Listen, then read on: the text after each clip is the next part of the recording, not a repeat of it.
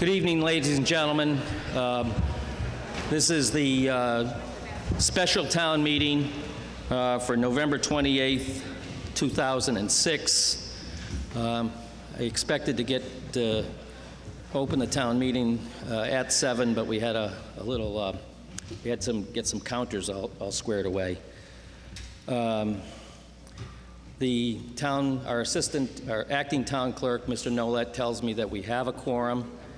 And based on that, I will declare the special town meeting of November 28th, 2006 is in session. Before we get into the main business of the evening, ladies and gentlemen, we have actually two town meetings to deal with. In effect, a town meeting within a town meeting. And so the way that we'll do this is that we will do the one article special town meeting first. And then we'll complete action on that warrant. And then I will entertain a motion to dissolve the special town meeting. And then we will begin open session on the 19 article special town meeting. We'll take action on those 19 articles, and that will, and then we'll complete the business of the night. So I will open the special town meeting I'm calling number 1, the one article town meeting. I'm going to declare that that special town meeting is open. At this time, ladies and gentlemen, would you join me in a pledge of allegiance to the flag?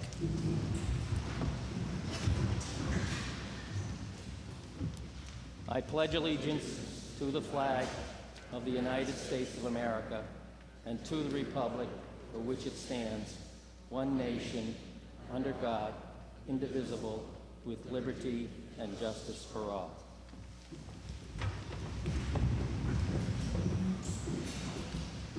At the same time, ladies and gentlemen, I also wanted to use this time to have a moment of silence for all of our men and women who are serving in our armed forces from this town, from this state, and in this country, as well as to all of the veterans to whom we owe so much. So I'll ask for a moment of silence that we honor them.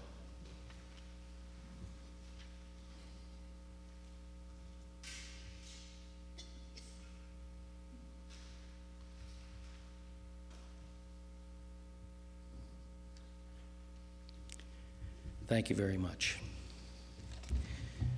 Now, before we begin I entertain the motion on Article 1. There's a few housekeeping rules that I want the town meeting to be aware of so that we can get through the town meeting in an orderly fashion. A lot of these rules you already know. You are recognized by myself. Approach the microphone, identify yourself, and your address.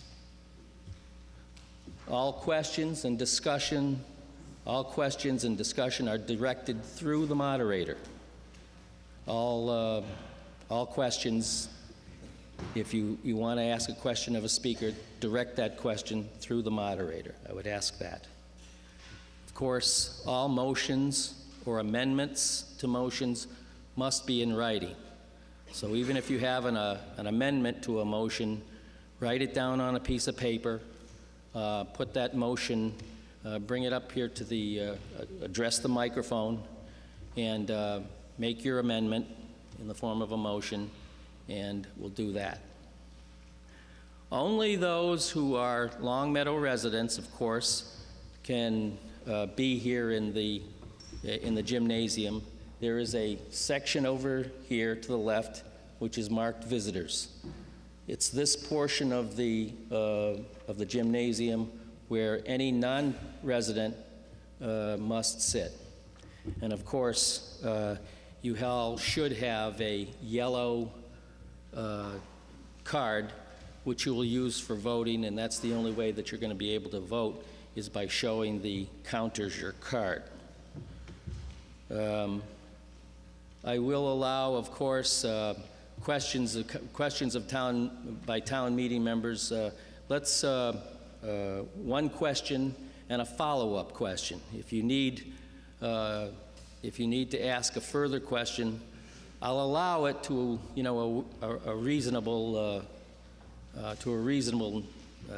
question after your second follow-up. But I do want to give everybody a chance to speak. And so think of the question that you want to ask, approach the microphone, and I will allow one question, a follow-up. Not only for this town meeting, but in subsequent town meetings, I will only entertain a motion to adjourn if it gets to that hour of the night, and I don't think it's going to be tonight, at the conclusion of the pending motion at 11:15. Or the pending article at 11:15. After 11:15, it's going to be up to town meeting to decide whether or not they want to adjourn or whether or not they want to keep going. Now, voters, as consistent with our bylaws, you have to be seated to vote. Now, if there's a reason that you can't you can't be seated, and there are good reasons, then just let one of the counters know or let myself know, and you'll be counted. But I want to make sure that everyone is seated before we vote so that we could ensure the clarity of the vote. And one last thing. When we are ready to vote, no one is going to be allowed into the gymnasium as the voting is in process. So think about if you have to leave or come into the gymnasium, our sergeant-at-arms police officers are going to tell you can't come in while the voting is going on. I want to preserve the clarity of the vote. I don't want there to be any question about the vote, about people coming in and leaving and so forth. So it asks the town meeting's cooperation. So that's enough rules. So with this, at this point, I will entertain a motion under Article 1 of the special town meeting. Mr. Schiavelli.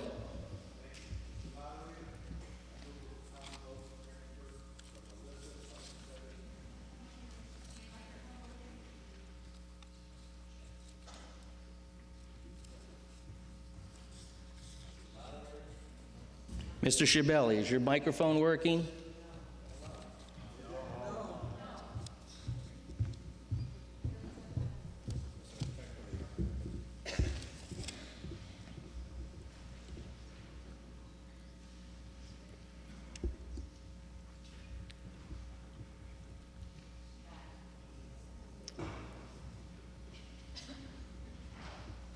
Thank you, Mr. Schiavelli.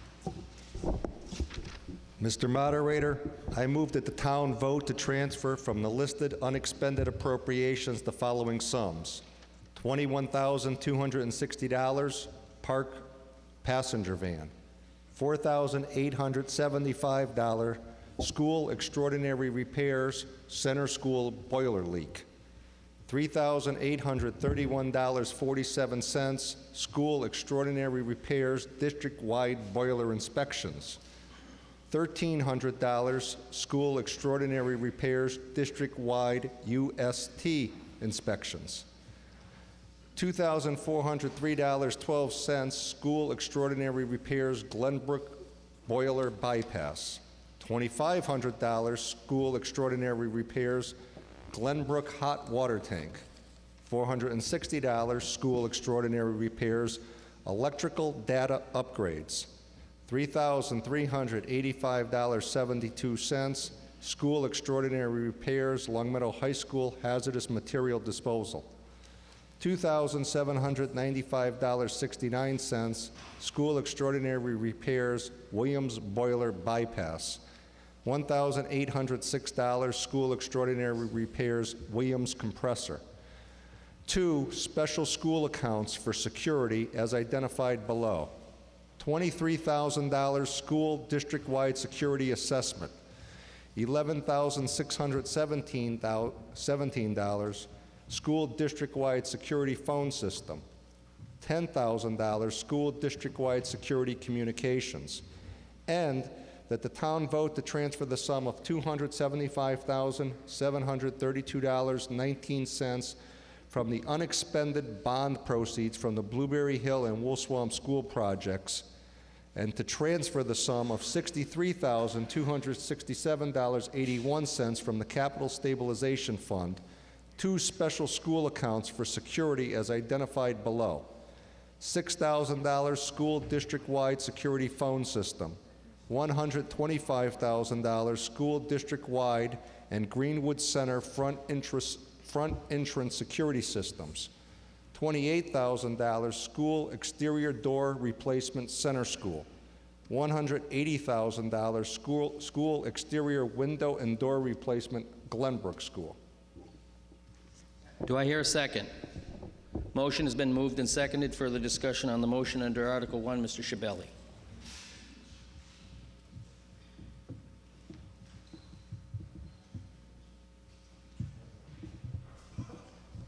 Yes, sir.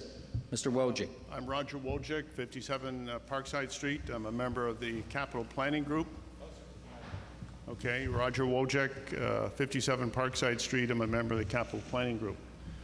Normally, an expenditure of this magnitude, specifically for the school security project, which totals about $383,000, would come before capital planning prior to going to the Select Board for approval. In this situation, because of the apparent urgency of the project, that was not done. So the Capital Planning Committee, at least this one person here, I can say I've had no time to study the project. It was proposed at our meeting of November 16th, and we were asked to approve it at that point without further study. I have several concerns, seriously. The project is presented as a collection of hardware changes, new doors, new walls, new windows, and a selection of security hardware for the 6 schools and the adult center.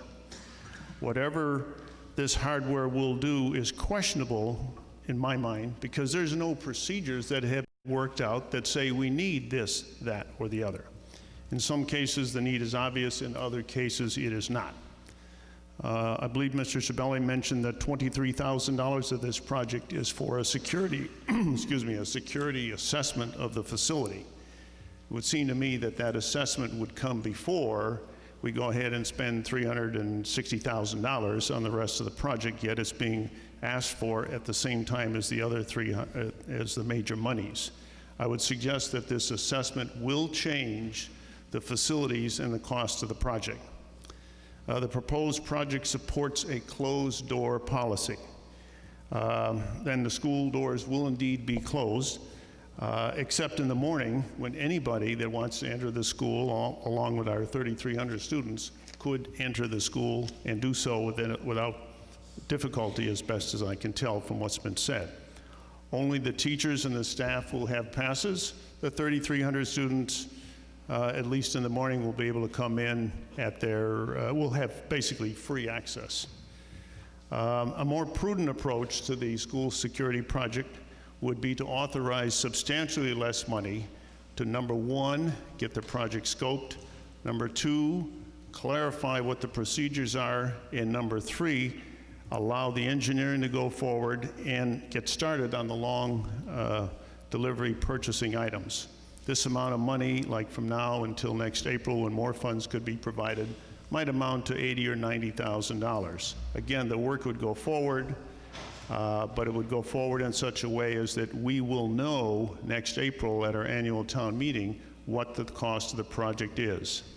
As best as I can tell from the quick look-see that we had on November 16th, while I think our hearts are in the right place, I'm not so sure our minds have allowed us to define the project, define the procedures that are going to use the project, and go ahead with the knowledge that we can stay within any budget at all in order to get the work done, and that, in fact, the end result, the collection of hardware, along with whatever procedures that are contrived, will sum to give our students a substantially more secure situation than they have today. Thank you. Thank you, Mr. Wojcik. Further discussion on the motion under Article 1? Yes, sir. Dave Yeager, 67 Parkside Street. I noticed there's a lot of items on there about boilers for the schools, repairs of boilers, prevention of boilers falling apart, whatever. I'd like to urge this to be voted, whether it was, it's going to be next April like my neighbor stated, or it's going to be now. My grade school, the only one I went to for 9 years down in East Orange, New Jersey, blew up exactly 18 years ago. This is because they didn't take care of their boilers, all right? Now, one of these grace of God things was the fact that it happened on Thanksgiving weekend. So nobody was in the school. That school had 300 kids in it. All of them got spared because it didn't happen while they're all in class. So that's why I urge everybody vote for the boiler things anyway. Thank you. Thank you, sir. Mr. Hoff. Bill Hoff, 24 Pinewood Hills. I have a question, and then I would have a comment depending on the answer to the question. The question is, the $125,000 that was called for front entrance security, could we break that down into what that front entrance security, that $125,000 is going to go for? Do we have somebody who can answer Mr. Hoff's question? Mary, do you want to answer, or do you want me to? Mary Vogel, Chair of the School Committee, 19 Pleasant View Avenue. The $125,000 would go for integrated door buzzers, color video camera, and intercom systems for main entrances. It would include outdoor vandal-resistant dome cameras. It includes electric door catch for use with electronic proximity ID cards that would enable location-specific and time-specific access to school doors by staff. And that would range from 2 to 5 major access doors per building. It includes the door ajar alerts to enable remote identification of breaches via open doors. It includes IdentiCard software, hardware, and supplies, and additional outdoor cameras would be included. Thank you. Mr. Hoff. My comment would be, and I echo a lot of what Roger Wojcik said, I'm concerned that we're jumping the gun without doing a full assessment. This is $350,000+ on security. I'm not sure that that makes sense without an assessment of everything. I understand, and everybody here is very concerned about the security of our children. Obviously, earlier this year, there were some incidents throughout the country, and I hope we're not making a quick reaction to that without a thorough assessment. I think we're going to be spending piecemeal money and have to go back and change our mind. I'd be concerned about that. I was on the school committee when the Columbine shootings occurred. We looked at a lot of these same things. Unless there's funding for somebody to watch those cameras don't do any good. All they'll do is tell us after the fact what happened. I would like to see us reassess the entire thing and not keep spending piecemeal money. We need an integrated plan, and I'd encourage this town meeting to reject this and have the school committee and the select board come back with an integrated plan in the future. Thank you. Thank you, Mr. Hoff. Further discussion on the motion under Article 1? Ms. Vogel? Yes, Mary Vogel, 19 Pleasant View Avenue. I think people need to understand that although this is a considerable amount of money, there was a lot of research that went into developing these figures. Our school administrators did an audit of their buildings to see what was necessary. We brought in security experts who do this thing in other systems throughout the county as well as other parts of the state, including East Longmeadow, which just funded very significant security systems in their schools, as have other schools in our district, or I mean in our county.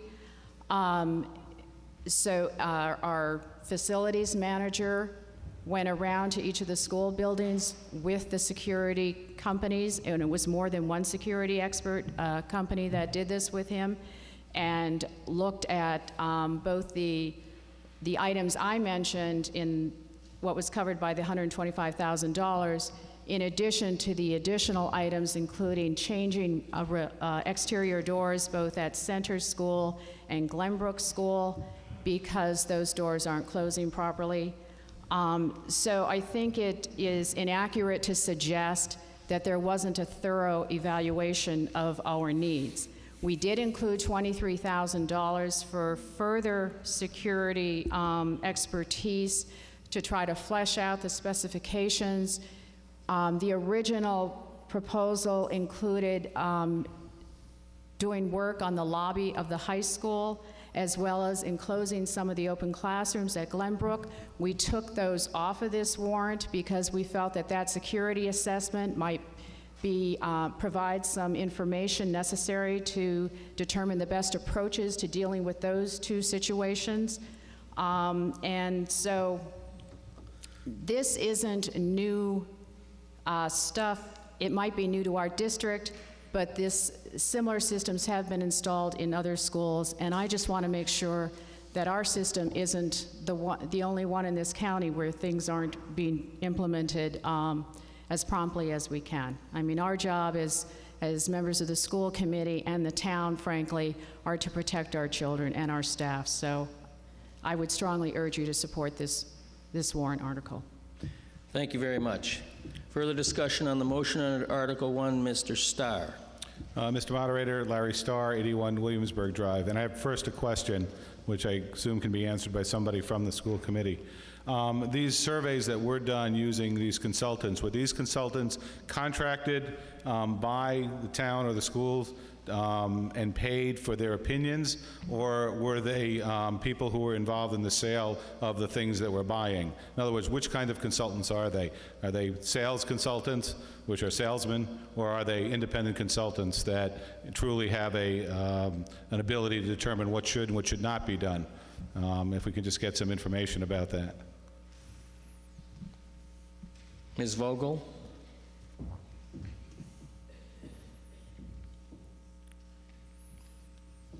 Did we hire outside contractors with security expertise? And again, we had more than one security company come in and assess the situation. They were not contracted. They did this free of charge. Knowing that we would not necessarily contract with them to supply the security system, but we wanted to get a better idea from these experts what was needed for our school system. And again, these same companies have done similar work in other school systems. So these are companies that sell these systems, then? They would sell these Thank systems. You. Then I do But have... that is the reason for having the additional money in the warrant to bring in independent experts to confirm what this company and other companies have suggested that we needed. Very good. Now, Mr. Starr? Thank you. That's an answer that's fine. The concern I have that's been voiced by other people is, in fact, it's ready, fire, aim. We have a capital planning committee that has done a phenomenal job for the town over the last number of years. I serve on the high school council, have served as chairman for 8 years, and for the last 4 years, I think, have been a community representative. This is not something that came to our council, and it's not something that we looked at. Though it is something that, of course, we all support, the safety issue of the schools. But we do have to, I think, do it in a methodical, thoughtful way that involves people from outside of those who have the enormous incentive to get something done quickly. Because tend to do something quickly, you tend not to get necessarily what is, in fact, the best result than you would get from a studied response. I think our capital planning committee is the key town function that needs to be used in any expenditure like this. It seems that because we found most of the money in unexpended bond, and we can use that for a certain process, that all of a sudden this has come to be a high priority. Yet we did go through Columbine and a number of other similar incidents over the years and have had a period of time where this has not been of such a high priority. So I would seriously suggest that we look to delay this decision. That means voting it down at this point. Even though we all support security, that's not the issue. The question is this the best way to proceed at this point? And I would hope that we could have voted to spend money to hire independent outside consultants who are not involved in the sale of products. Because when what you have is a nail, when all you have is a hammer, the whole world looks like a nail. The people who are marketing this, of course, are going to be coming to us with the solutions that they sell, with the hope that they have an ability to offer it to us in this marketplace. That doesn't mean it's bad, it just means it's not an independent consultant. Thank you. Thank you, Mr. Starr. Further discussion on the motion under Article 1? Mr. Duquette. Gerald Duquette, 69 Claremont Street, also a member of the school committee. I want to make a couple of comments about this. I support the warrant article.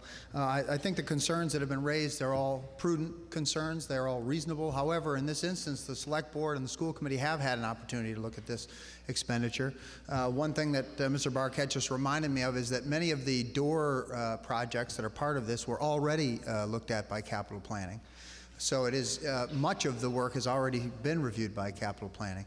And the rest of the work that we're asking for money on are for needs that are not going to change. The additional security consultants will come in and certainly they will add to this project, and they will also help us to configure the resources that we're purchasing. However, it is clear to us from our review of the evidence that we will be adding, there will be no changes of mind. The hardware that we have purchased is all very basic hardware, very basic. In fact, we are stopping well short of what we could have done without risking having to backtrack. So it's important that people understand that it is perfectly reasonable to say that having not had a chance to look at this, some citizens have qualms, and I respect that. However, we and the school committee and the select board have had an opportunity to take a good look at this, and we are quite confident that the monies that are being expended are just a down payment on what we will do, and none of them will be rescinded or have to be changed.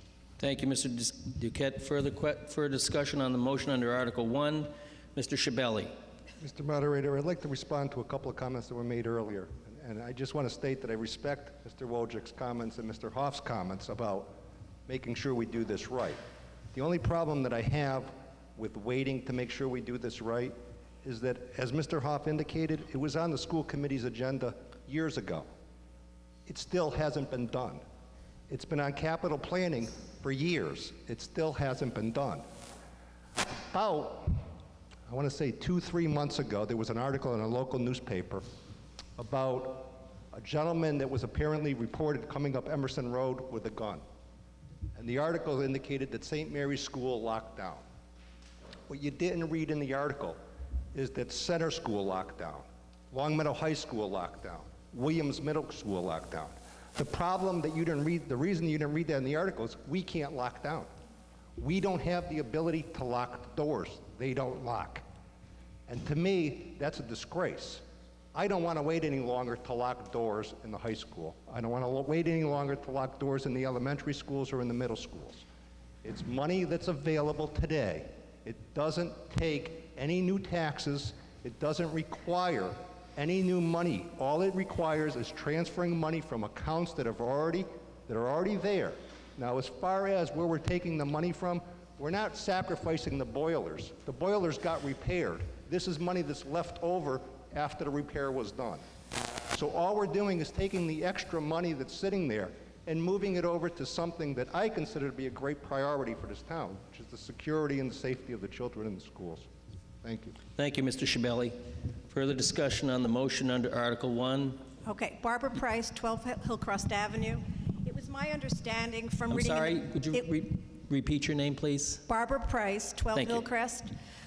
It was my understanding that the state, that we were part of some consortium or state funding for security. Can somebody speak to that issue in terms of the kind of funding that's coming to Long Meadow for security reasons?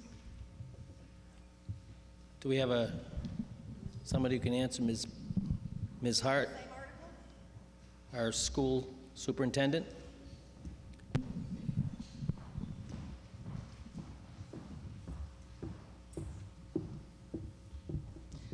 Long Meadow is one of the participants in the area. I believe there are 7 school districts participating in a grant, the Region On Call grant, which is for school safety and security. As a participant in that grant program, we will be the beneficiary of having official, independently contracted safety audits, which we believe will be conducted in January. Those will be in addition to the safety audits that we conducted ourselves here. There will also be a considerable amount of training for our staff in around security issues. We will also get some funding that will allow us to purchase security supplies such as go bags, the kinds of emergency bags that you have in classrooms that you can pick up and take with you during an emergency. We also are the beneficiaries of being part of a consortium of school districts who will be learning about safety and security and the best procedures that are involved. And by the way, it is that consortium and the school districts who have already implemented these security measures who were our consultants during this process and helped us to do an analysis of our security needs and the measures that have been recommended. Thank you, Ms. Hard. Further discussion on the motion under Article 1? Yes, ma'am.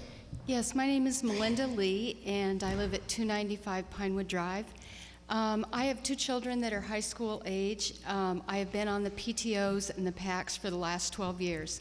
The security issue is not a new issue for these high schools and for the Williams and for Blueberry. They've been working very, very hard. They've made significant changes, but there is a limit to what they can do with no funding.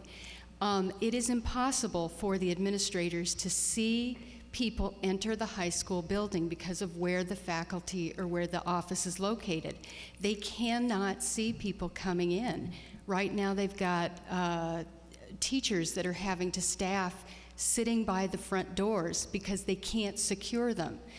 I think that the proposals that the school committee has brought forward are reasonable.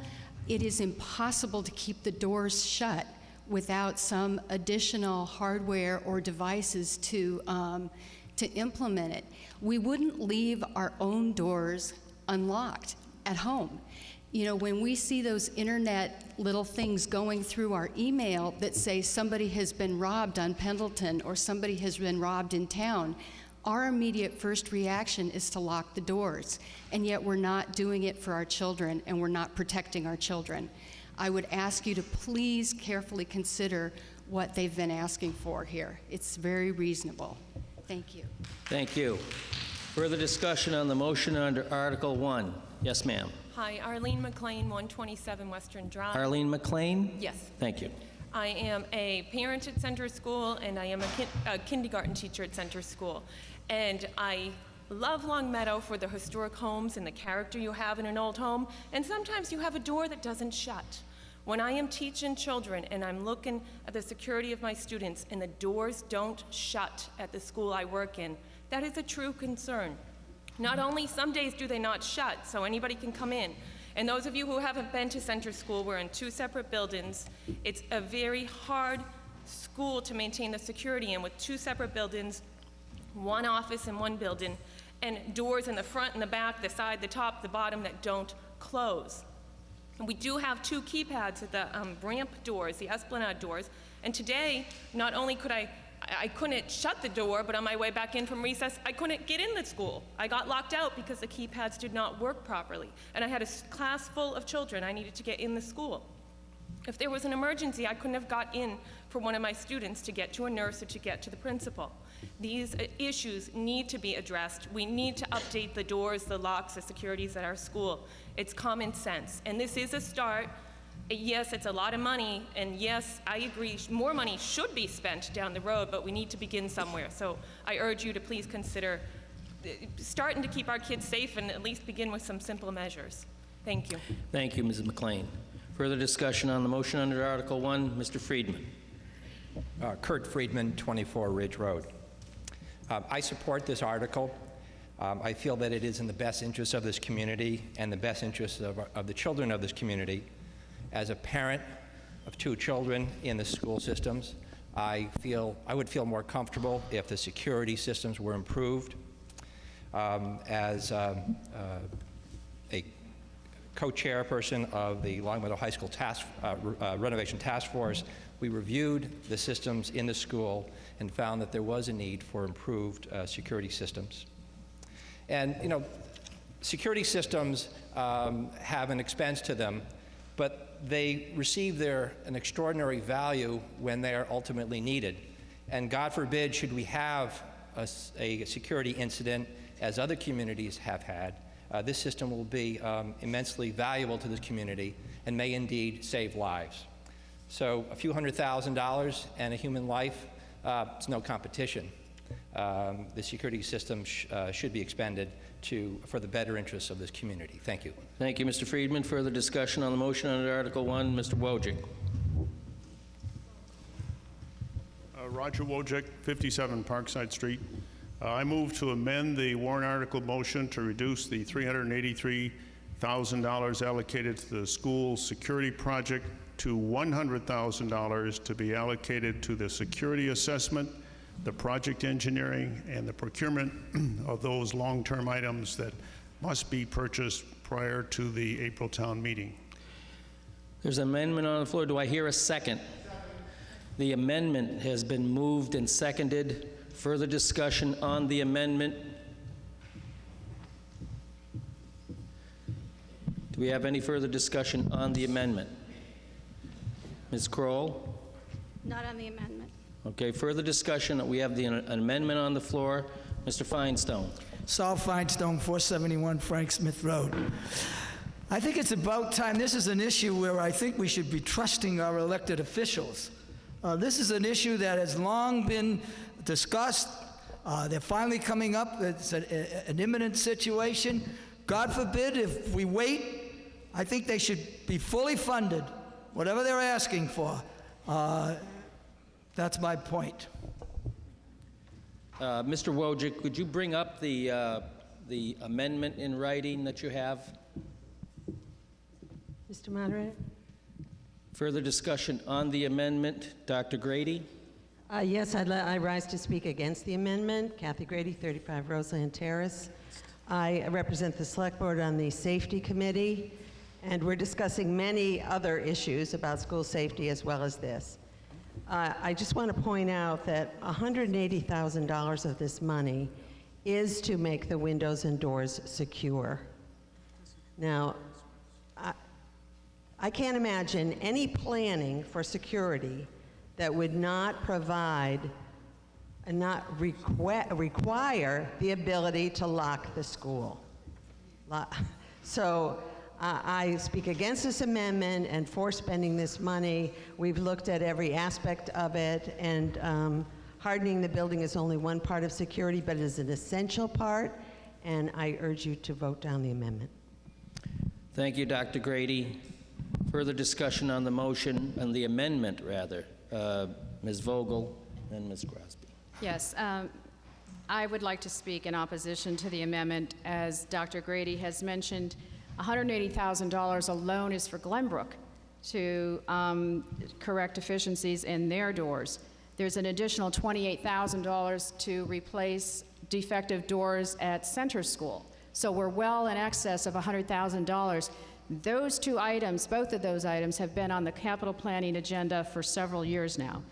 So there was another $23,000 alone just to do the security assessment. So I don't know where the $100,000 figure comes from. And also, I think we have to bear in mind, not only did the Select Board endorse this proposal, the Capital Planning Committee also endorsed this request by the school committee for these funds for security. And again, I think Jan Hart pointed out, I pointed out previously, we have done our research on this. These figures were not taken out of the air. We have engaged security experts that have done other school systems, and I just urge you to reject this amendment and support our original proposal. Further discussion on the amendment. Ms. Crosby, our town manager. I would just like to say, from a technical point of view, there has to be a funding source. So Mr. Wojcik needs to identify the funding sources for that $100,000, and I believe there's a list of them up here as part of the motion, the original motion.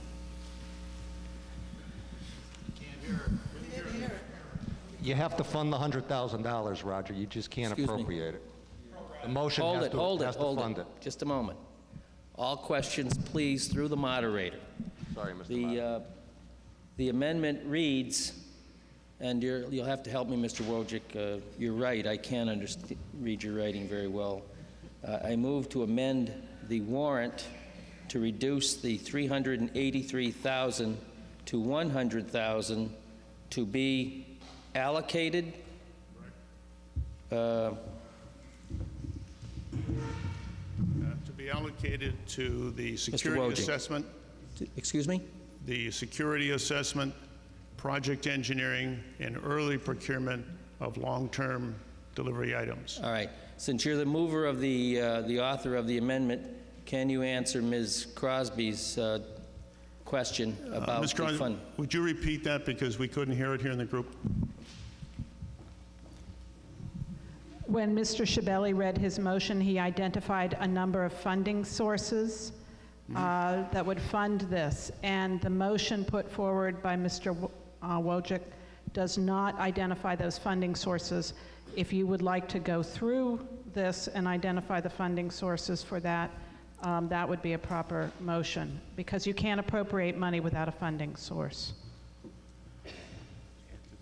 Well, I view this as an amendment. Ms. Crosby would give you reasons to vote against the amendment based on its form. I'm not going to make a determination whether the amendment is correct or not. That's going to be town meeting's determination. So that's the amendments on the floor, and further discussion on the amendment. Do we have any further discussion on the amendment? Mr. Duquette.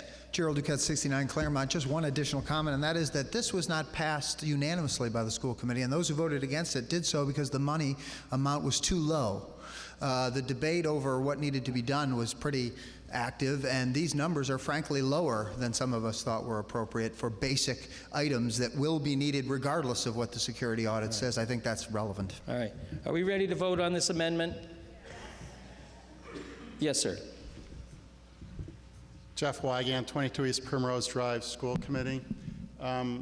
Also, I agree with Gerald on his particular argument against this amendment. We are talking basic foundational elements, doors that need to be able to lock. This is not rocket science, and we do have a choice here. And the choice we have is to postpone action and wait for perfection, or to act on what we know are serious gaps and needs. And we can act now, and we can work and get the study in place and really come out with the perfect target that we need to, or we can postpone and wait. And that's really the choice that's before us. I do not support the amendment that's been forwarded. All right. Thank you very much. Are we ready to vote on this amendment? All right. I'm going to call for a voice or a hand count on this amendment. Now, ladies and gentlemen, this is an amendment on the floor. It requires a majority vote. Even though the main motion requires a 2/3 vote, it's an amendment, and so it requires a majority vote. So I have to struggle through the amendment, which reads, I move that to amend the warrant to reduce the $383,000 allocated to the school. I'm sorry, Roger. I can read my writing. To the school security project, reduce it to $100,000 to be allocated for the security assessment, project engineering, Early and the placement. procurement of early or long delivery equipment. That's the amendment. So I will call for a show of hands.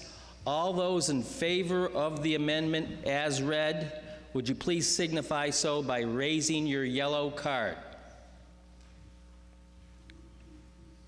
All those opposed to the amendment as read, would you please raise your card?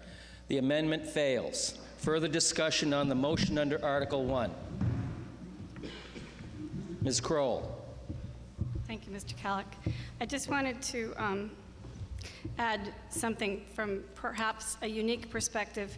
My work has taken me into dozens and dozens and dozens of public schools in Western Massachusetts and a number in the eastern part of the state, both public schools, charter schools, and out-of-district placements. As an attorney, and when I worked for a state agency, I was rarely anything but buzzed in. I had to sign in even when I had my state badge. I just wanted to say that the contrast with Longmeadow, which is a community that enjoys an enormous record of safety, and it is easy to feel safe here, but other communities are more wary. So I am in favor and ask you to support the school committee's position on this. It is well thought out and researched and modest. Thank you. Oh, did I say my name? I'm Louise Kroll, 43 Crest Avenue. Oh, thank you. Thank you very much. I forgot about that. Yes, ma'am. You were waiting. Marcy Kearing, 960 Longmeadow Street. I also am a teacher at Center School, and I can attest to the fact that our doors do not close, and it's very difficult to get in the building sometimes when you're locked out. But I do have a question. I fully support this warrant, but I question the use of the buzzer system and the use of security cameras when you're not providing for the staff to monitor them. Nowhere do I see monies for staff to monitor security cameras or to answer buzzers, and I question where that money is going to come from and where that staff will come from. I don't know if someone can answer that question. Ms. Hart, our school superintendent.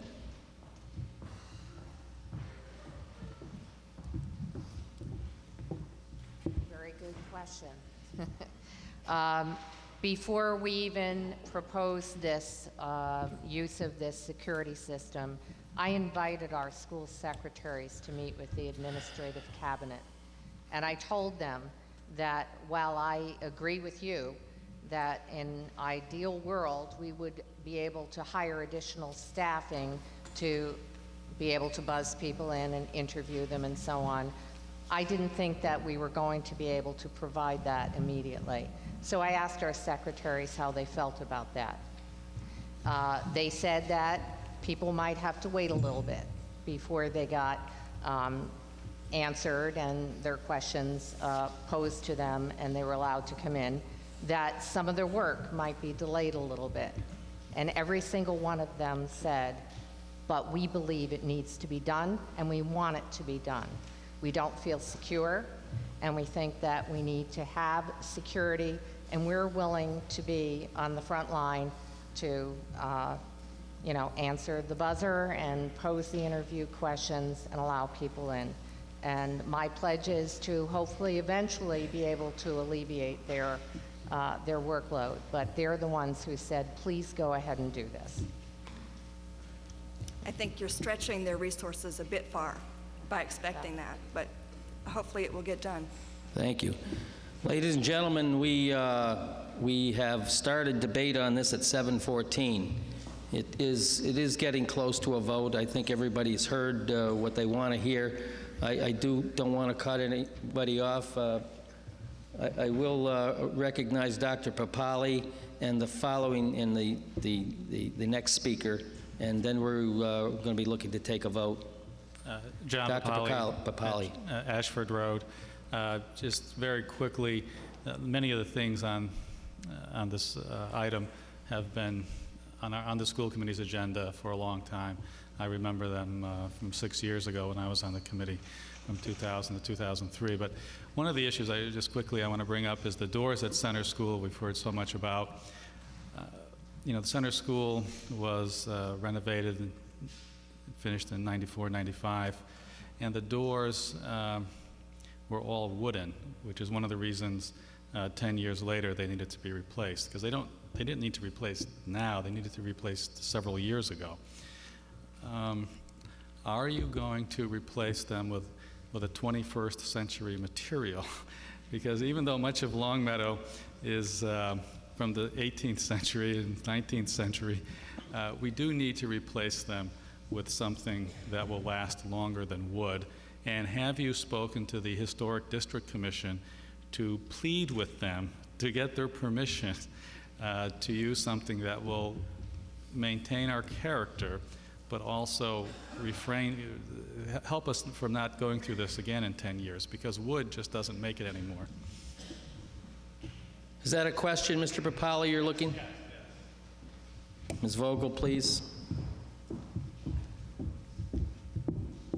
We are well aware of that issue and do plan to work with the Historic Commission to address it. There are many more materials on the market now than there were 10, 12 years ago when those doors were put in that look like wood, so hopefully we can resolve that issue, because I agree with you, wood doors would probably not cut it. So. Thank you, Ms. Vogel. Yes, sir. Good evening, David Gustafson, Ardsley Road. Excuse me, I'm sorry? It's David Gustafson, 173 Ardsley Road. A couple quick questions. Perhaps the first one, Mr. Moderator, is to you. Forgive me, I came in late. However, I'm trying to ascertain, how did this warrant become the first point of discussion this evening? Well, that was my determination. All right, so I decided there was two ways to do it. Do the long warrant first, or the short one. Okay, fair enough. But nevertheless, that was your determination, correct? Yes, sir. Okay. Secondly, I believe this goes to Mr. Schiavelli. I came back from a trip. I saw your article and the reminder, I believe, that kind of outlined the necessity of this program. Let me just say, in principle, clearly the security, I believe, is top. I mean, I think with Mr. Fine, I don't care if we spend $300,000 or $1 million. Clearly, it needs to be done. But I believe there needs to be a process in place in order to ascertain what that number should be. And I was a little taken aback when I saw the comment that referenced that luckily we found some funding. It's my understanding you got this through the index of the bonds and so forth and so on. So, and it's tax neutral, correct? That's my understanding. Mr. Schiavelli. Correct. Yes. Okay. It struck me as odd that at this point in time, when everybody is aware, and I've heard comments this evening that indeed this has been an issue ongoing for years and years and years, why all of a sudden is this coming to fruition at this point, number one? And number two, I happened to call into this high school, I believe about 6 months ago, and I couldn't get a warm body on the phone. And the reference behind that was that due to funding, they couldn't put a warm body on the phone. I'm just trying to understand that. It's a very, ambiguous comment I'm making, but help me understand how the urgency came to be so quick on this, when indeed this has been apparently an ongoing issue. And moreover, why do we have an unmanned phone system, which I would assume to be of paramount importance to have a warm body in the case of an emergency? Well, I can maybe answer part of it. Mr. Schiavelli. I don't know about the warm body. I can't answer that. I can't answer why it came to my table as urgent as it did, and that's because we had a report that a gentleman was walking up Emerson Road with a gun. I didn't have that report in 1994. I didn't have that report in 2005. I had it this year. I had it months ago. This project has been on the burner for years, and from what I understand, 6 years at least, from what Dr. Papali says. I don't know if it'd be still on the burner if a man was walking up Emerson Road 6 years ago with a gun. I think we would have done what we were supposed to do then, and I'm asking people to do it tonight. Mr. Gustafson, please, through the moderator. Forgive me. Thank you. I support that. I guess I'm just dumbfounded that there wasn't a sense of passion and urgency around this issue 6 years ago, and I leave that. Thank you, Mr. Gustafson, very much. Yes. Do we need to move the previous question, or are we ready to vote? I think we're ready to vote. No, we won't move the previous question. We don't need to. It saves time by voting on the motion. So I will move, have a vote on this particular motion, ladies and gentlemen. As read to you, the motion under Article 1 is to see if the town will vote to transfer from available funds a sum of $383,617 or a greater or lesser sum for the purchase and installation of security systems in the schools in Greenwood, Children's Center and related equipment, buildings, improvements, supplies, and services, or take any action relative thereto, and the amounts read by Mr. Schiavelli are incorporated into that motion. Ladies and gentlemen, this requires a 2/3 vote, so I am going to call for a hand count, and we will, all those in favor of the motion as read, would you please signify so by raising your yellow cards. The counters will please take a count.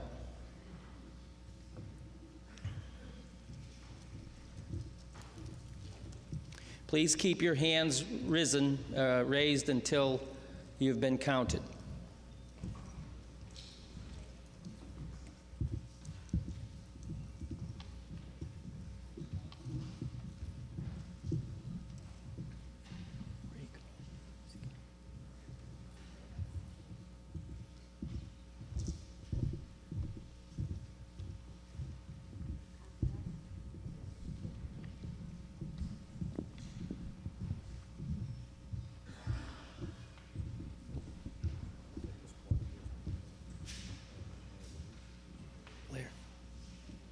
Did you count your section?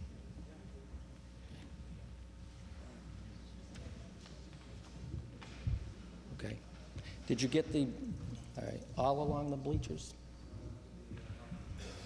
Get all along the bleachers too, Mr. Rubin. Yes.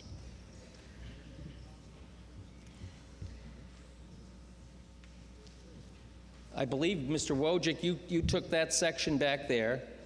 Mr. Rubin has this section. Mr. Santos has the rear section, right? Okay?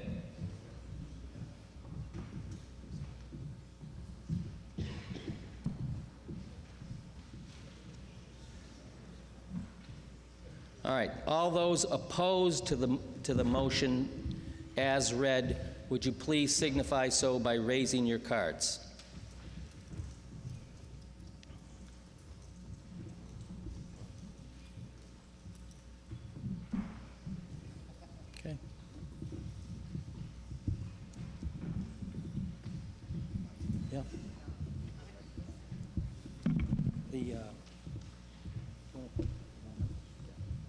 She counts the staging.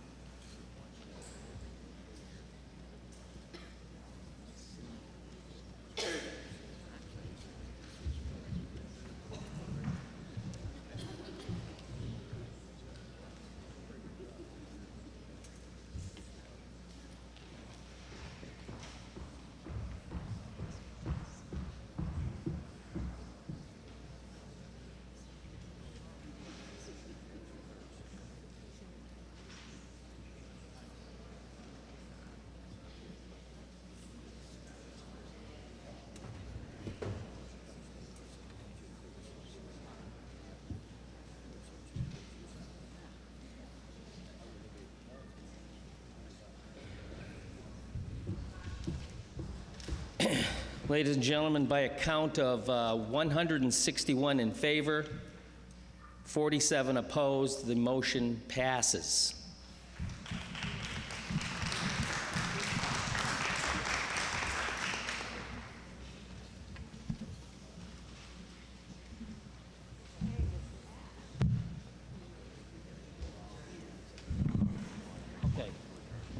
Now, with that, ladies and gentlemen, we have concluded action on Article 1. I will now entertain a motion to dissolve this special town meeting. Do I hear a second? Second. The motion is moved and seconded. All those in favor of dissolving the special town meeting number 1, please signify so by raising your cards. All those opposed? Unanimous affirmative vote. The action has been taken on the special town meeting number 1. I see that there is a quorum present on special town meeting number 2, so we will go right to the motion under Article 1 of the special town meeting. Mr. Ash. Mr. Moderator, if I may, prior to reading the article, if I could just announce the amount of cash that is available in free cash as well as the Operational Stabilization Fund. Fine, Mr. Ash. Currently, in free cash, there's $1,268,801, and in the Operational Stabilization Fund, there's $1,408,026.58. Hopefully, this will help people to make their decisions. Mr. Moderator, I move that the town vote to transfer from free cash the sum of $94.99, and from the sewer retained earnings the sum of $3,621 for the purpose of paying prior year bills as follows: $4.99 Brightwood Hardware for supplies, $90 to WB Mason for supplies, and $3,621 to Mass Interlocal Insurance Association for insurance deductibles. Do I hear a second? The motion has been moved and seconded. Further discussion on the motion on Article 1. Mr. Ash. No further discussion. Is there any further discussion under Article 1? Seeing none, we'll move directly to a vote. Ladies and gentlemen, this is a prior year bill. It requires a 9/10 vote. I'm going to take a hand count. All those in favor of the motion as read, would you please signify so by raising your cards? All those opposed? Unanimous affirmative vote. Proceed to the motion under Article 2. Mr. Schiavelli. Mr. Moderator, I move that the town vote to transfer the sum of $50,000 from free cash to the Department of Public Works budget for maintenance and repairs to town and school buildings. Do I hear a second? Motion has been moved and seconded. Further discussion on the motion under Article 2. Mr. Schiavelli. There is a little bit of a description here. It indicates that a number of specific repairs, and I'm sure our town manager is going to tell us specifically which ones. Ms. Crosby? We are asking for additional funding for some items that have been identified since the budget was put together. That would include HVAC inspections and annual maintenance. The HVAC systems have not been under an annual maintenance plan, and we had them all fail this spring, so we want to get those in a regular plan. Elevator inspections, inspections of emergency generators, sprinkler system inspections in the fire station, carpet replacement at the community house, lighting improvements at the community house, electrical improvements at the community house, emergency lighting, exit lighting at the community house, some carpeting in the library, replacing a sump pump in the library, a fuel management system at the DPW, which is required by DEP, overhead door replacement at the high school, a handicapped door closer at the high school, a fuel management system at Glenbrook Middle School. This is also required by DEP, and to repair plumbing problems in the town hall. Thank you, Ms. Crosby. Further discussion on the motion under Article 2. Seeing none, we'll move directly to a vote. Ladies and gentlemen, this requires a majority vote. I will call for a show of hands on the motion to move that the town vote to transfer the sum of $50,000 from free cash to the Department of Public Works budget for maintenance and repairs to town schools and buildings. All those in favor of the motion as read, would you signify so by raising your yellow card?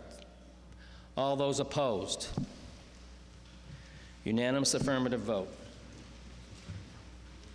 Further Mr. Haberman on Article 3. Mr. Moderator, I move that the town vote to transfer the sum of $440,000 from free cash for the purpose of reducing the FY07 tax levy. Do I hear a second? Motion has been moved and seconded. Further discussion on the motion under Article 3. Mr. Haberman. Basically, this appropriation from free cash will balance the budget as it was approved at town meeting in the spring. Thank you, Mr. Haberman. Further discussion on the motion under Article 3. Seeing none, we'll move directly to a vote on the motion that the town vote to transfer the sum of $440,000 from free cash for the purpose of reducing the fiscal year 07 tax levy. Ladies and gentlemen, this requires a majority vote. I'll call for a show of hands. All those in favor of the motion as read, would you please raise your yellow card? All those opposed? Majority affirmative vote. Dr. Grady, Article 4. Mr. Moderator, I move the town vote to transfer the sum of $100,000 from free cash to the Operational Stabilization Fund. Do I hear a second?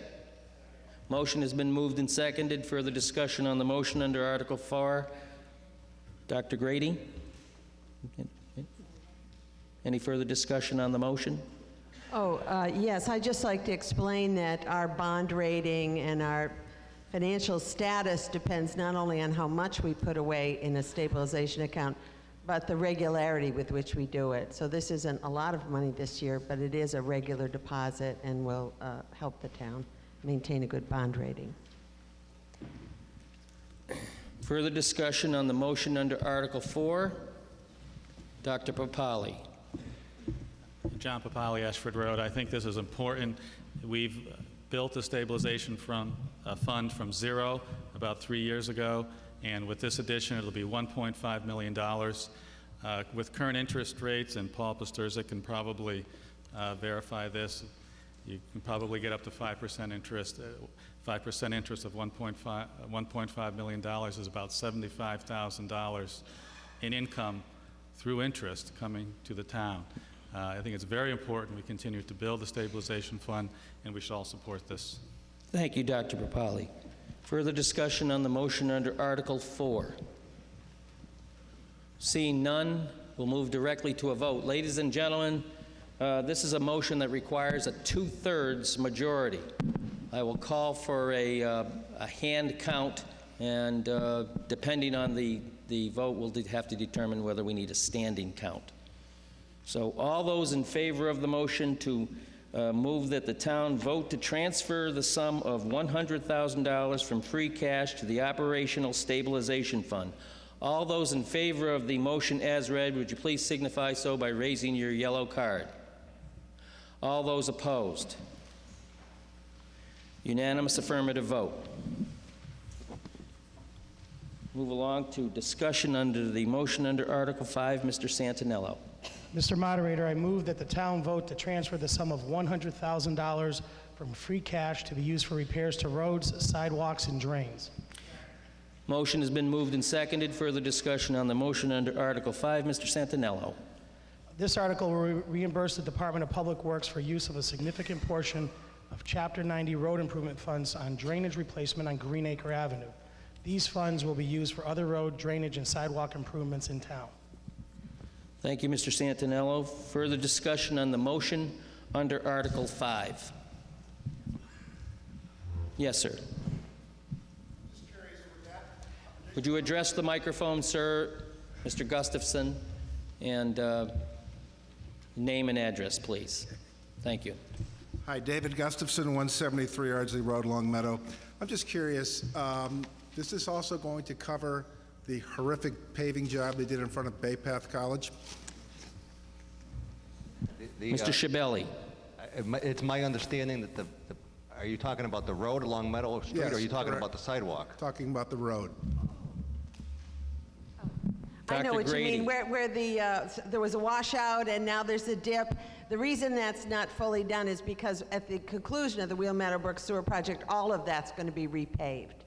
Terrific. Mr. Gustafson, Yes. please, through the moderator. Yes. As a follow-up to that, what about, is this also going to include the repair of that section by the country club, which seems to be an annual event of eroding, trying to be filled in.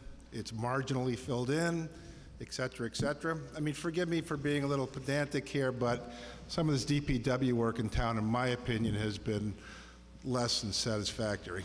Mr. Schiavelli. I didn't know if you wanted us to invite the director of DPW up to answer that specific question, Mr. Moderator. Would you like us to? I don't know. Well, I mean, the question is, Mr. Guston has a proper question. Mr. Abel, if you can answer the question.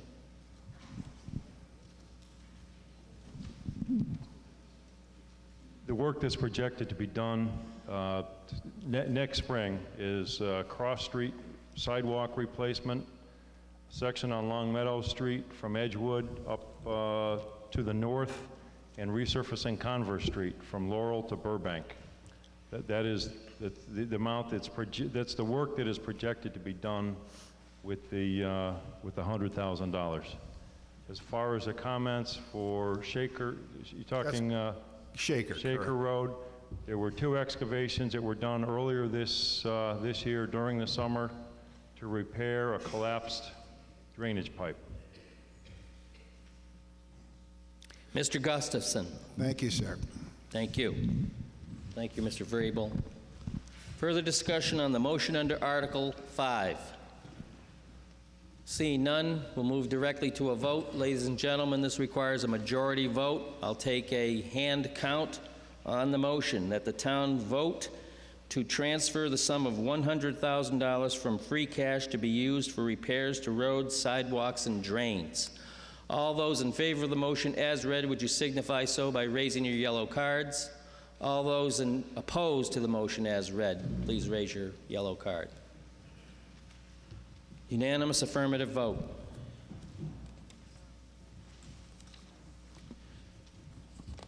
Moving along to the motion under Article 6, Mr. Ash. Mr. Moderator, I move that the town vote to transfer the sum of $30,000 from sewer retained earnings to provide sufficient additional funds to purchase a 10-wheel dump truck as authorized by Article 12 of the April 2006 annual town meeting.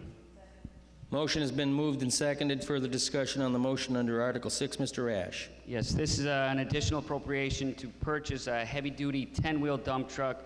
The original appropriation was based on a quote for a vehicle that turned out to be lighter duty and did not meet the heavy-duty standards of the town. Additionally, there were changes in emission standards for diesel vehicles, which added $8,000 to the price. Further discussion on the motion under Article 6. Seeing none, we'll move directly to a vote. Ladies and gentlemen, this requires a majority vote. I'll call for a hand count on the motion. Move that the town vote to transfer the sum of $30,000 from the sewer retained earnings to provide sufficient additional funds to purchase a 10-wheel dump truck as authorized by Article 12 of the April 2006 annual town meeting. All those in favor of the motion as read, would you please raise your yellow cards. All those opposed to the motion as read, please raise your yellow cards. We have the motion passes, majority affirmative vote. Moving along to Article 7. Mr. Moderator. Mr. Schiavelli. Thank you. I move the town vote to transfer from available funds the sum of $33,000, $8,200 from ambulance receipts reserved, and $24,750 from free cash to purchase a command vehicle to be used by the fire chief/EMS director. Motion has been moved and seconded. Further discussion on the motion under Article 7. Mr. Schiavelli. The current existing vehicle used by the chief is the oldest in the fleet. Recent repairs and future necessary repairs will exceed the book value of this vehicle. The new vehicle will have the ability to respond in all weather and will be equipped as an emergency response command vehicle. Thank you, Mr. Schiavelli. Further discussion on the motion under Article 7. Mr. O'Cutie.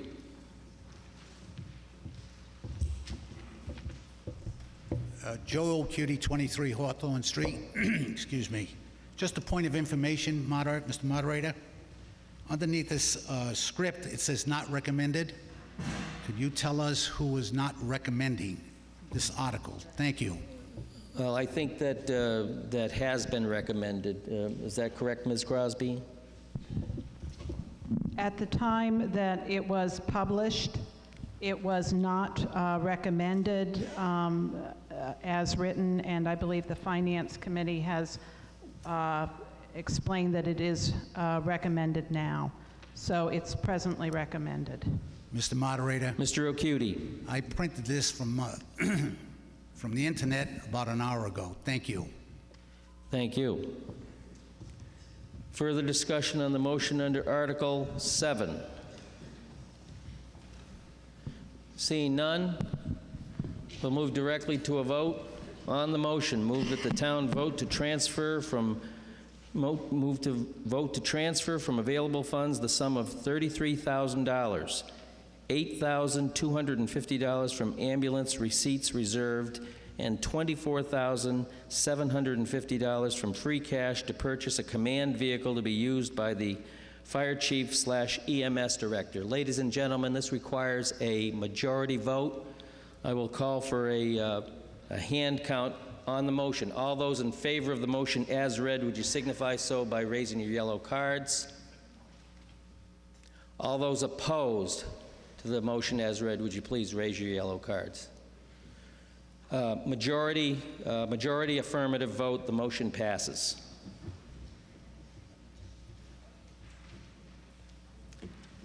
We'll now move along to discussion under Article 8. Mr. Haberman. Mr. Moderator, I move that the town vote to transfer from the ambulance receipts reserve the sum of $23,000 to purchase a cardiac defibrillator for the use in the ambulance. Motion is moved and seconded. Further discussion on the motion under Article 8. Mr. Haberman.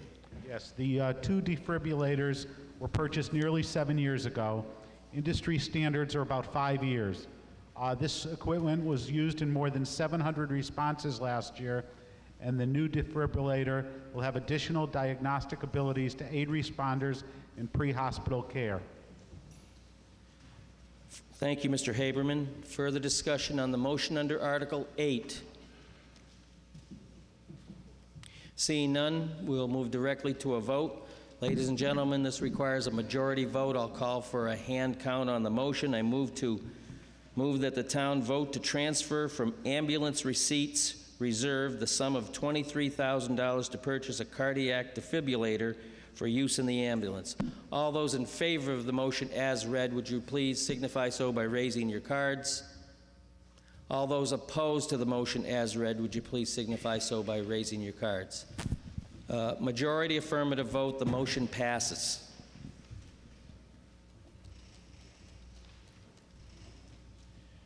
Now move along to discussion under the motion under Article 9. Dr. Grady.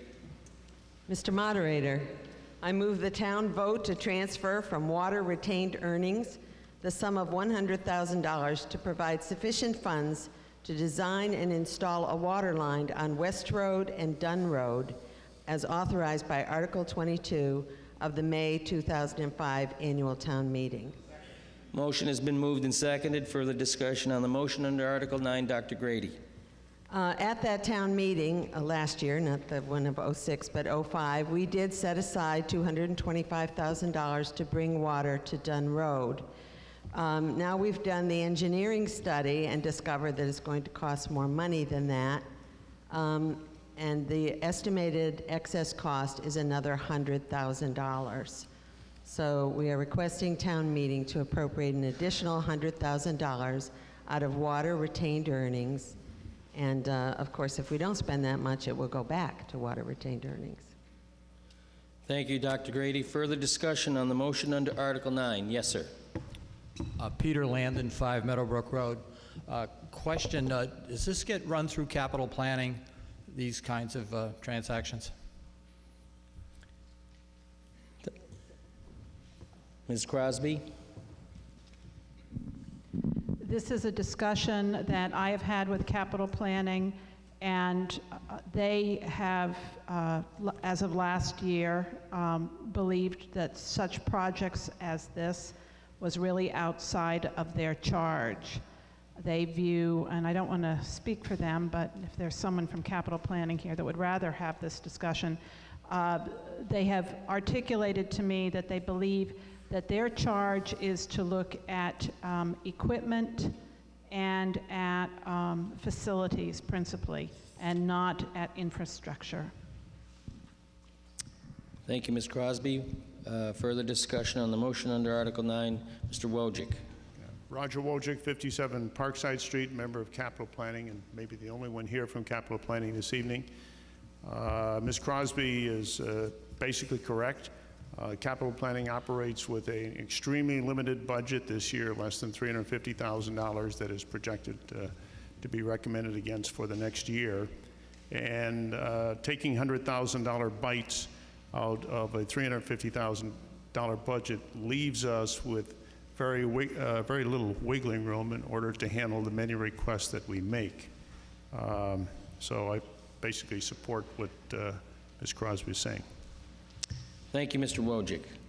Further discussion on the motion under Article 9. Dr. Papali. John Papali, Ashford Road. Mr. Moderator, with all due respect to the people who live in the area that we're talking about, it's very, very difficult for me to support this motion. The townspeople need to understand that the money that you're talking about is coming from the water and sewer retained earnings, which means that this is money that you've contributed to. The people living there, number one, have never contributed to any of this money. And in many respects, it's like giving a grant, first of $220,000, now an additional $100,000 to about 10 families in town. I understand that there's a very emotional component. It's difficult for me to stand up here and to say it because the people there deserve water, but you have to decide how you're going to spend your money.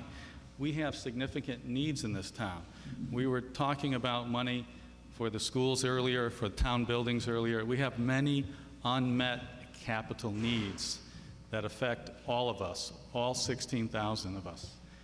The people who live in this area bought houses there understanding that there was no town water, understanding that they would have to have their own wells if they wanted to have water, which they need.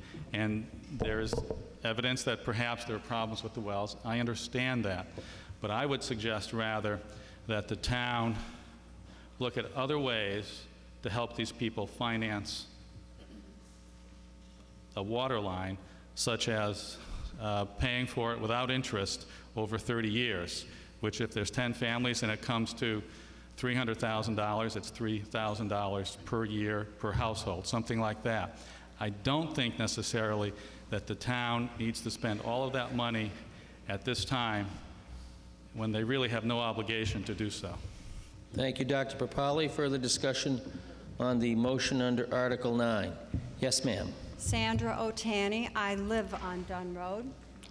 Yes, we do have wells. We knew we had wells when we moved there, when we built our house in 1976, and the wells were clean, all of them. Even after the flood, we were all tested and they were clean.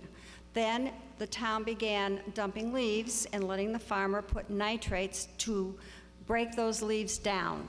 My husband worked 2 years to make the town put test wells out there to make sure that they were not polluting our wells.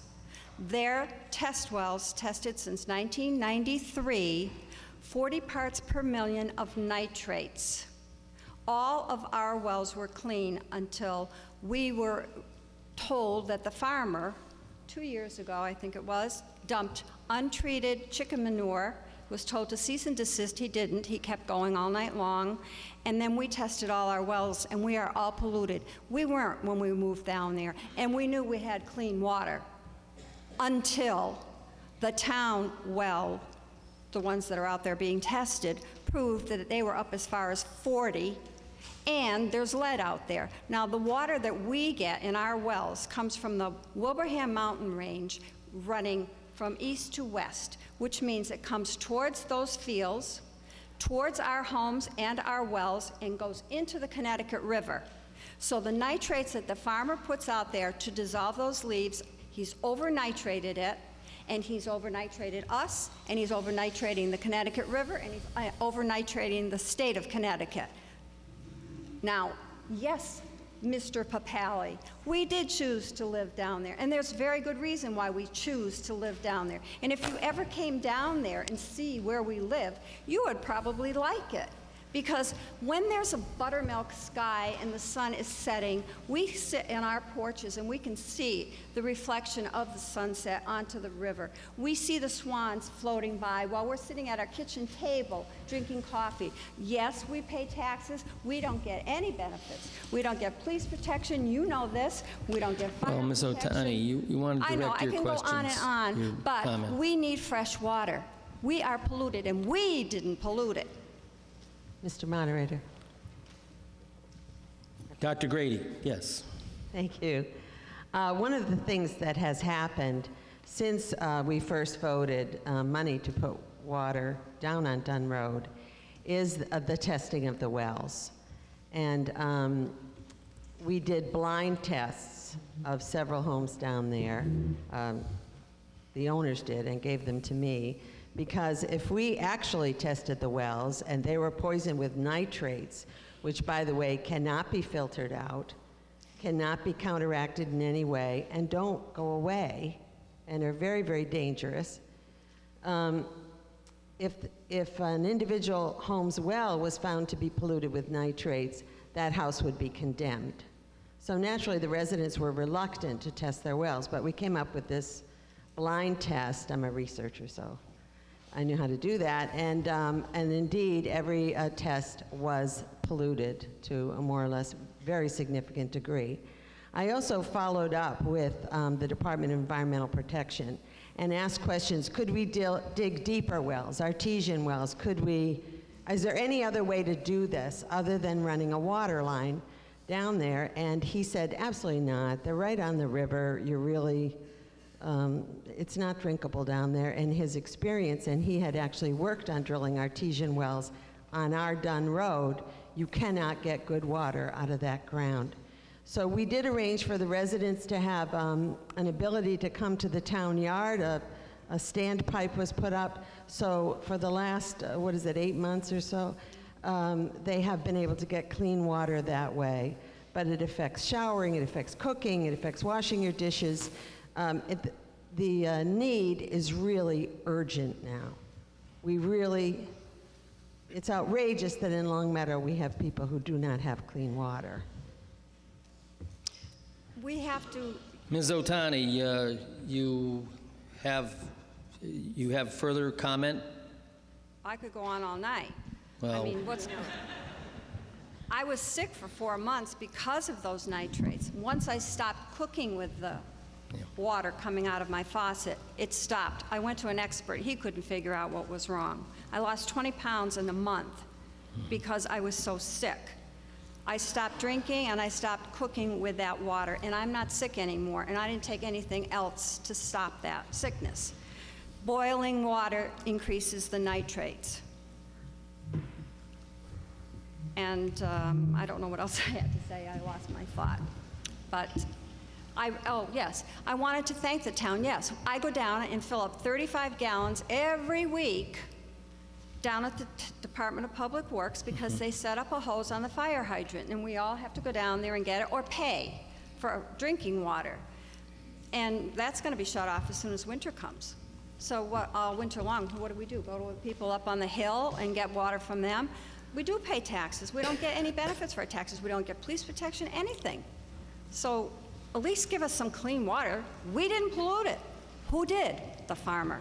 Thank you, Ms. Otani. Further discussion on the motion under Article 9. Ms. Miller?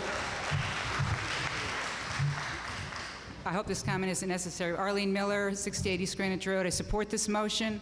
It's great that we have the money in the water retain earnings. It's a perfect use for that money. These are our neighbors. It's a public health issue. We should support this. Thank you, Ms. Miller. Further discussion on the motion under Article 9? Seeing none, we'll move directly to a vote under Article 9. On the motion, move that the town vote to transfer from water retained earnings the sum of $100,000 to provide sufficient funds to design and install a water line on West Road and Dunn Road as authorized by Article 22 of the May 2005 annual town meeting. Ladies and gentlemen, this requires a majority vote. I'll call for a show of hands. All those in favor of the motion as read, would you please signify so by raising your yellow card?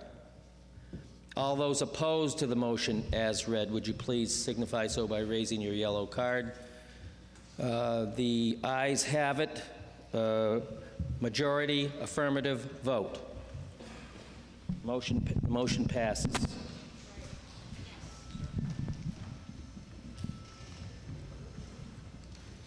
Moving along to the motion under Article 10, Mr. Santinello.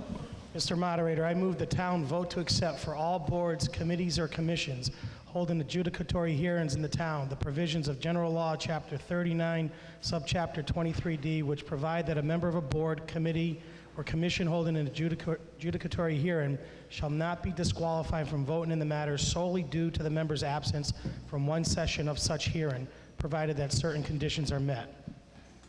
Motion is moved and seconded. Further discussion on the motion under Article 10. Mr. Santinello. State statutes require that members of adjudicatory boards and committees, such as the Planning Board, Zoning Board of Appeals, and Conservation Commission, must be present at every session of a hearing in order to participate in making a decision. This creates considerable delays in these proceedings as hearings are postponed or rescheduled when members have schedule conflicts or if an unforeseen circumstance arises for a member. This local acceptance bylaw allows a member to miss one session of a proceeding, provided that member has access to an audio or video recording or transcript of that proceeding. Motion's been moved and seconded. Further discussion on the motion under Article 10. Seeing none, we'll move directly to a vote. Oh, excuse me, Mr. Cropsey. Yeah. Henry Cropsey, 862 Long Meadow Street. I really only became aware of this when I came to the town meeting, so shame on me for not reading the warrant before I got here. But my only concern is that, having been involved in a number of hearings over the years, there is a lot of interplay that happens between members of a board while they're discussing items that have been presented to them, which you're not going to get that ability to ask questions of other members of the decision-making body from listening to an audio tape, if an audio tape is even present. And I believe in most of the meetings I've been attending lately, there is no audio tape. There's just a very cursory set of minutes. And I think that does a disservice to the members of the town and to the members of the board and to the people who are actually coming before those boards. And so my suggestion would be, it's kind of like saying a judge that it's okay if he doesn't come to the trial. He can read the transcripts and read a decision, make his decision later. So that's just my opinion. Mr. Martell. Yeah, it was David Martell, the town council. It was at my suggestion that the town adopt this new local option statute. And it's for the benefit of folks who bring matters before these boards, such as the planning boards or the planning board, the ZBA, or the Conservation Commission.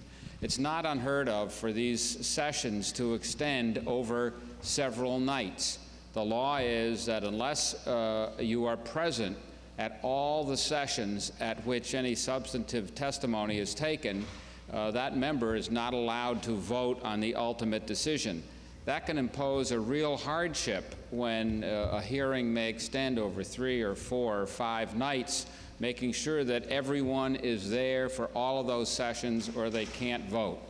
All this law does, if the town chooses to adopt it, is to allow a member to miss one session and still vote at the end, as long as that member certifies that he or she reviewed a transcript or listened to the tape. If there is none, then the law wouldn't apply. If there is a tape or there is a transcript that can be reviewed and the member certifies that he or she reviewed it, then that person could vote on the ultimate decision. It's designed to facilitate the handling of matters by local boards when these hearings extend over a number of nights. Thank you. Thank you, Mr. Martell. Further discussion on the motion under Article 10? Seeing none, we will move directly to a vote on Article 10. Ladies and gentlemen, this requires a majority vote. I'll call for a show of hands on the motion. Move that the town vote to accept for all boards, committees, or commissions holding adjudicatory hearings in the town the provisions of General Laws, Chapter 39, Section 23D, which provides that a member of a board, committee, or commission holding an adjudicatory hearing shall not be disqualified from voting in the matter solely due to the member's absence from one session of such hearing, provided that certain conditions are met. All those in favor of the motion as read, would you please signify so by raising your yellow cards? All those opposed to the motion as read, would you please raise your yellow cards? The motion passes, majority affirmative vote. Now move along to discussion of the motion under Article 11. Mr. Ash.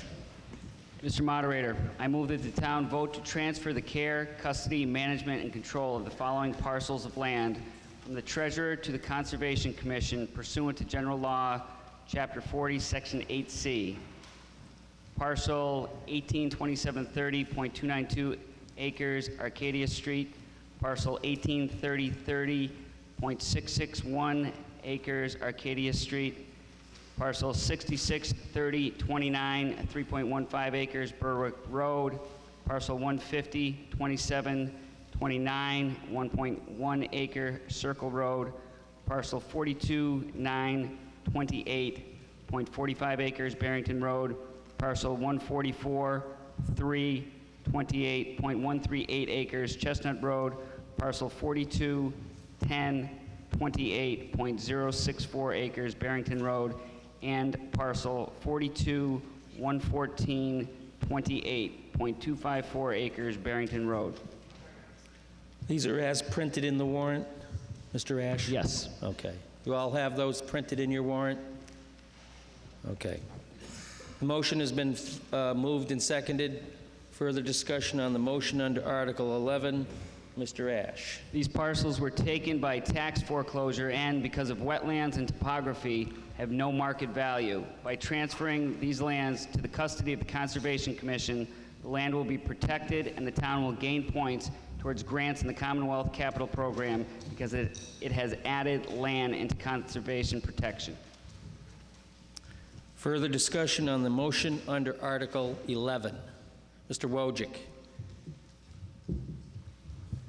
Roger Wojcik, 57 Parkside Street. I have a question, hopefully for somebody in the Conservation Commission, and that is, what commitments does the Conservation Commission make when they accept this land? Is there a requirement that they keep it up, tidy up, clear debris or anything, or not?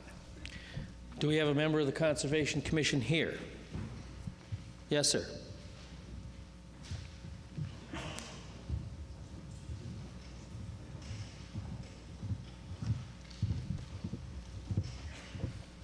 Al Larkso, 162 Crescent Road, Conservation Commission. We have about 600 acres conservation land in the town that over the years has been provided by the residents and putting some aside in previous town meetings. In terms of what we do with it, it's there for passive recreation, there for protection of open land, and for the enjoyment and growth of wildlife.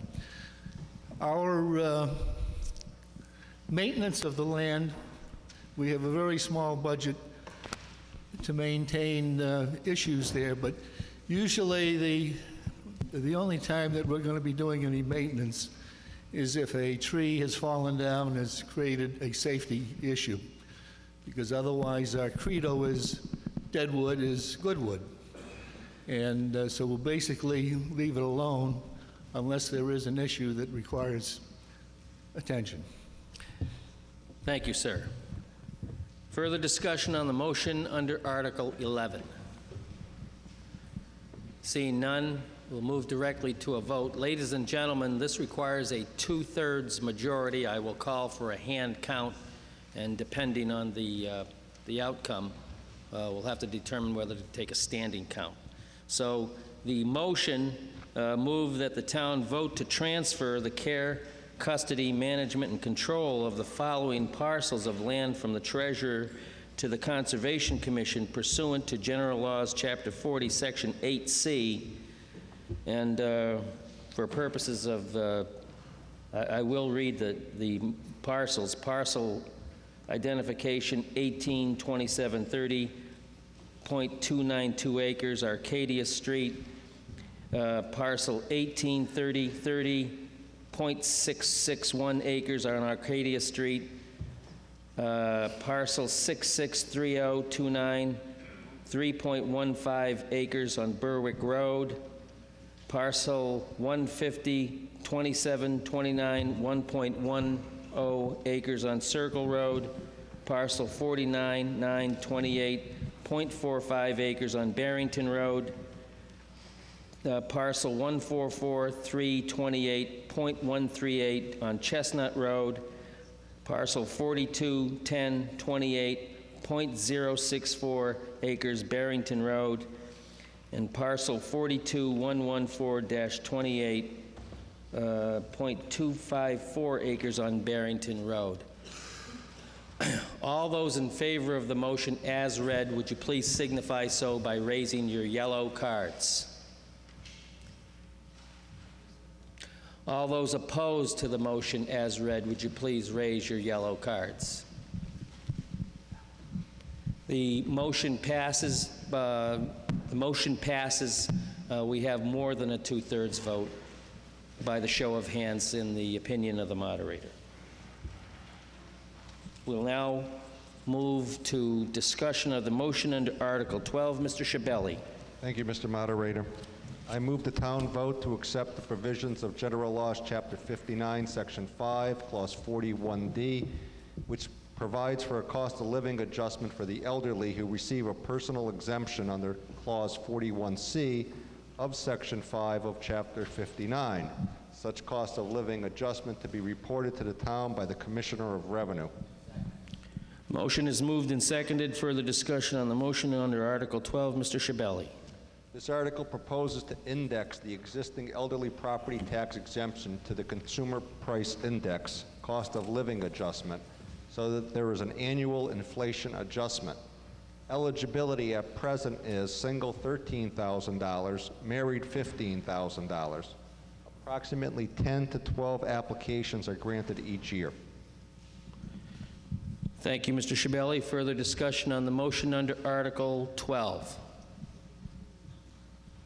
Seeing none, we'll move directly to a vote. Ladies and gentlemen, this requires a majority vote. I will call for a hand count on the motion. Move that the town vote to accept the provisions of General Law, Chapter 59, Section 5, Clause 41D, which provides for a cost of living adjustment for the elderly who receive a personal exemption under Clause 41C of Section 5 of Chapter 59. Such cost of living adjustment to be reported to the town by the Commissioner of Revenue. All those in favor of the motion as read, would you please signify so by raising your yellow cards? All those opposed to the motion as read, would you please signify so by raising your yellow cards? Unanimous affirmative vote, the motion passes. We'll now move along to discussion on the motion under Article 13. Mr. Haberman. Mr. Moderator, I move that the town vote to amend Article 11, Section C, applicability, subsection 1 of the zoning bylaw by deleting the first sentence in its entirety and replacing it with the following language. Notwithstanding anything contained in this bylaw to the contrary, no construction, exterior reconstruction, or exterior alteration of a structure, and no relocation or change in use of any building, structure, or premises other than a single-family dwelling not within a residential development shall be allowed until the provisions of this section of the bylaw have been fulfilled. The motion is moved and seconded. Further discussion on the motion under Article 13, Mr. Haberman. Actually, the planning board will speak on Yes. this, Mr. Moderator. Mr. Colton from the Planning Board. Yes. Sorry, I guess I have to speak with my back to you. Bruce Colton, 91 Whitman Road, a member of the Planning Board. After a public hearing on September 12th, the Planning Board voted 5-0 to recommend that the special town meeting adopt the proposed amendment to Article 11, Section C, which is the applicability section, to the Site and Design Review bylaw in the town's zoning bylaws.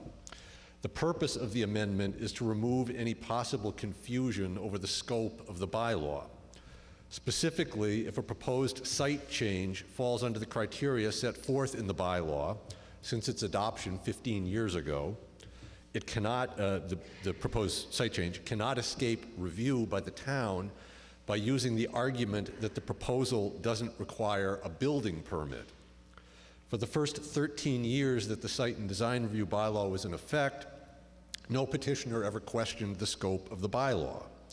Unfortunately, as the financial costs and rewards of development have increased, attorneys for petitioners have gotten more and more creative in their representation of their clients. While this arguable anomaly of several words, the several words being the reference to building permits, has not led to any planning board decisions being overturned, it has cost the town, literally cost the town thousands of dollars in legal fees in the past year. This minor change in the bylaw will preclude any such lawsuits in the future. It will not dilute the authority of the town to regulate growth.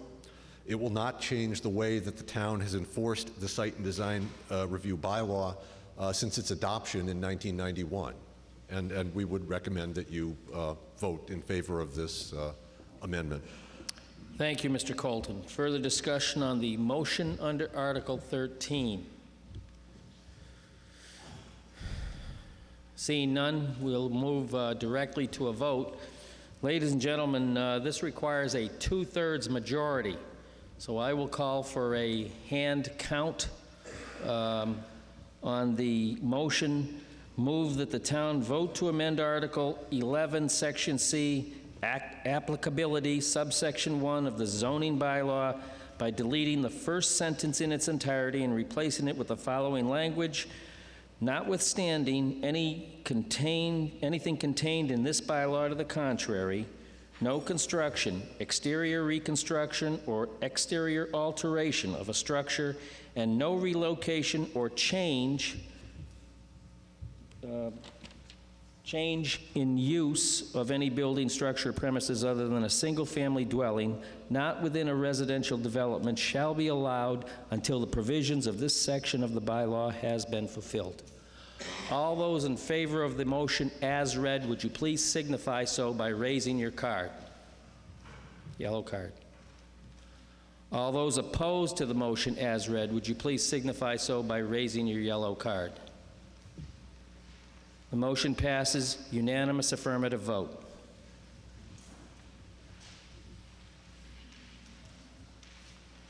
Now move along to consideration of the motion under Article 14. Dr. Grady.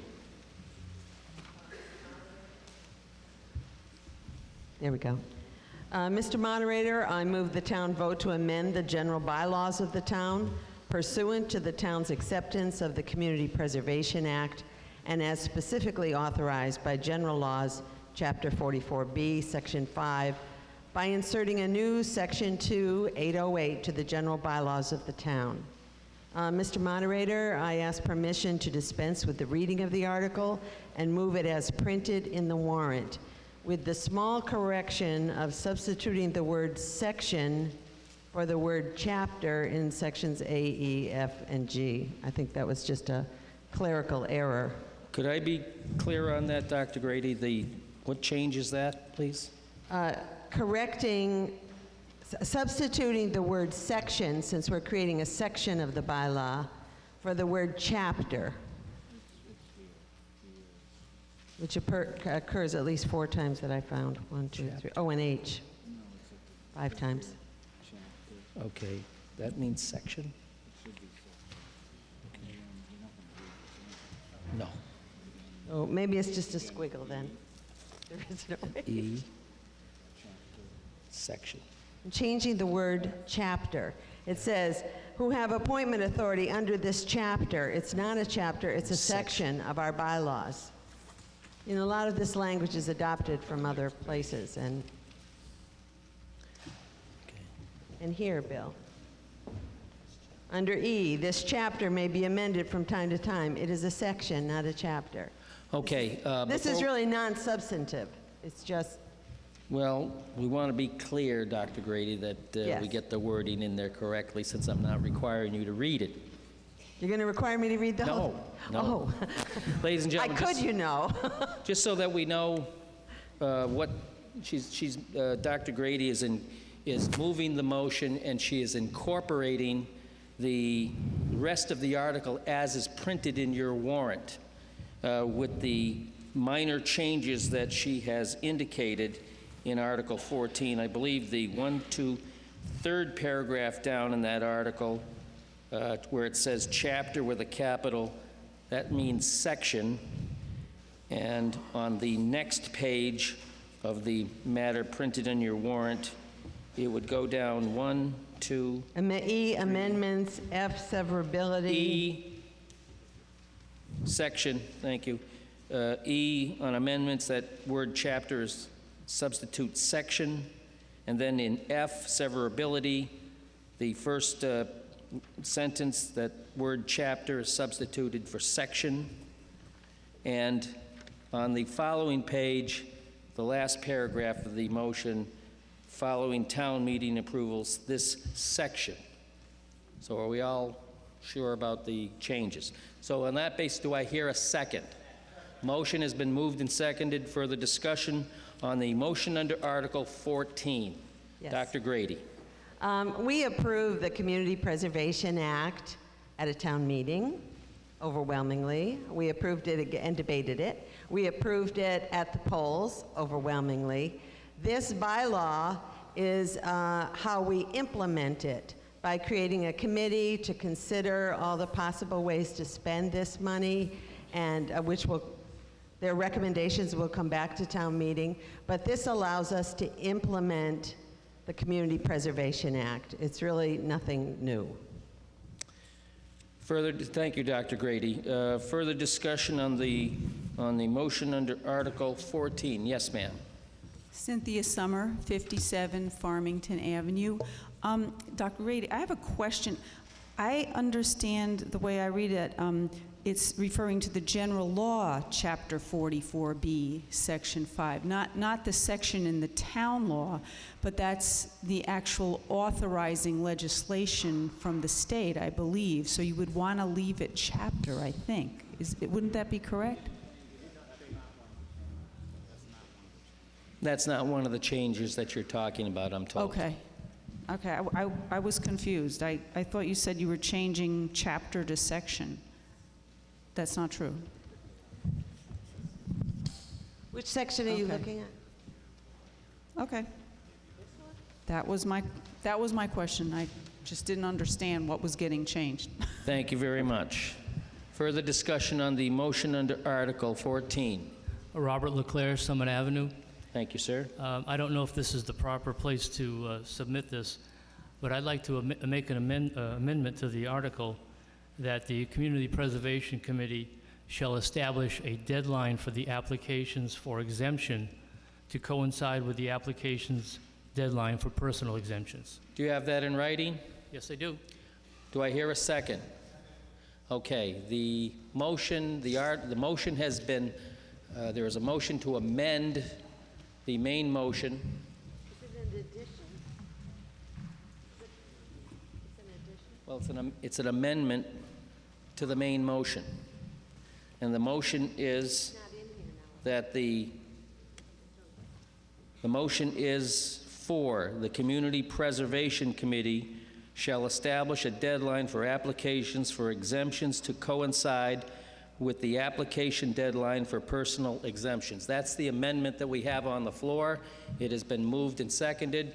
Further discussion on the amendment? I see no further discussion on the amendment, so Ms. Townsend. Rebecca Townsend, 42 Glenwood Circle. I would like to know if the CPA bylaw, if the CPA chapter in the Mass General Laws already specifies that the assessors set the exemptions. It seems to me that it shouldn't be the CPC's job to do this, it should be the assessor's job. And unless I hear otherwise, I would vote against this amendment. Dr. Grady. I did happen to read Mass General Law on this topic today, Rebecca, and Mr. Moderator, and I didn't see that anywhere. A lot of this that is in this is already in Mass General Law, so even repeating something that's in Mass General Law would not be a problem. Thank you, Dr. Grady. Mr. Starr? Yeah, Larry Starr, Williamsburg Drive. We've been given a relatively long, the longest single, I believe, warrant item. And most of us have no real clue about how this all works, and that's not sure that's a problem. However, we now have an amendment, and the presenter of the warrant basically hasn't told us whether this amendment makes any substantive change and causes any problems. Now, have you, Mr. Moderator, has the, I'm not sure who's actually presenting this, whether it's a selectman or otherwise, but has this amendment been looked at to see whether it would cause a problem with this 800-word warrant that's been provided? Anybody? I thought I answered that when I said... Dr. Grady, please. Ms. Crosby. I have dealt with these articles in the past in other towns, and no town has inserted this amendment. I believe this reflects an issue of concern among the assessors, and I believe that they can work it out separately from this article. I'm just telling you that there are no bylaws that specify the application deadline. That is an internal procedure, not really relevant to this article. I don't see a need to include it. Further discussion on the amendment? Do I hear a recommendation from the original presenter that this amendment is not appropriate and not necessary? Please give us some guidance to those of us who are standing here and would like to know exactly what the substance of this amendment is, because frankly, I don't understand it. I haven't seen it in writing. All I heard was the reading. I don't understand the application of it, and I don't know whether it's a good thing or a bad thing, and maybe you'll tell us your opinion. We need an opinion here from Ms. Port? Yes, Betsy Port, 212 Farmington Road. I just have a very general opinion. Overwhelmingly, we voted for the CPA at the town meeting and at the poll. Mr. Leclerc, who is a resident of this town, is also the assessor in the town. And I think this is useful information. All right. Mr. Leclerc, the author of the amendment? Yes, just as a point of clarification, the idea of a deadline prevents crossing fiscal years where you could be 5 years into the future and someone potentially could come to your office, the assessor's office, and apply for several years exemption to this surcharge. And it's just a housekeeping issue that the legislature just omitted, and we'd just like to have established something that coincides with another exemption, the personal exemption that we already have to administer in the office. Further discussion on the amendment. Dr. Grady. Yes, I would like to say this is a housekeeping issue, and if it would make the job easier of the assessors and the CPA easier to administer, I see no reason not to include it. It doesn't hurt anything. Further discussion on the amendment? Mr. Colton? Yes, Bruce Colton, Whitman Road. I have a question. Where this proposed bylaw goes, whatever, sections A through G. Well, we're on the amendment now. Yes, I understand that. Okay. What I want to know, because I don't believe it's been noted, is where in this bylaw is this language supposed to be added? H. Oh, this is a new section at the end? Okay, thank you.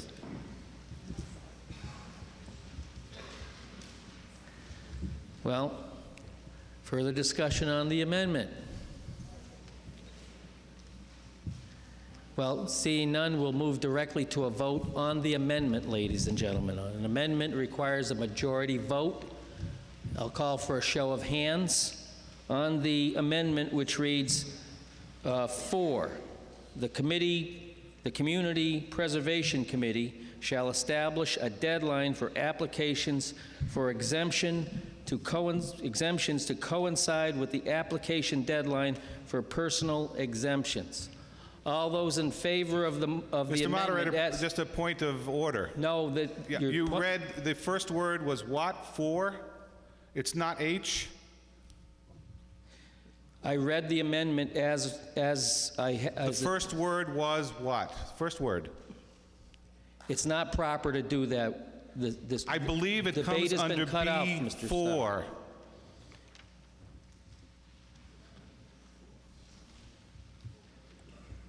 The amendment reads as follows. 4, parentheses. I'm reading the amendment, ladies and gentlemen. I'm not going to add or detract. This is the amendment that's on the floor. And it says, 4, the Community Preservation Committee shall establish a deadline for applications for exemption to coincide with the application deadline for personal exemptions.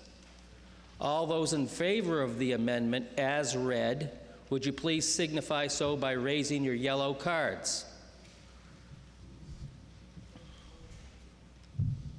All those opposed? The ayes have it. I'll take a standing count. All those in favor of the motion, the amendment as read, would you please raise your yellow cards? With the counters, please take a count.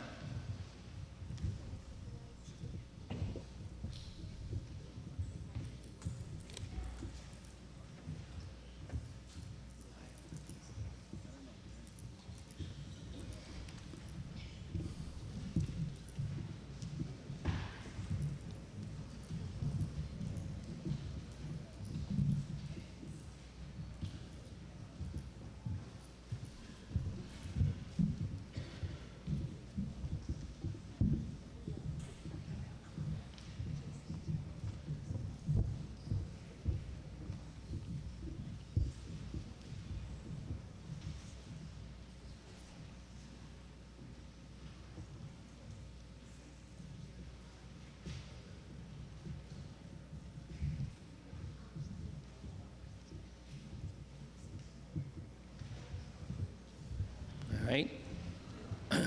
All those opposed to the amendment as read, would you please, all right? All those opposed to the amendment as read, would you please signify so by raising your yellow card.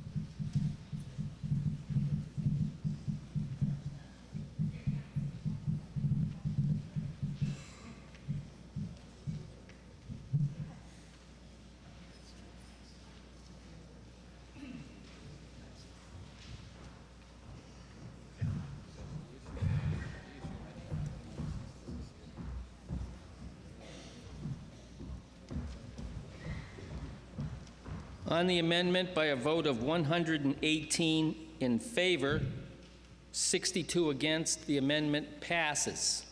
We will now move directly to discussion on the main motion as amended.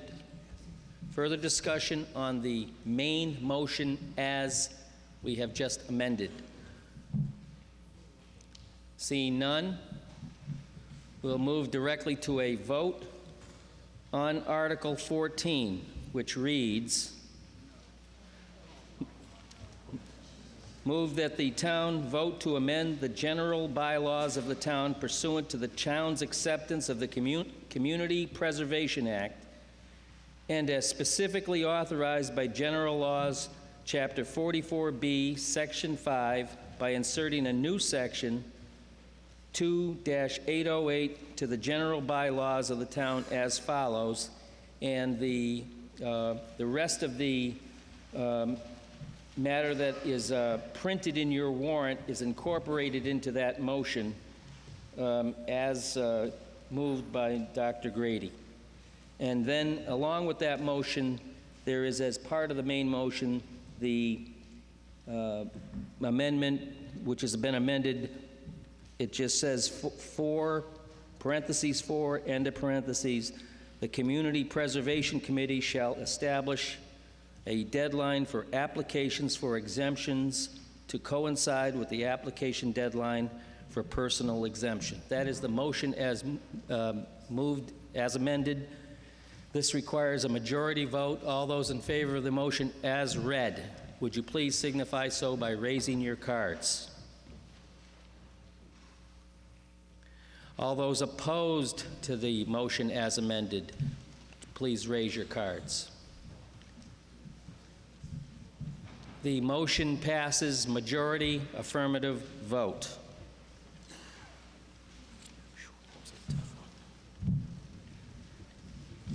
We will now move to discussion of the motion under Article 15. For this, I will recognize Attorney Michael. Norman Michaels, 59 Wimbledon Drive, here in town. Mr. Moderator, I move that the town amend the business zone as is set forth on the town zoning map, which map is on file at the office of the town clerk under the title Zoning Map of Long Meadow, Massachusetts, January 1991, by adding to and incorporating therein the said business zone certain real estate situated in Long Meadow, Hampden County, Massachusetts, known and designated as lot number 38 on a plan of lots recorded in the Hampden County Registry of Deeds, Book of Plans 51, page 89, to which plan reference is made for a more particular description, being more particularly bounded and described as follows, beginning at a point in the northerly line of Shaker Road, said point being north 42 degrees, 6 minutes 30 seconds west, and 316.02 feet distant from the intersection of the northerly lines of Shaker Road and Maple Road as shown on said plan. Thence, north 47 degrees, 53 minutes 30 seconds east, a distance of 200 feet to a point. Thence, north 42 degrees, 6 minutes 30 seconds west, a distance of 100 feet to a point. Thence, south 47 degrees, 53 minutes 30 seconds west, a distance of 200 feet to a point. Thence, south 42 degrees, 6 minutes 30 seconds east, a distance of 100 feet to the place of beginning. Mr. Moderator. Do I hear a second? The motion has been moved and seconded. Further discussion on the motion under Article 15, Mr. Michaels. Mr. Moderator, I would ask your permission and that of the town to allow a non-resident, the petitioner, to address the town and explain the purpose of this amendment. Ladies and gentlemen, we have, I'm not sure what his name is. William Lamontagne. William? Lamontagne. Lamontagne. Mr. Lamontagne, as a non-resident, but he is the mover of the sponsor of this motion, I would ask town meeting to allow Mr. Lamontagne to explain his proposal to the town meeting. What I would like to do is allow Mr. Lamontagne to answer some questions by the town meeting on this article. He will then retire from the floor, and any further questions will have to be taken by Mr. Michaels as a resident, but I'm offering him this courtesy of speaking before the town meeting because he is the sponsor of this article, or the originator of this article. Mr. Lamontagne. Thank you, Mr. Moderator. Ladies and gentlemen, I'm William Lamontagne. I'm a principal partner with White Mountain Longmeadow LLC. We acquired Armadas Plaza in January of this year. And about the time we took title, we were approached by Hamden Bank with an interest to locate a second branch in town on the vacant lot that we're speaking about tonight, lot number 38. It is currently zoned non-conforming residential. We're asking it be rezoned to commercial. It's 20,000 square feet, 100 feet wide, 200 feet deep. We've designed a small branch, 1,500 square feet. Most new branches are 4,000 to 5,000. But this is a very small branch, room for a manager and 2 tellers. Since we presented a site plan last to the planning board, which voted not to recommend this zone change, we have drastically revised the plan to eliminate a curb cut from Shaker Road into the lot. We've rotated the bank. We've relocated the drive-through tellers to the rear of the bank. We've reduced the parking from 9 spaces to 8. We've moved 3 parking spaces in the rear to the front Shaker Road, and we've added 50% more landscaping. Now, in doing that, all bank activity will remain within the boundaries of our property. There will be no effect on traffic activity into or out of the property from either Shaker Road or Maple Road. And we think we've addressed most of the concerns that were raised at the planning board meeting where we presented the prior site plan. Now, I notice a flyer has been circulating around to you folks stating that if the bank leaves the building in the future, we could put a McDonald's or a Dunkin' Donuts in there. Well, of course we can't without planning board permission, but I'll go even further than that.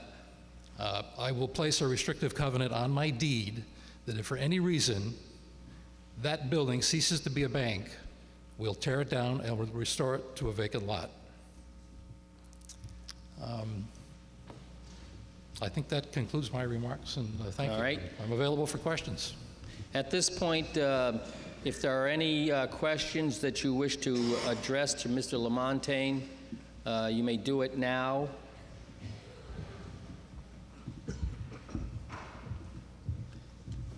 Yes, sir. Tim Gould, 740 Maple Road. I don't have a question, but I have a comment. Is that okay? Well, you can have, certainly. I just wanted to use this portion of the time while we have Mr. Lamontagne, a non-resident, on the floor. He is going to have to retire from the floor after he takes any questions from the town meeting. As soon as Mr. Lamontagne retires from the floor, then I'll open it up the discussion to town meeting. Okay, I'll wait. But he has this limited opportunity to take questions from town meeting about his proposal. Yes, sir. Hello. I'm Norm Spencer. I live on Sheffield Avenue, which runs behind Armadas. And it's an interesting piece of artwork, but if you put a trailer truck in there, which they do quite often, it goes right across where your bank turnaround is. And when they have their special days where they have a couple of Pepsi and soda, trucks, there's no way people are going to get into that bank. So I'd like to see that same picture with a couple of trailer trucks parked right there like they always are. Mr. Lamontagne. Armadas has offered to reschedule any deliveries that might occur during banking hours. Yeah, I can't hear you. And I'm aware. Armadas has agreed to reschedule any deliveries that might occur during banking hours, so there won't be any interference with trucks or bank customers. As you know, banks operate under limited hours, and Armadas, I believe, accepts most deliveries before the bank would even open. But between the bank and Armadas and ourselves, I'm sure we can work that out. So yes, sir. the new bank won't have an ATM that's open 24 hours a day, like all banks do. It will have, Mr. Lamontagne. It will have a drive-through ATM, and according to one of the planning board members, there was a study conducted of the ATMs in town. I believe it might have been Bank of America, and there is very limited activity after 10 p.m. For any ATM in town. Well, I have one more little Yes, sir. question. And it Go ahead. has to do also with traffic. The exit only that's depicted on the extreme, that's the left-hand exit only. So the people that go to the bank are going to drive all the way across the parking lot to go to the bank on an entrance thing, which is going to increase. I guess it's not a question. It's just after 38 years and almost being hit so many times, this additional traffic in an area where there really isn't room for more traffic, I see, you know, I think I'll start walking to the market. Yes, sir. All right.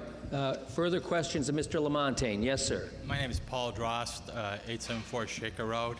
Yeah. That's another series of serious conceptual plans that were presented to the neighbors. They weren't presented to the planning board. Can you just speak into the microphone and address your question to Mr. Lamontagne? That plan was not presented to the planning board, who voted against the rezoning, and it wasn't specifically about the exits onto Shaker Road.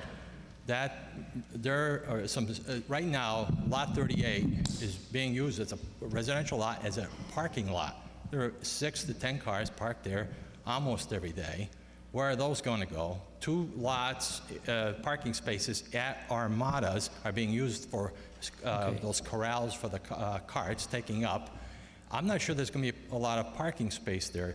Plus, delivery trucks come in there at 5:30 or 6 o'clock in the morning, and 18-wheeler comes in there. It goes right to the front of that Armadas, and you can't tell me that Armadas isn't going to want to get deliveries during the time that the bank is doing business. Okay, where the entrance and exit to that bank is although it's not onto Shaker Road, but where that entrance is, is right in front of Armadas, where those are exits out there. That area is already congested, and when there's a lot of traffic there just for Armadas, people have to watch out where they're driving, because and this is going to generate even more traffic. A bank isn't going to go in there and stay there if it can't generate enough of clientele, people coming in and out of that bank. There's an ATM there. There's also a drive-through there. That's what they really want in that part. So right now, that's just the drawing that nobody has approved. Has anybody approved any of this in Long Meadow, this drawing? Mr. Lamontagne, do you have any answer to his question? The process of approval, if the zone change is granted, is handed over to the Planning Commission for site design and review, to which we will be held to the highest and most strict standard of site development, I am quite sure. Those are the people who will oversee the design of this in the final, and have the final say of it. Any other questions, sir? I just have one question to the moderator. When it's open for general discussion, can I come back and? Absolutely. This is just for Mr. Lamontagne to give him an opportunity to make his proposal to the town. Yes. Further discussion, questions of Mr. Lamontagne. Elizabeth S. Kennedy, 11 Western Drive. I'd like to know how large a landscape buffer requirement you have between looks like a driveway on the north side and the existing residential properties to the north. The buffer, this site plan was drawn by BSC Group Engineering from Glastonbury, Connecticut, and they followed the commercial zone regulations that are in place now in Long Meadow. What you see has been drawn according to your own zoning regulations. I have no control over it. May I ask Yes. what the zoning regulation is? For I don't know your zoning landscape regulations. buffer requirement between this driveway and the existing residential property to the north. Mr. Lamontagne. Which driveway, ma'am? Ms. Kennedy? On the north side, between the driveway, it looks like a driveway around the bank. Yes. and the existing property to the north.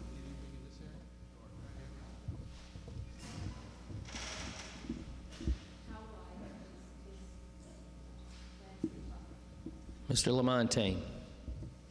It'll be as wide as the planning board makes us make it. If they want it a wider landscape buffer, we'll make it wider.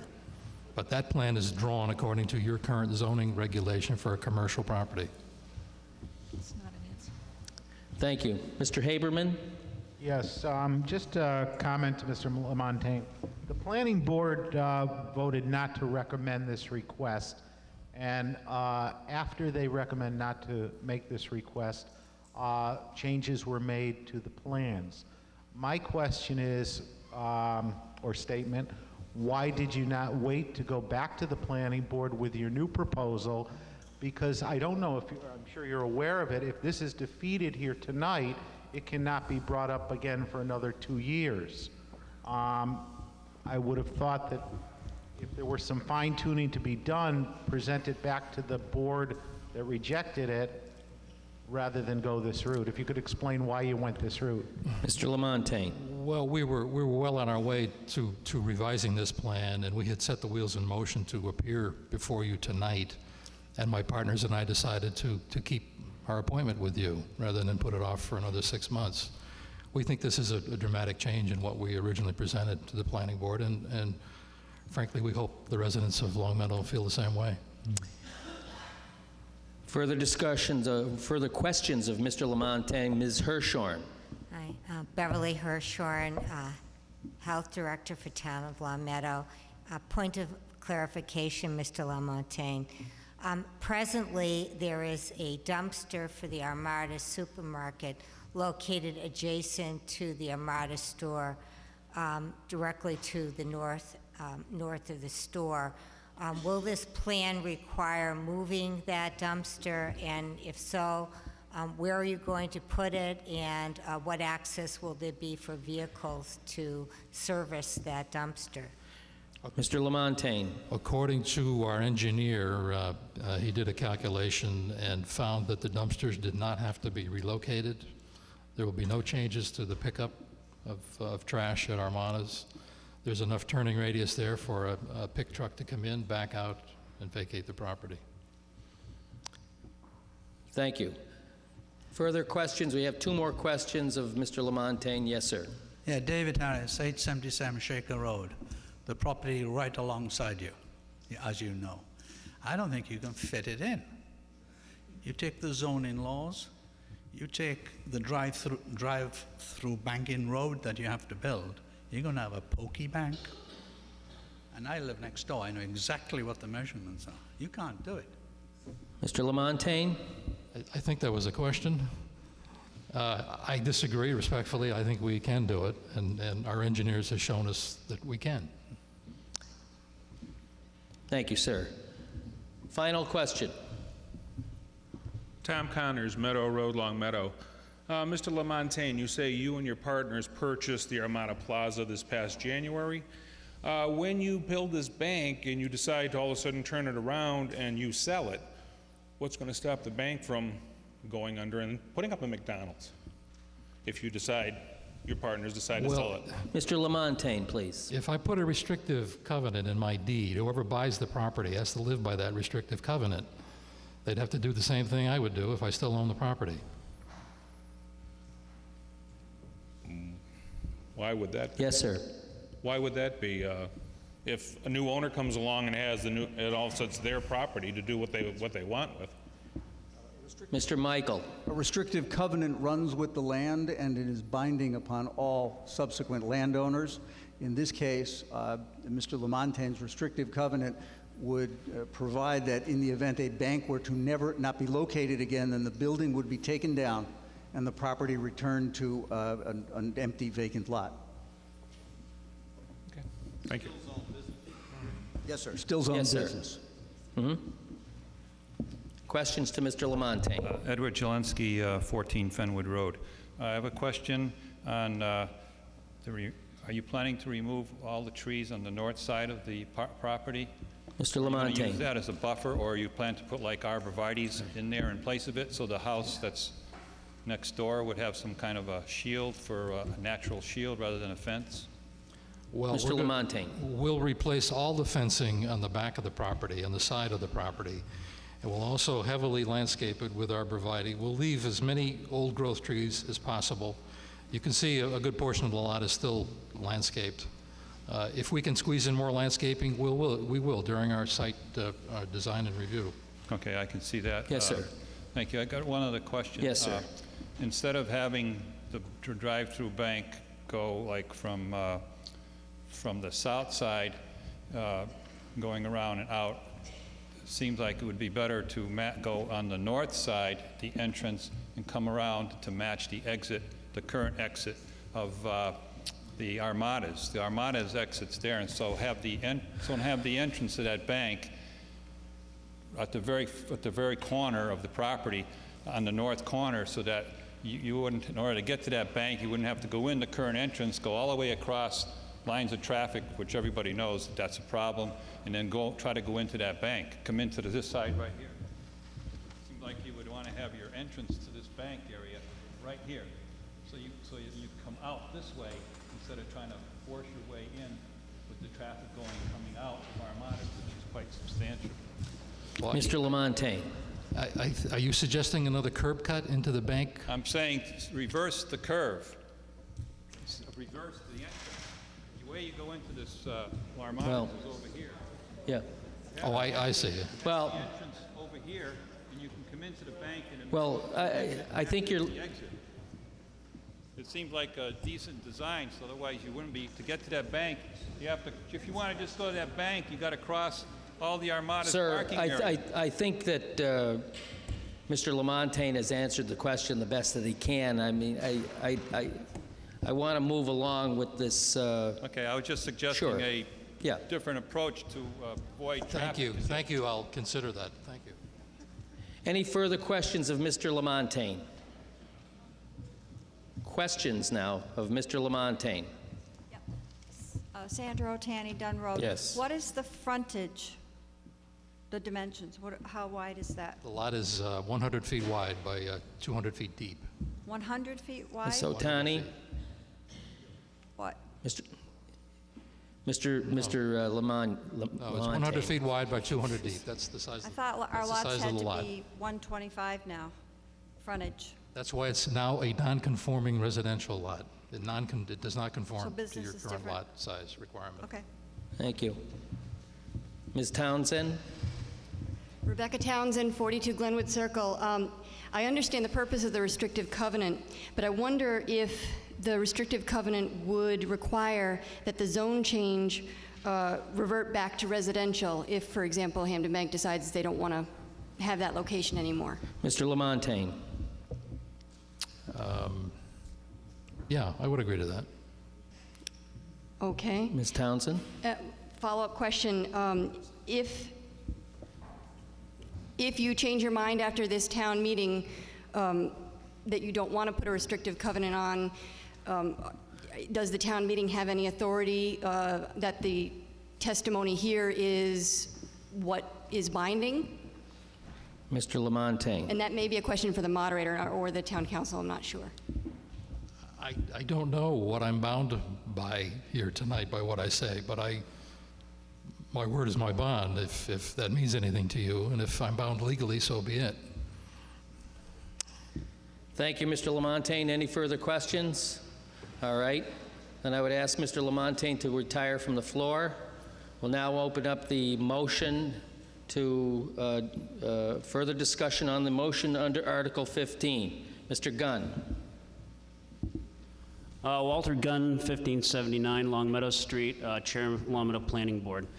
To get to this point, Massachusetts General Law 40A Section 5 requires that the Planning Board has to hold a public hearing on a zoning use change such as this, and then make a recommendation through a vote of the Planning Board, and then send its report to town meeting, which is what we're doing tonight.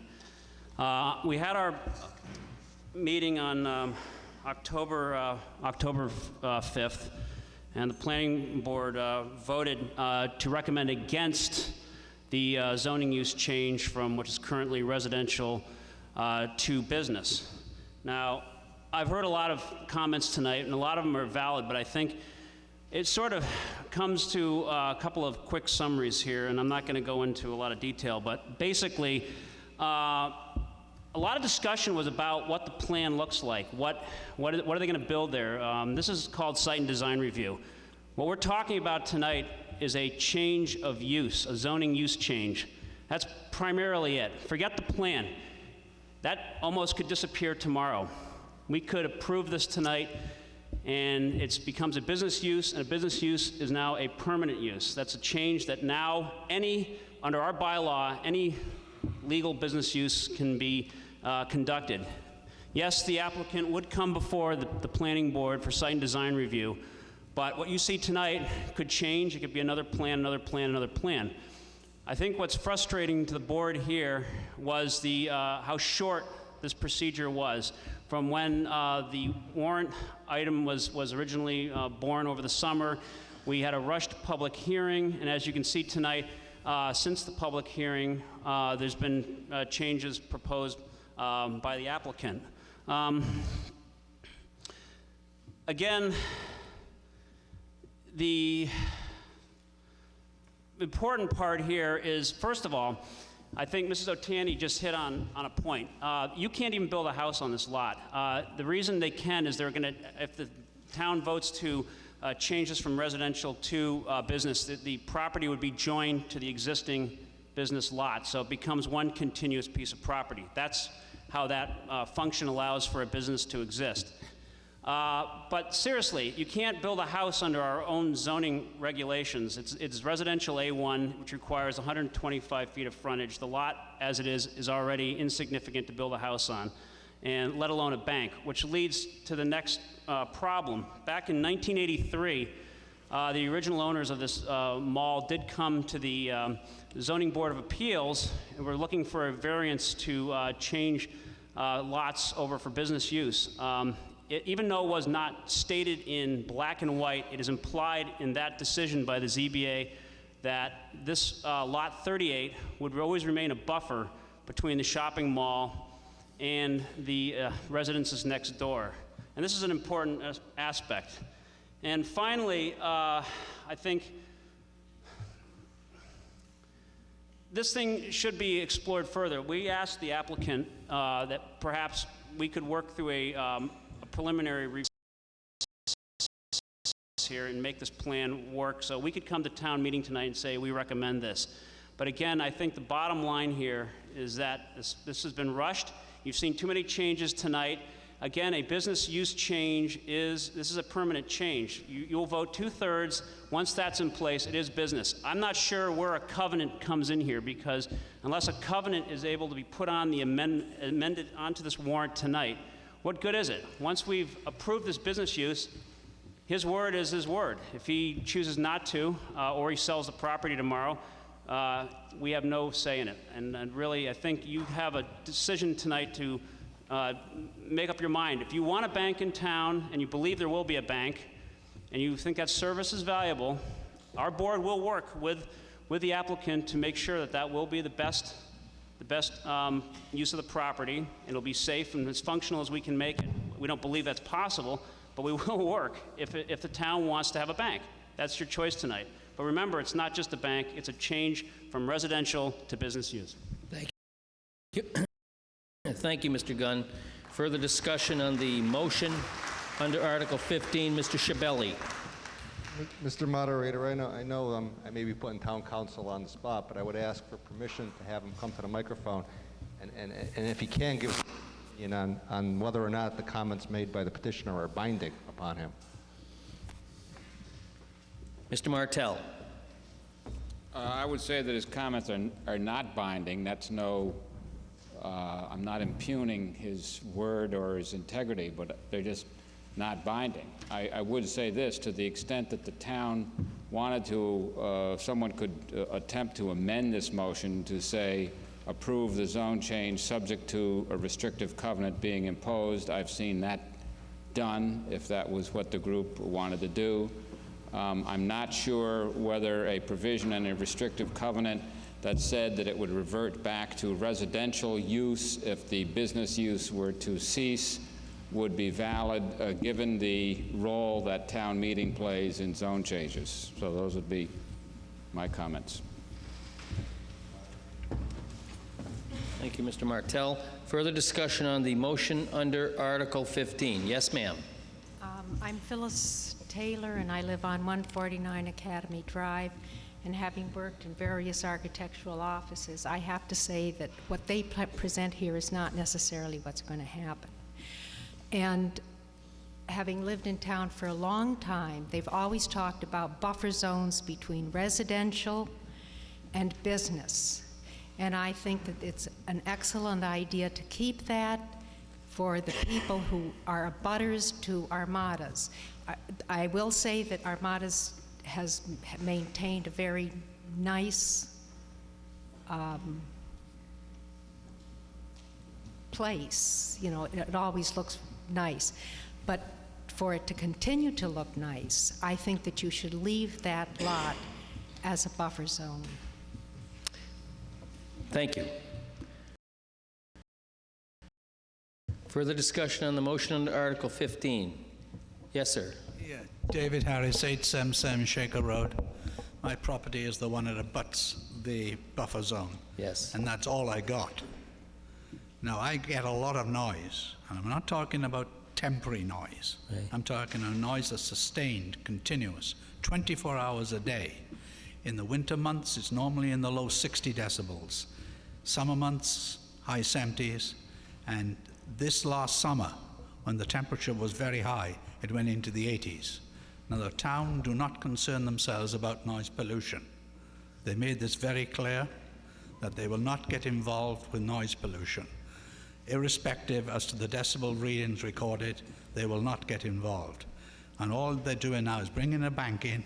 It'll increase the noise levels, making my life intolerable.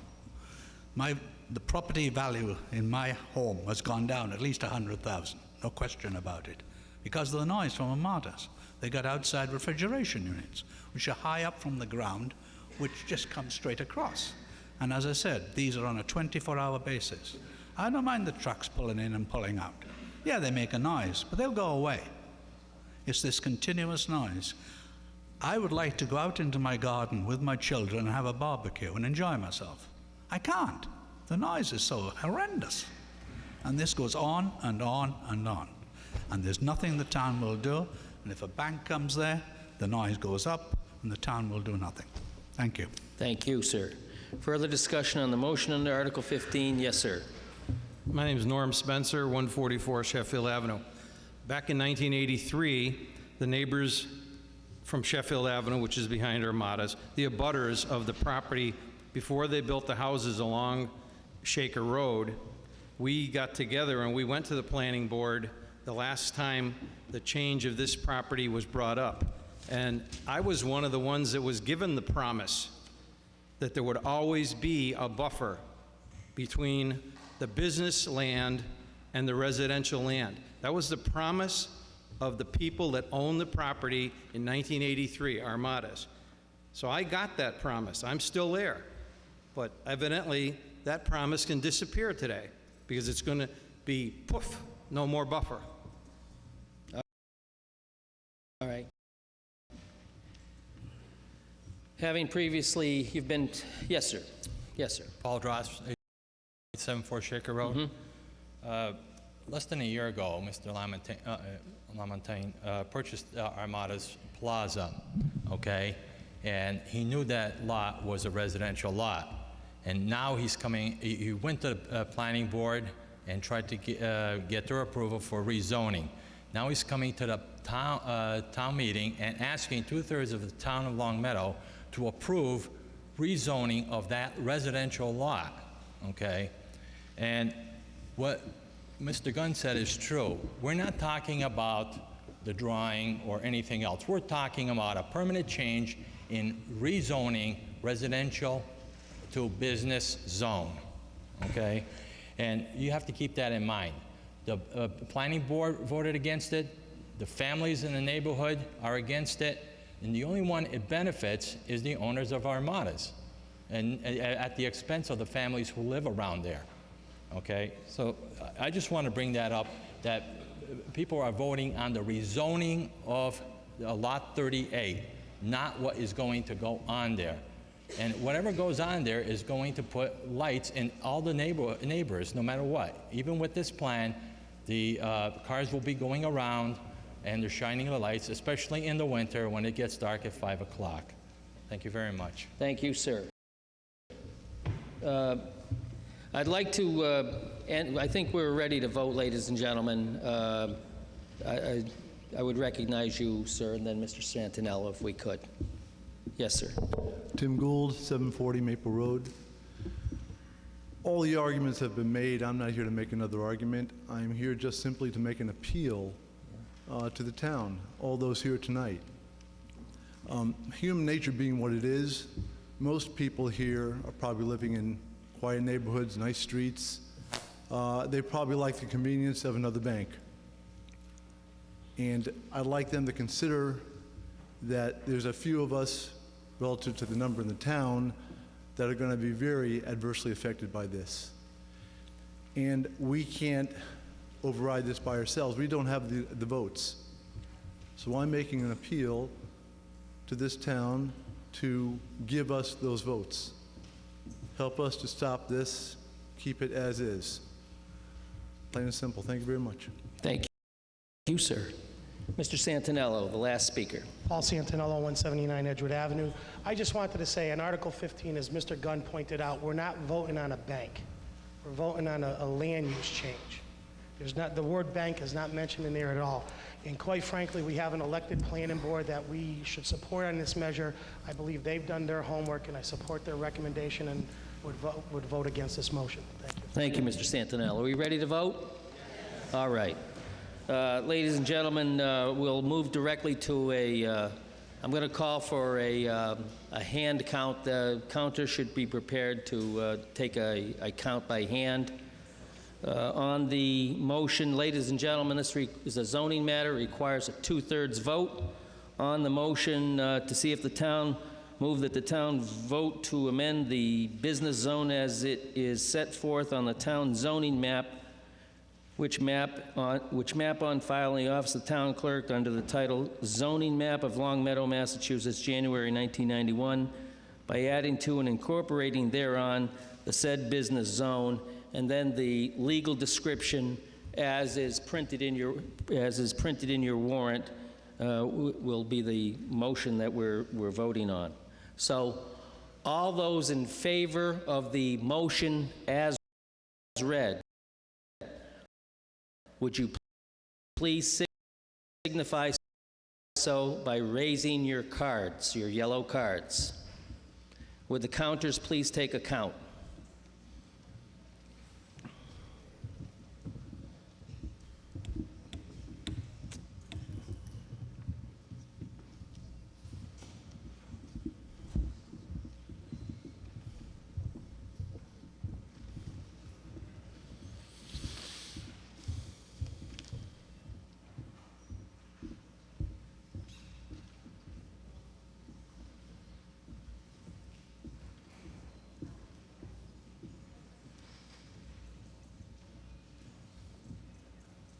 All right.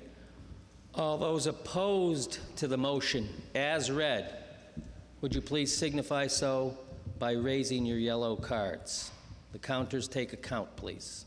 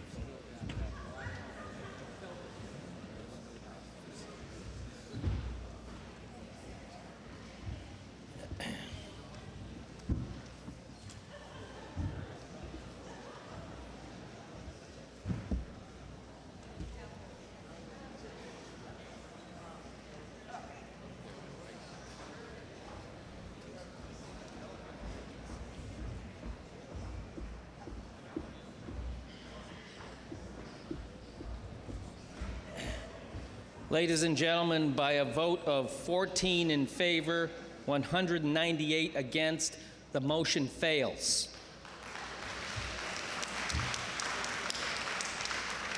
We'll now move along to consideration of the motion under Article 16. Eleanor Stoller. Eleanor Stoller, Meadow Road, Article 16. Would you speak into the microphone, Eleanor? Is that better? No? A little closer. Closer? Yeah. Oh, there you go. okay. All right. Article 16, Eleanor Stoller, Meadow Road. To see if the town will vote to authorize the placement of the following referendum question on ballot in 2007, which would say, shall the fluoridation of public water supply for domestic use in the town of Long Meadow be discontinued? Okay, the motion is moved and seconded. Further discussion on the motion under Article 16. Ms. Stoller. Okay. I just want to say, I just want to put it on the ballot so that the town can vote on it. And if it's put on the ballot and it goes on in 2007, we have 5-6 months to study it and really study it and look it over. All I'm saying is, please put it on the ballot in 2007. Further discussion on the motion under Article 16. Mr. Martell. Yes, the Board of Selectmen asked me to comment on certain legal issues that arise out of Article 16. First of all, there is a provision in the general laws for non-binding referenda.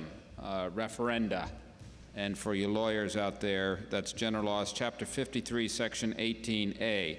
That's for non-binding referenda on local elections. However, there are 3 ways you bring a non-binding referendum question before the voters. One is by putting it on the warrant and having it passed at an annual town meeting, not a special town meeting.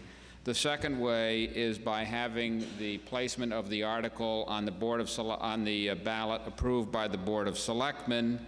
If the the third route is if the Board of Selectmen choose not to put the item on the referendum question on the ballot, it can be put on the ballot by having the petitioners bring in petitions signed by 10% of the registered voters. So the town accepted this petition because that's the way it is with petition articles under the general law. Under the general laws, I'm simply saying that this would not, even if this were to pass, it would not get it on the ballot for a referendum question next year. So why didn't you tell me this before? I mean, I went through all this. I got 100 signatures. We had to. You presented a petition. The town. It's not my function or the town's function to guide petitioners on what their petition should say. You came to the town, asked the selectmen to put it on the warrant. They did put it on the warrant, and I'm simply making the point that there are legal issues that it wouldn't do any good even if it passed. Perhaps the select board wants to talk about the rest of it. Thank you, Mr. Martell. Further discussion on the motion under Article 16. Dr. Grady.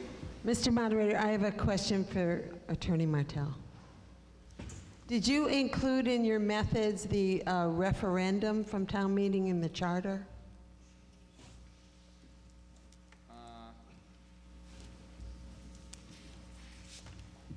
Give me a minute.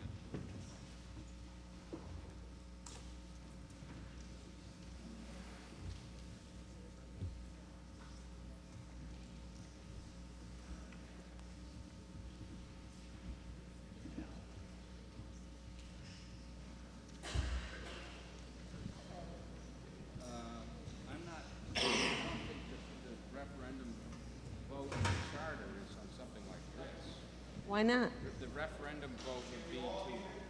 Yeah. My understanding is that if something is voted down or up, actually, at town meeting, that doesn't require a 2/3 vote, that the petitioner has a certain number of days to get signatures to put it on the ballot. Oh, you're talking about if this were to be... I thought you were talking about getting it on the ballot the conventional way by having it done at an annual town meeting. There is a provision in the charter.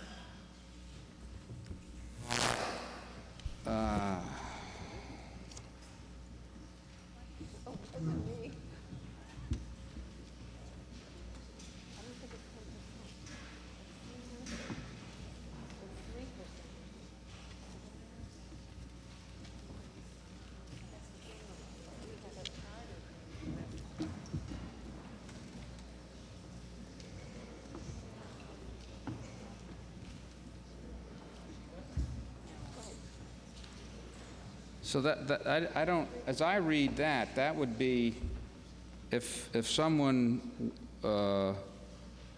wanted to challenge the action at the town meeting, they could come in with the signatures of 3% of the voters. And put it on the ballot. And put it on the ballot. Correct. So that would apply here too, then? Could I have a minute? I just want to... All right. Okay.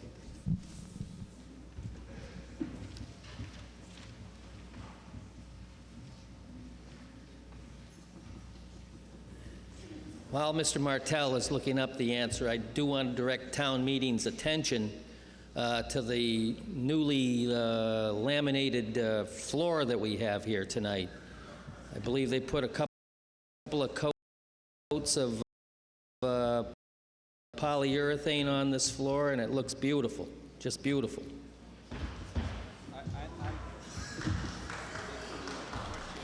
Yeah. As I read, I'm assuming you're referring to section 2.9A of the charter. The votes that could be challenged would be this would apply. So that'd be 3%. Correct. Correct.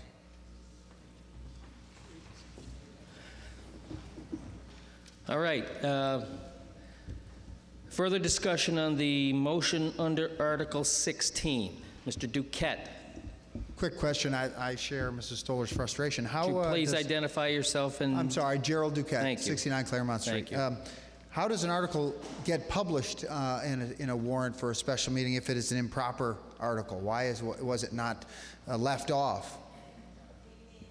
Dr. Grady, please.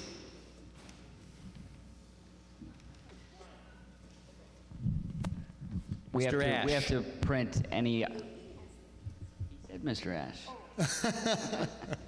We have to, if any petition that comes in with proper signatures, we have to put it on the warrant. Mr. Duquette. Would it be reasonable to assume that a procedure, there are notes under all of the articles, would it be unreasonable for such articles for a notation to be made that in fact it can actually be, that it's, in other words, was it known to the people who put the article on the ballot, on the warrant, that it could not be voted on in this town, that a vote in this town meeting was moot?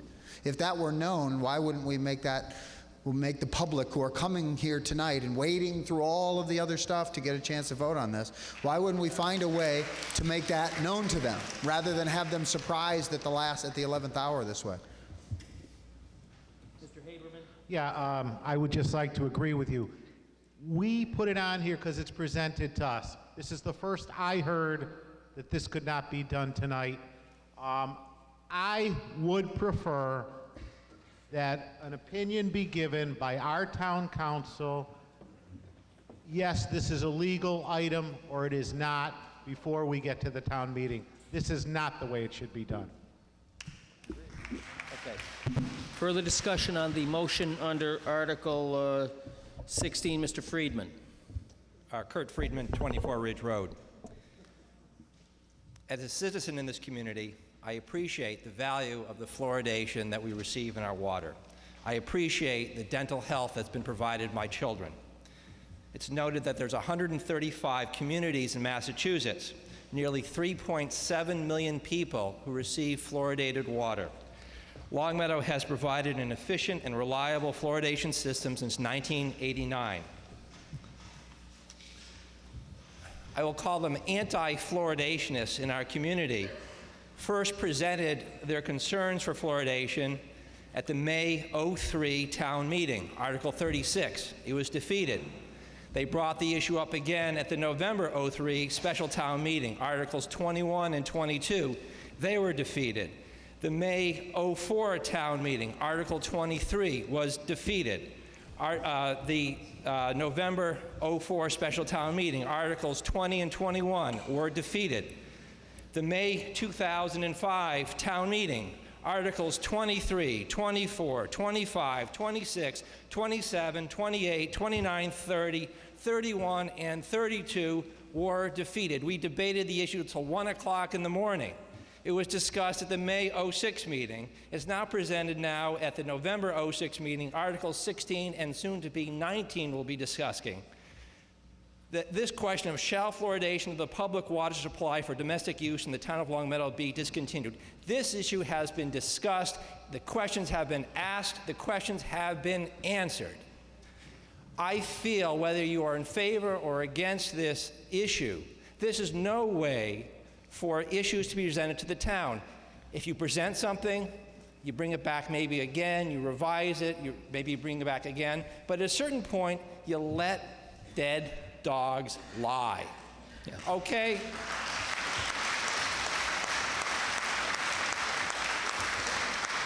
I would ask for those people who are concerned about the fluoridation, unless there's some compelling reason that's backed up with sound medical science, and as a registered professional engineer, as a forensic engineer, I bring issues into the forum, into the arenas of the courts, and if I bring an issue forward, it better be able to be substantiated.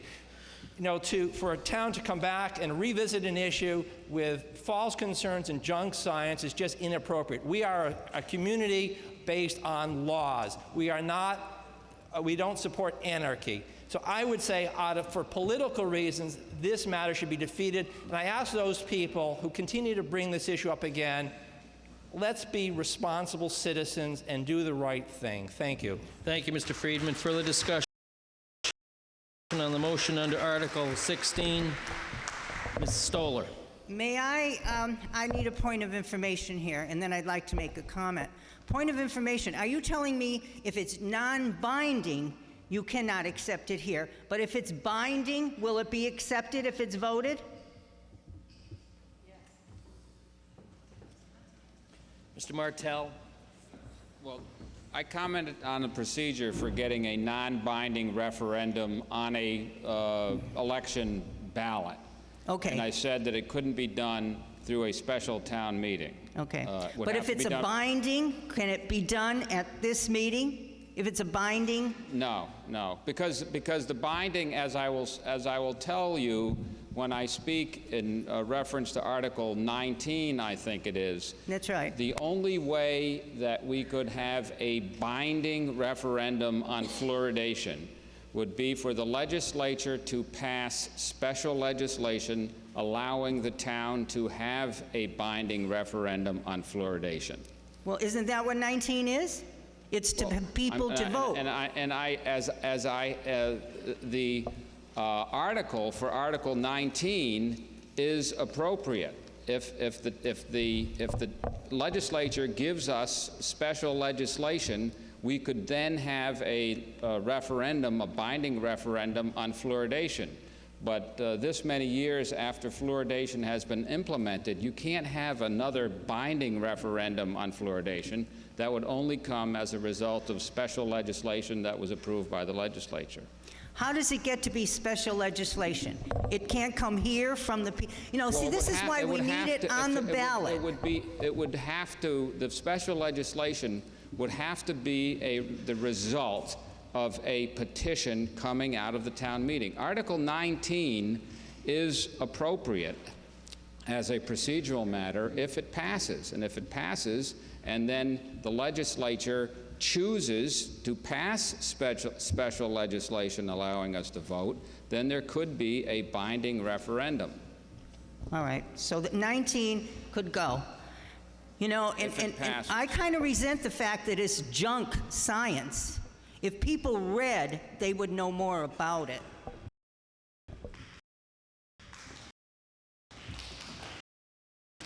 Yes, sir. My name is Steve Wallman. I live on Pinewood Drive. I can't hear you, sir. My name is Stephen Wallman. I live on Pinewood Drive. If my understanding of what Attorney Martell said is that this warrant article is not appropriate, why are we even discussing it since it can't be voted on? It can be voted on because it is a motion that's properly before the town meeting, and whether it's, unless it's an illegal act, which this is not, it is a motion and an article that is properly before the town meeting, and it's be up to town meeting to determine whether or not they want to vote for it. but Then what it's a was the proper, point it's that a proper Attorney motion. Martell was making? What was the point you were making regarding whether or not a non-binding referendum can be brought before a town meeting? That you said it cannot be brought before a special town meeting, but it can be brought before the annual town meeting. This is a special town meeting, therefore this article cannot be brought before us, so why are we even voting on it? Under general laws, when the a petitioner presents a petition with the required number of signatures on it, the selectmen have to put it on the town meeting warrant. Whether, unless it is, well, they have to put it on the warrant. Let's leave it at that. The selectmen put it on this warrant.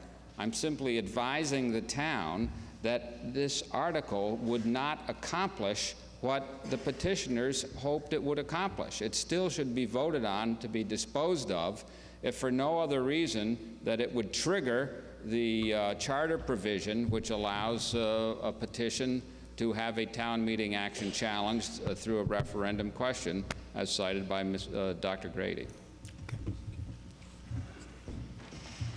Okay, are we ready to vote on this? Yes. One further question, Mr. Fitzgerald. Mr. Moderator, John Yes, sir. Fitzgerald, 95 Cedar Road. Yes, sir. I've spoken on this question a number of times. I would just like to point out procedurally that the people who put this question before us, who want us to vote yes, have made no case for their position. They've said nothing as to why we should change the status quo. Now, I used to be the debate coach at Long Meadow High School, and it was always incumbent upon the affirmative to show a need for change, lay out a plan for change, and defend that plan. The people who propose this change have not done so. So it seems to me, by default, the only position we can vote on, or vote for, is no. Thank you. Thank you, Mr. Fitzgerald.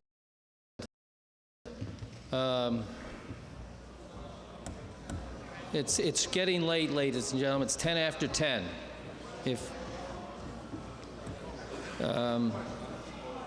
You're going to get an opportunity to discuss this again in Article 19. But I think you can take town council's word that the vote on this particular article, well, that's up to town meeting. I'd like to vote, ladies and gentlemen, but Ms. Hirshhorn, if you want to speak, go ahead. I'd just like to convey the comments of the Board of Health. I've been asked to do that by the chair. I just wanted to point out that this matter has been discussed a number of times, and that the board does hear comments and opens up every one of its meetings to public comment. And just about every meeting, we do have a representative that speaks to us and brings us information regarding fluoridation. But up until the present time, the board has not received any new information that it deems credible, peer-reviewed medical information that would anyway lead us to take a vote to remove fluoride from the water supply. We've not received any information that the fluoridation at 1 part per million is a credible public health risk. Thank you, Ms. Hirshhorn. Please be brief, sir. Thank you. I was not planning to... Could you identify yourself, please? George Kroll, Burbank Road. I was not planning to say anything until the gentleman before me spoke up that there is no evidence of any negative medical side effect. This was not a true statement. In fact, I have mailed by a registered letter to the Board of Health over 60 pages, which included several reports on a number of different negative medical side effects. I have the time and I have the education to evaluate those things, and I felt that I had a responsibility to share whatever I have learned. I have not received even an acknowledgement, despite the fact that this was a certified letter. So anybody who says that there's no negative evidence there's no evidence about negative side effects is not being truthful. And we have voted here, sorry, but we spent a lot of time on other articles. I think this affects everybody in the town. Yes, so you sir. should be, allow a little more time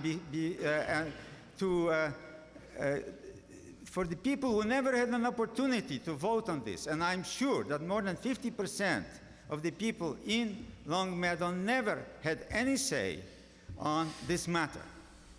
And because it was 20 years ago, if you do your population study, you'll find that there hardly anybody, a lot of people moved out and people grew Yes, up sir. and so on. Yes. So the fact is there are many published reports that indicate that fluoride, even at this 1 part per million concentration, can do a lot of damage. The Medical Board and American Dental Association sends a letter to all the dentists telling them not to read anything that casts any doubt on the safety. Now that is not ethical, that is not scientific, because you have to look at both sides, and there are two sides. I have worked 30 years for several pharmaceutical companies. I do not know of any drug that has no side effects. Fluoride is a known poison. And so you cannot say there is no side effect. Thank you, sir. Are we ready to vote? All right. We'll move directly then to a vote on Article 16. On the motion, move that the town vote to authorize the placement of the following referendum question on ballot in 2007, quote, shall the fluoridation of the public water supply for domestic use in the town of Long Meadow be discontinued, unquote. Ladies and gentlemen, this requires a majority vote. I'll call for a hand count. All those in favor of the motion as read, would you please signify so by raising your cards?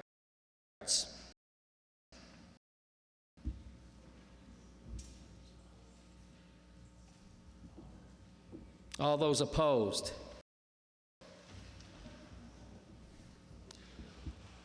I think the nays have it, ladies and gentlemen. All those in favor of the, would the counters please take a count? All those in favor of the motion as read, would you please raise your yellow cards? In favor of the motion.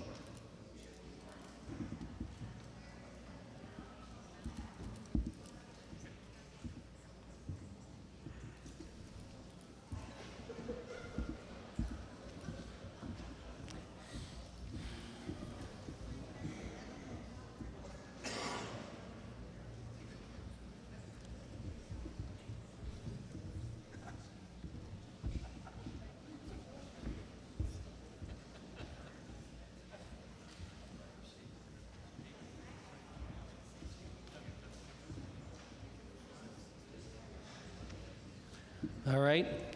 All those opposed to the motion as read, would you please signify so by raising your yellow cards?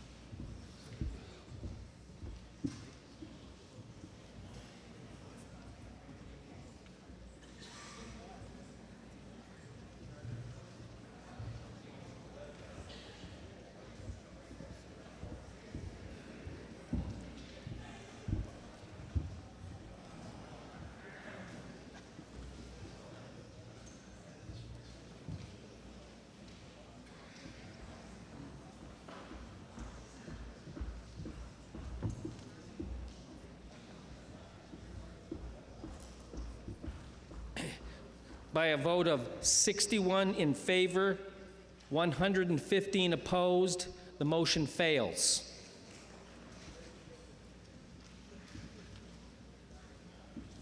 We'll now move on to discussion on the motion under Article 17.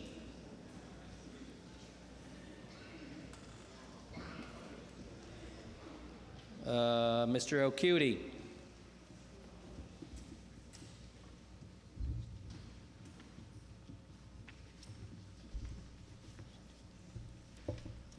Joe O'Cutie, 23 Hawthorne Street.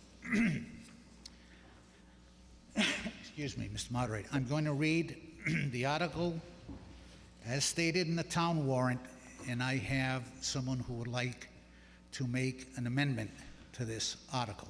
Well, Mr. O'Cutie, why don't you just read the do article. it all together, and that way we won't have to vote on a separate amendment.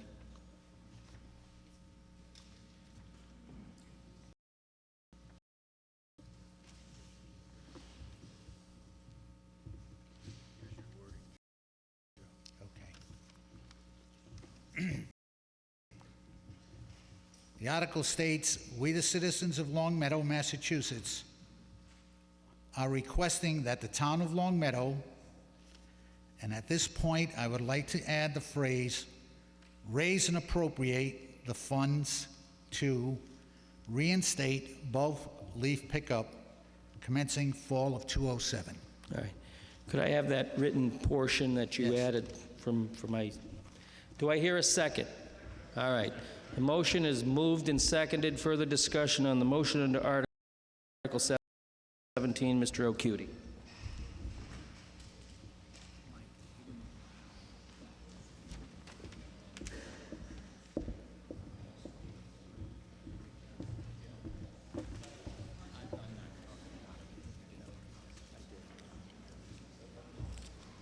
Mr. O'Cutie. Over the years, the citizens of Long Meadow have had many services removed or have had services become fee-based.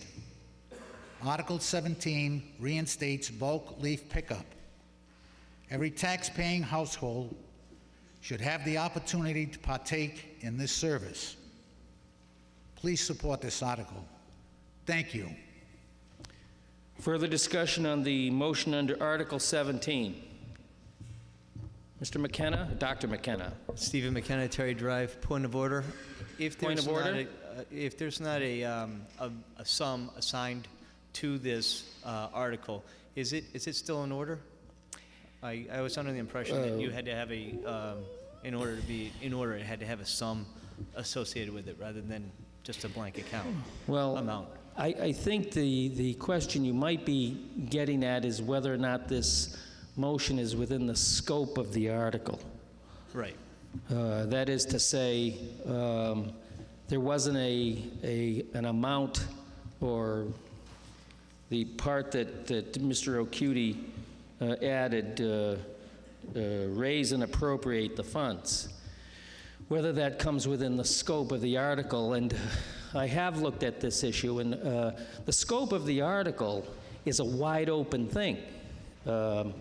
An article, we're not talking about the motion, but the article as printed in your warrant is something that notifies the town, warns the town that this subject is going to be discussed. Now, so it's a wide open thing. I think that I think it wouldn't be difficult for the town to figure out that there's a dollar associated to pretty much everything. And if this was an article, if the motion as brought by Mr. O'Cutie was to bring back leaf collection and build a municipal power plant at the same time, it's an extreme example, I realize, but that would certainly be outside of the scope of the article. I have consulted town meeting time on this, and the opinion in town meeting time is the scope of the article is such a wide open type thing. If this was to completely catch town meeting off guard by the words raise and appropriate, then I would consider that being outside of the scope of the article. But it is my opinion, having looked at town meeting time and looked at this particular article, that it is within the scope of the article. And besides, ladies and gentlemen, if you're going to vote for this article, you're going to vote for it. If you're not, because of the raise and appropriate, you won't. So I rule that it is within the scope of the article, and we will, Mr. Martell. Yes, the selectmen asked me to speak on the effect of passage of this article if it were to pass, and I would simply make the point that all it is a request to gather up the sense of the meeting, requesting the select board or whoever to reinstate bulk leaf pickup. It isn't in the nature of a binding, raise, and appropriate type of action, which is the typical way that funds would be available. It's simply a request that the town reinstate bulk leaf pickup, and it would be up to the select board to decide whether that request was something they wanted to act on if, in fact, this article were to pass.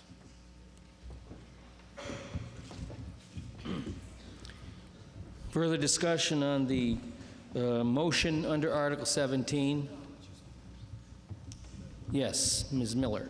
Arlene Miller, 6080 Greenwich Road. Mr. Moderator, would it be appropriate to ask the head of DPW to speak to this as to what the potential cost would be, and also why, in fact, his reasons might be for having discontinued the old Absolutely. bulk leaf program?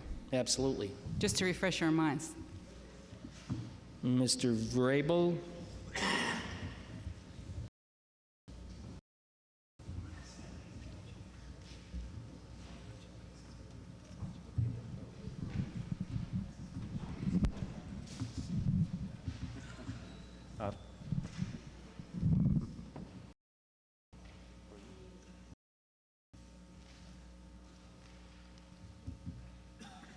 I've been with the DPW for about a year and a half now.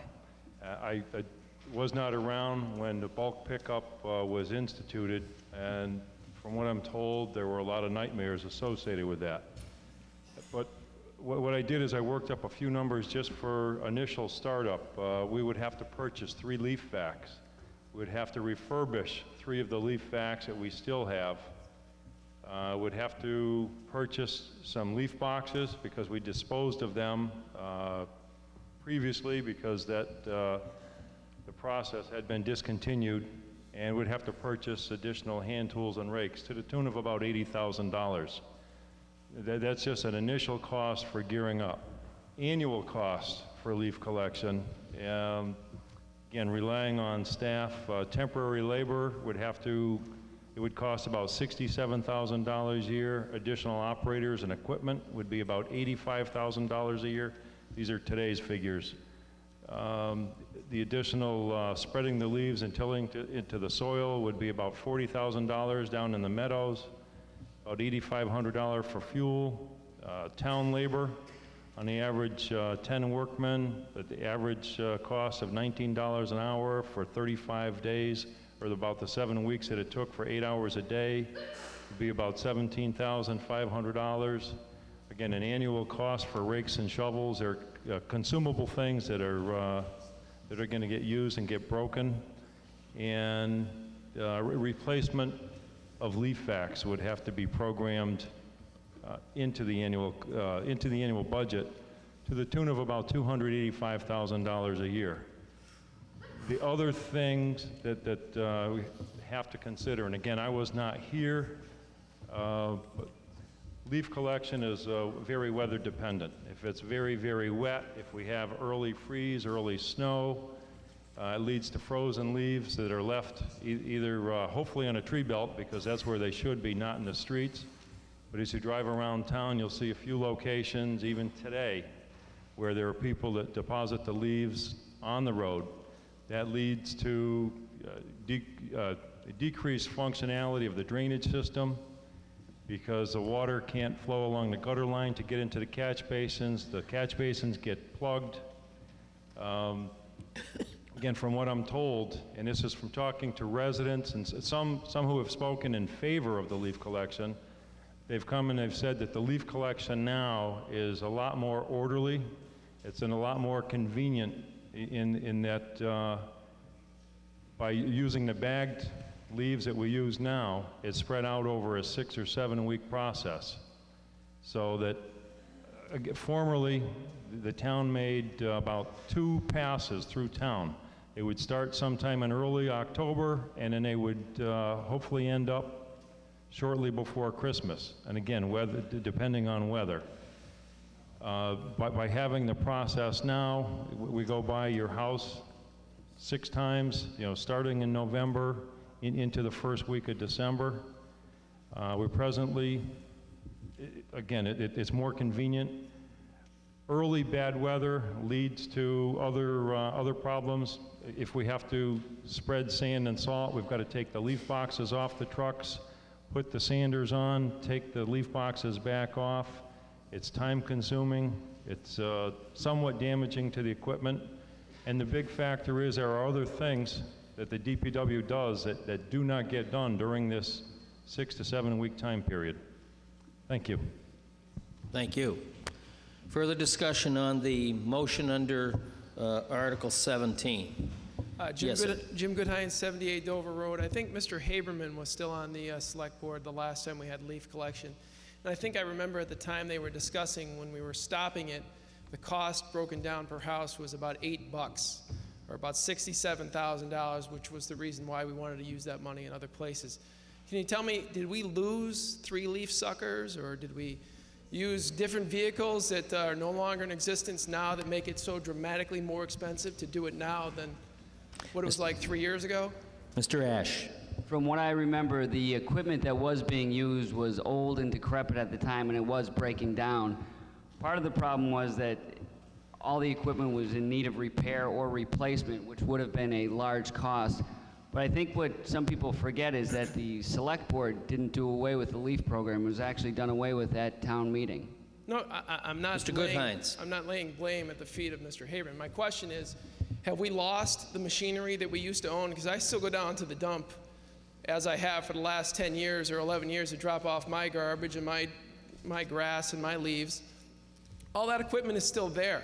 We still have the dump trucks. We still have the employees who work for the DPW on a daily basis. So in terms of the additional labor, and I don't think we're talking about buying $10,000 worth of rakes every year, what is the significant financial difference to adding the leaves back in to being picked up by the DPW as opposed to the way they do it now? Mr. Ash. I believe it was the equipment itself. It wasn't just the dump truck, but the leaf, the thing that sucks up the leaves was broken, needed to be replaced. And it isn't just the DPW employees. They actually contract out and hire other people to come in. Right. Can I just make one other point? Just one more, please, Mr. Goodhines. Are we not still using that same equipment to pick up the leaves from the common area in town? For example, in the park areas that we have in town, I take my children for walks every day and I see them sucking up leaves. I mean, this equipment is still being used. So my question is, are we at a dramatic fallback from where we were 3 years ago when we were picking up leaves to where we are now using that same equipment? Thank you. Ms. Crosby. We do have some of that equipment. Some of it was sold because it was not working. So I believe we're down to 3 leaf vacs, and they are sufficient to do town property. To undertake doing all the residents' leaf removal, we will need to purchase additional equipment. Does that Thank you. address that? Yes, sir. Dick Metz, 69 Sheffield Avenue. Would this article possibly include, if appropriate, the bid and hiring of contractors, leaf contractors with equipment and personnel to do a timely leaf job? There's many of these contractors. They have a lot of personnel. They have a lot of equipment. They do it timely. Could the town just bid these people and hire them and have them do the same job that they're doing now?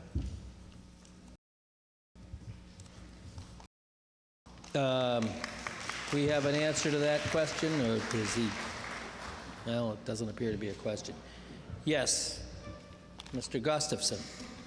Yes, Mr. Moderator, first and foremost, to the two gentlemen before me, thank you. I thought your comments were spot on. Couple questions, Mr. Moderator. It's my understanding that one of the primary reasons why it was discontinued was due to safety reasons, and I heard the gentleman rattle off some rationale behind that. Does that same logic apply to leaves that are not picked up by neighbors in the respective neighborhoods? Wouldn't that pose the same safety issues? Secondly, the magnitude of spending for the initial equipment, Mr. Moderator, did that include the amortization over the lifespan of that given equipment?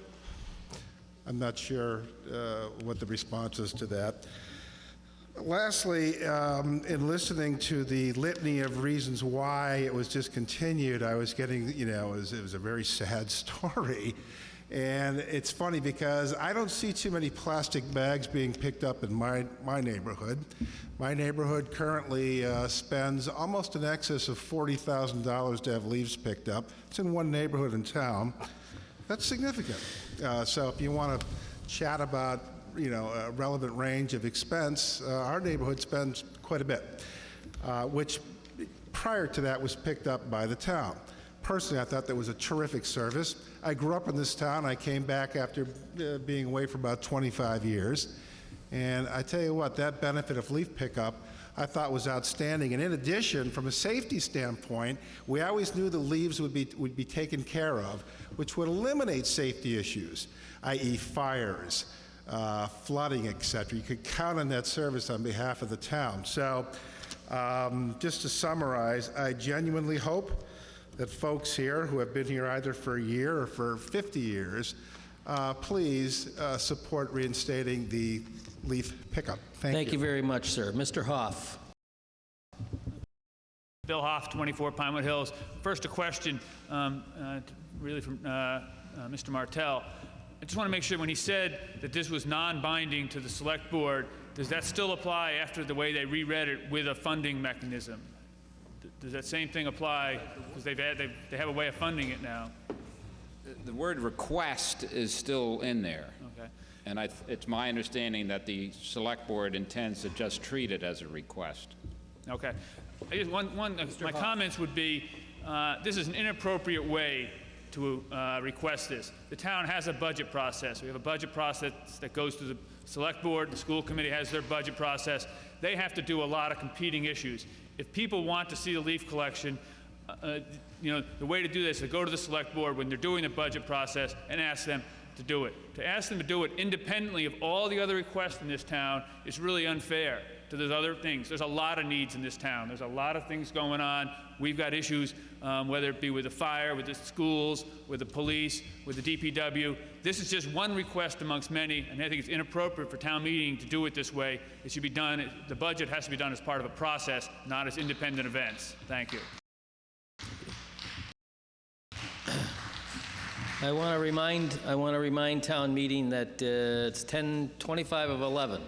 So we want to get our questions ahead of time and want to move along. Yes, ma'am. Marcy Caring. I want to just reiterate what Mr. Hoff said. Yes. We have many needs in our town. Our school side has many needs. We also have lost many services, reading assistants, kindergarten assistants, aides. We have many needs.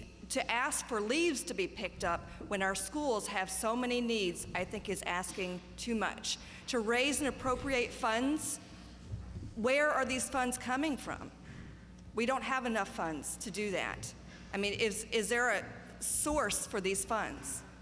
And if so, are leaves where we want to spend them? I don't think so. Thank you very much. Mr. Feinstein. Saul Feinstein, 471 Frank Smith Road. The key word, as the council has stated, is requesting. This petition requests that the select board look into the matter. It's not binding, as he declared. So whether leaves are picked up in bags or are picked up in any other way. It doesn't affect me personally, but there is a segment in this town, because for me, it doesn't matter. I don't have a problem with the leaf pickup. But there is a segment in this town, a number of people who find it very difficult to put those leaves into bags. And I asked the select board, if this passes, and I hope it does, to at least consider that segment of the town which requests that the leaves be picked up in the former way. Thank you. Thank you, Mr. Feinstein. Final speaker, Mr. O'Cutie. Oh, excuse me, Dr. Grady. Thank you. You know, town meeting may have voted to get rid of bulk leaf pickup because of money, but that is not the only reason that it will not be reinstated. There are two other big reasons. One is public safety.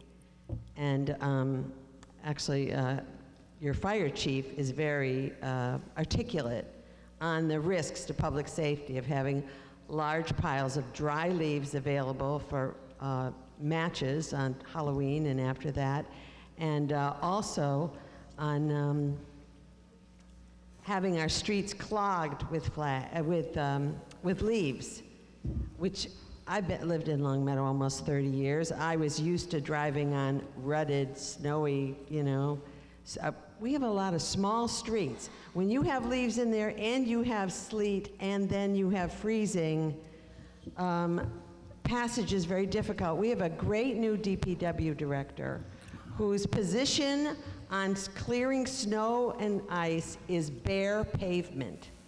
Well, there's no way they can do bare pavement if we have frozen leaves along the edges and blocking the storm drains. It's just good public policy not to fill our streets with leaves. Thank you, Dr. Grady. Mr. O'Cutie. Mr. Moderator, I have some points of clarification and facts that I'd like to have addressed. And number one, Mr. Martell, you made a statement this is non-binding. What language would make it binding? I don't think it's my function to help draft. I can't hear you. I'm not sure it's my function to help you draft your petition. I mean, you presented it to the board, and I'm telling you that the word request is not binding, and that certainly is the way the select board intends to take it. And we put a motion in to raise and appropriate. Request to raise and appropriate. Well, request, tap dance, whatever it takes to get the money. I'm not simply being saying facetious. that the word request is not binding, and I understand that the Board of Selectmen, regardless of what I think, does not see it as Well, it non-binding. might be at a higher level that will make this determination. Second point, it was just mentioned that the town in 2003 at a town meeting voted to dispense with bulk leaf pickup. The town did not vote on this. It was a budgetary item. Mr. Moderator, we voted on a budgetary item that was lower than the proposed budget, and certain things came out of the budget, and bulk leaf pickup was one of them. It wasn't voted by the general public. That's the second one. Again, that's reiterated on the bottom of the article where it says the town discontinued the practice. You're looking for figures, and I don't want to belabor this point, but it's apparent that I don't know where these figures of $285,000 are going to come, because I have, if I can find it, the last appropriated budget for leaf pickup was in 2000 FY03, and the budgeted amount was $137 approximately. $135,576 were expended. We're talking about leaf pickup. We're talking about budgets. I recalled $77,000 back. Someone mentioned 66, or someone mentioned X number of dollars per household. In that budget that was prepared for leaf pickup, I don't think leaf pickup, bulk leaf pickup, is responsible for repairing equipment. That comes from another budgetary item, another budgetary process. The first articles in this budget were repair leaf bucket, cost $1,905. The next one, bearing, shaft, key switch, $2,942.90. I'm not going to read this whole thing. You get my gist. So when we're talking about budgeting for bulk leaf pickup or any other service in this community, it isn't the taxpayer's responsibility to come up with monetary figures. We hire people, we elect people, we appoint people. Isn't there that job to come up with a budget to provide a service? And that's what this whole request is about. We need leaf pickup because we have too many people that are cutting trees down because they can't afford $600 bill for someone to continually come in and pick up their leaves. Services are being eroded in this town. This is a service that every person, household in this community has the opportunity to partake in. That's what we'd like to see. Thank you. Thank you, Mr. O'Cutie.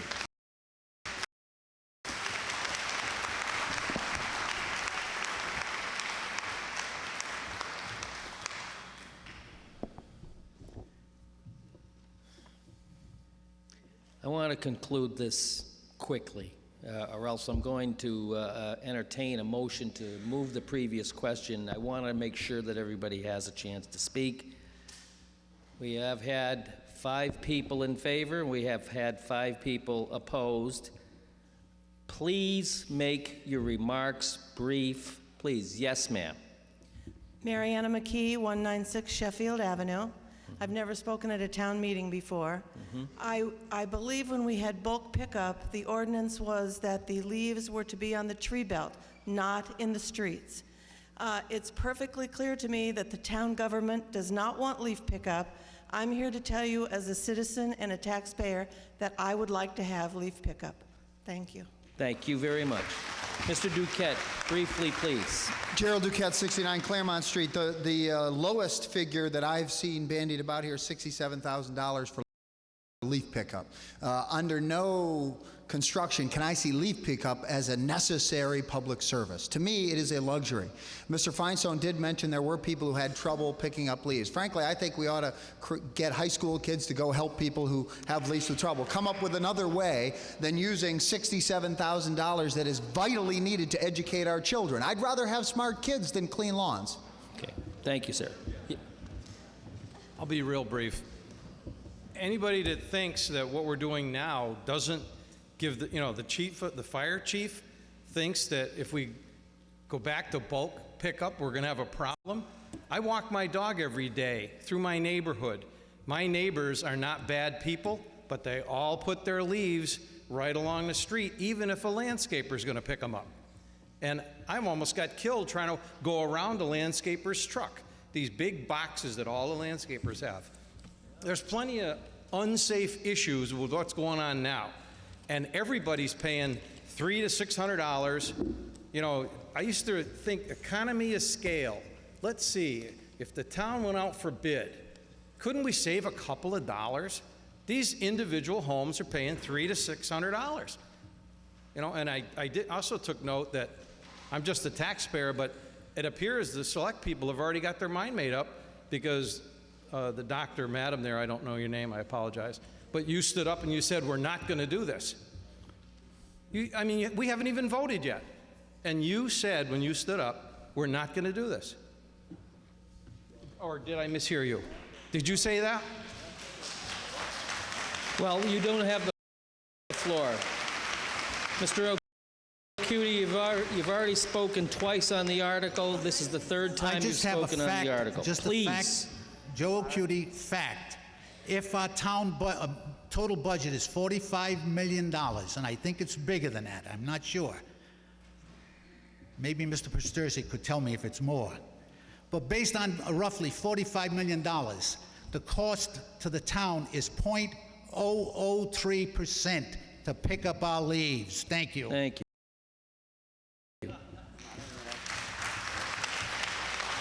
Mr. Ash. I would just like to address the last gentleman who spoke. When Dr. Grady said she was against it, she was speaking for herself.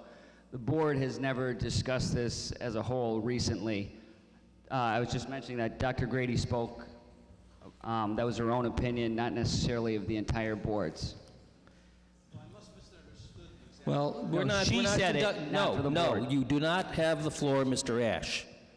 We're going to move this debate along. Yes, ma'am.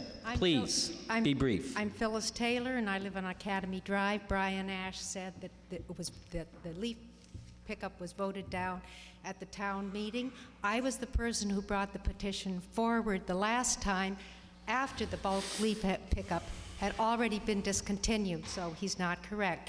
And I would also like to say that removing the bulk leaf pickup has not been without cost to the town, because all of those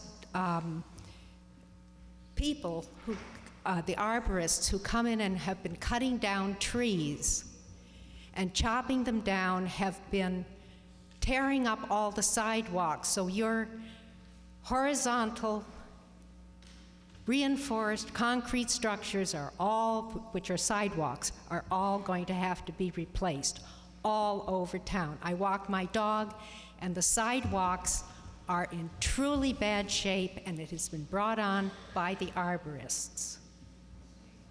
Further discussion. We ready to vote? I'm Ann Schilke. I live at 77 Longmeadow Street.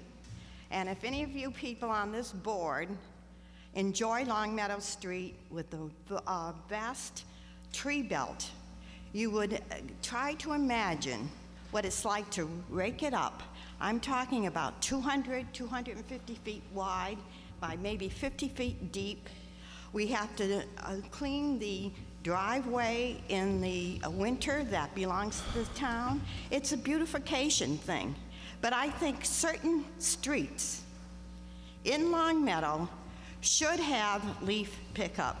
And if you ever tried doing, I don't mean to say Ladies and gentlemen, please.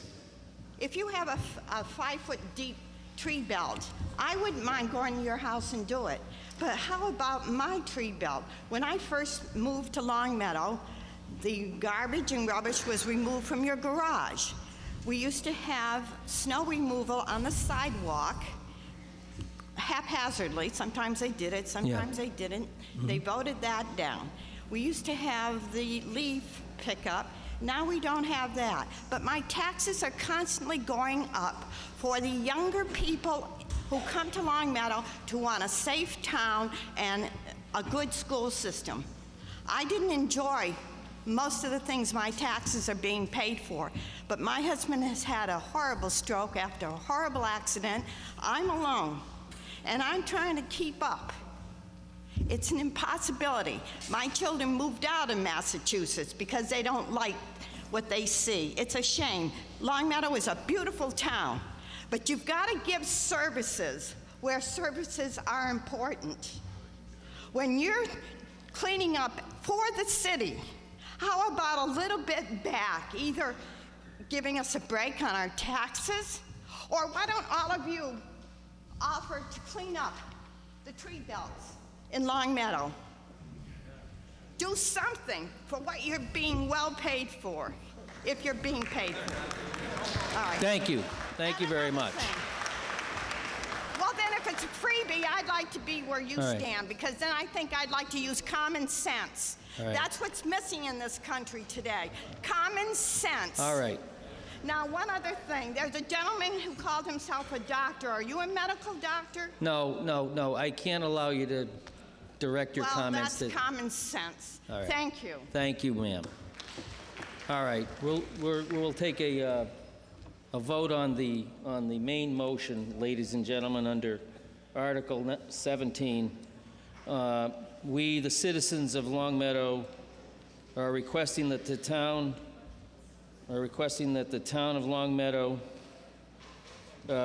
raise and appropriate the funds to reinstate bulk leaf pickup commencing fall 2007. Ladies and gentlemen, this requires a majority vote. I'll call for a hand count. All those in favor of the motion as read, would you please signify so by saying aye?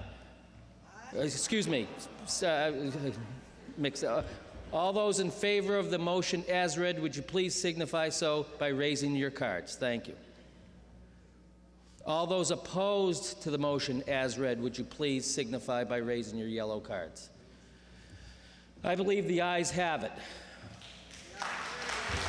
Is there a question of the vote? I don't believe there's a question of the vote. We'll move along to question the motion under Article 18. It is late, ladies and gentlemen. Mr. Roganus. Okay, thank you, Mr. Moderator. My name is Dean Roganus, number 22 Warren Terrace. Can you speak a little and get a little closer to the microphone, Mr. Roganus? My name is Dean Roganus, number 22 Warren Terrace.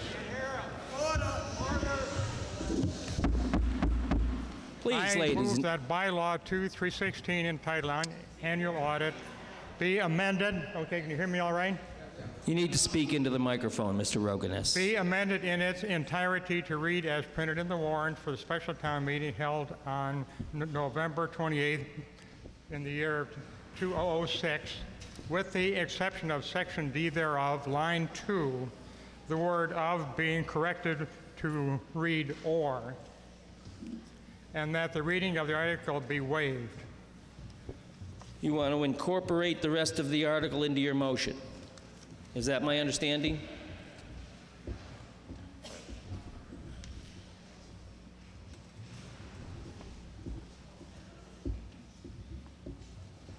All right, the motion is I move that bylaw 2-316 entitled Annual Audit be amended in its entirety to read as printed in the warrant for the special town meeting held on November 28th, and that the reading of the article be dispensed with the exception of Section D,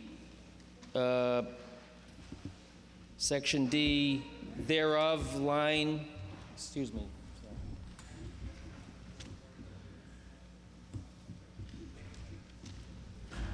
Sorry, ladies and gentlemen. Special town meeting held on November 28, 2006, with the exception of Section D thereof, line, is that Z? Oh, line 2, excuse me. Right. The words The word of should be corrected to be or. Excuse me? The word of should be being corrected to read for. right. Or, excuse me. It's okay, to read or, and the rest of the article would be as, motion would be as printed in your warrant. Right. Is that a fair summation, Mr. Roganus? Do I hear a second? All right, the motion is moved and seconded. Further discussion on the motion under Article 18, Mr. Roganus. I want to thank you all for staying around 4 hours because I know you wanted to hear at this hour about audits. There is a gap in the charter and the bylaws. If you were to check them for any language on audit, you'll find only one sentence, and that reads, as you see the first sentence in Article 18 here, which just says, the town shall at least once a year have an audit of the financial records and accounts of the town performed by an independent auditor. There are no standards for the audit. There are no standards for who should choose the auditor, hire, fire, or manage the audit. What Article 18 does for the town is it gives it the opportunity to create a framework within which the audits can be performed and go forward. The town has a new form of government, i.e., of course, the charter. And we should have modern independent audit practices in place, speaking to the town's status as a $45 million public corporation. Article 18 will provide that framework and aligns town audit practices with modern corporate and public finance audit practice, including elimination of conflict of interest problems inherent in the town's current arrangement. Keep in mind, the outside auditor provides independent oversight of the town's financial practices. the independent auditor is not a bookkeeper. What will Article 18 do for us? And I will be brief. Number one, it'll fix the authority to hire, manage, fire the auditor in the Board of Selectmen with the advice and counsel of our audit committee. And we have a very good audit committee in this town. And this will bring the town into alignment with modern independent audit arrangement. There is no corporation today in America, I'd say no, there's no public corporation that will allow anybody in operations to choose, hire, fire, or manage the audit. That's done at the board level, at least, or a special audit committee, and that's to ensure that, of course, the independent audit report is indeed independent. Two, it will provide that the auditor must be hired and in place by the start of the fiscal year for the town.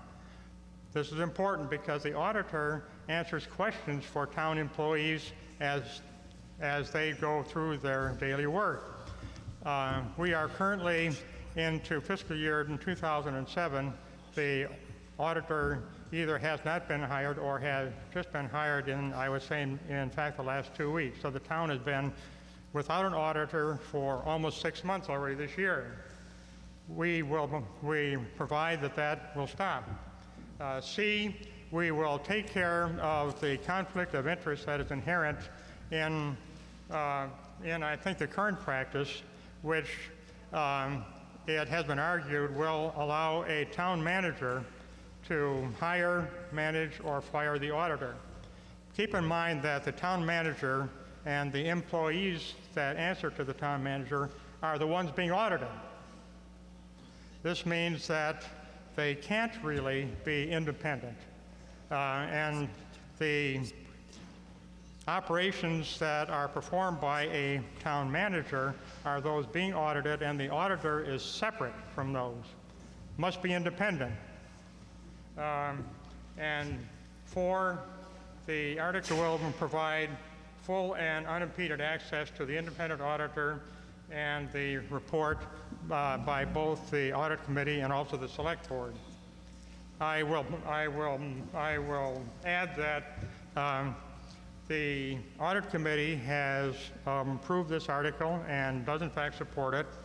We made a presentation to the finance committee, and although this is not something that is under their jurisdiction, they also support the article. I believe very strongly that Article 18 is not in conflict with the charter or bylaws, including any power that is granted thereunder to the town manager. Lawyers, though, as you know, and as you may have observed, do not always agree. That is one of the things that makes lawyers so well liked. In any event, and notwithstanding any contrary opinions at this meeting, bylaw changes must be submitted to the Office of the Attorney General, and that office has the final say on whether or not a bylaw change is or is not in fact appropriate. I believe that Article 18 has been carefully drawn to conform to the Charter, and I'm confident that the article, if passed tonight, will be upheld. We should not allow technical legal discussion to make us lose sight of the fundamental conflict of interest problems that are evident in our current audit arrangements. I urge that you approve Article 18. Thank you. Thank you, Mr. Roganis. Further discussion on the motion under Article 18. Yes, sir. Yes, David Harris, 877 Shaker Road. With all the accounting fraud that's been going on, Sarbanes-Oxley came out with all their various requirements, and some of these are completely contrary to Sarbanes-Oxley. Section 204, for example, states that the auditor must report to the audit committee and not to the select board here. It specifically says go to the audit committee because of the independence issue. I don't understand Mr. why Roganis. it goes through the select board. I was not trying to make all the technical aspects of Sarbanes-Oxley apply to this town. They would be so costly. No, but... Right. But what I tried to do was to make the board be, in effect, the partner with the audit committee to choose the auditor, oversee the audit, and have the choice of hiring, firing, and so on, and take it away from operational employees who basically have a conflict of interest in that area. So you are correct. This does not conform exactly to Sarbanes-Oxley, but I think for a town of our size, this is certainly a very good start. And if the audit committee, or we'll say perhaps the board, chooses to adopt further standards, that they could do without putting it into a bylaw, I think. But that would be going forward. What we are simply trying to do here is to create the framework within which we can come into modern auditing practice. As long as you're Yes, aware sir. of 204. Correct. Thank you. Mr. Martell. Yes, the Select Board asked me to comment on this petition article, and for a few reasons. It is my opinion, and I disagree with Mr. Rogenus on this. Maybe that's why I'm so well liked. But it's my opinion that the proposed bylaw change is inconsistent with the town charter. And the first, and that's to the extent that this bylaw would shift responsibility for hiring the audit and hiring the auditor and the audit itself from the town manager to the Board of Selectmen. It's that particular part that I think is inconsistent with the town charter. Under the charter, I'm talking now about section 5.2I, the town manager is in charge of having a full record and report of financial activities. So I think that's the general charge of the town manager. I think that language is broad enough to include responsibility for the audit. Section 5.20 would therefore mean that the contract with the auditor, the contractual part of the relationship between the town and the auditor, would be within the town manager's jurisdiction to enter into that contract. The town manager, as the chief procurement officer for the town, would also be responsible for the steps that were necessary to find an auditor, make sure the auditor was qualified, and then to review the application process. I think that the charter also states that the town, that the Board of Selectmen has those duties that are not otherwise delegated to the town manager.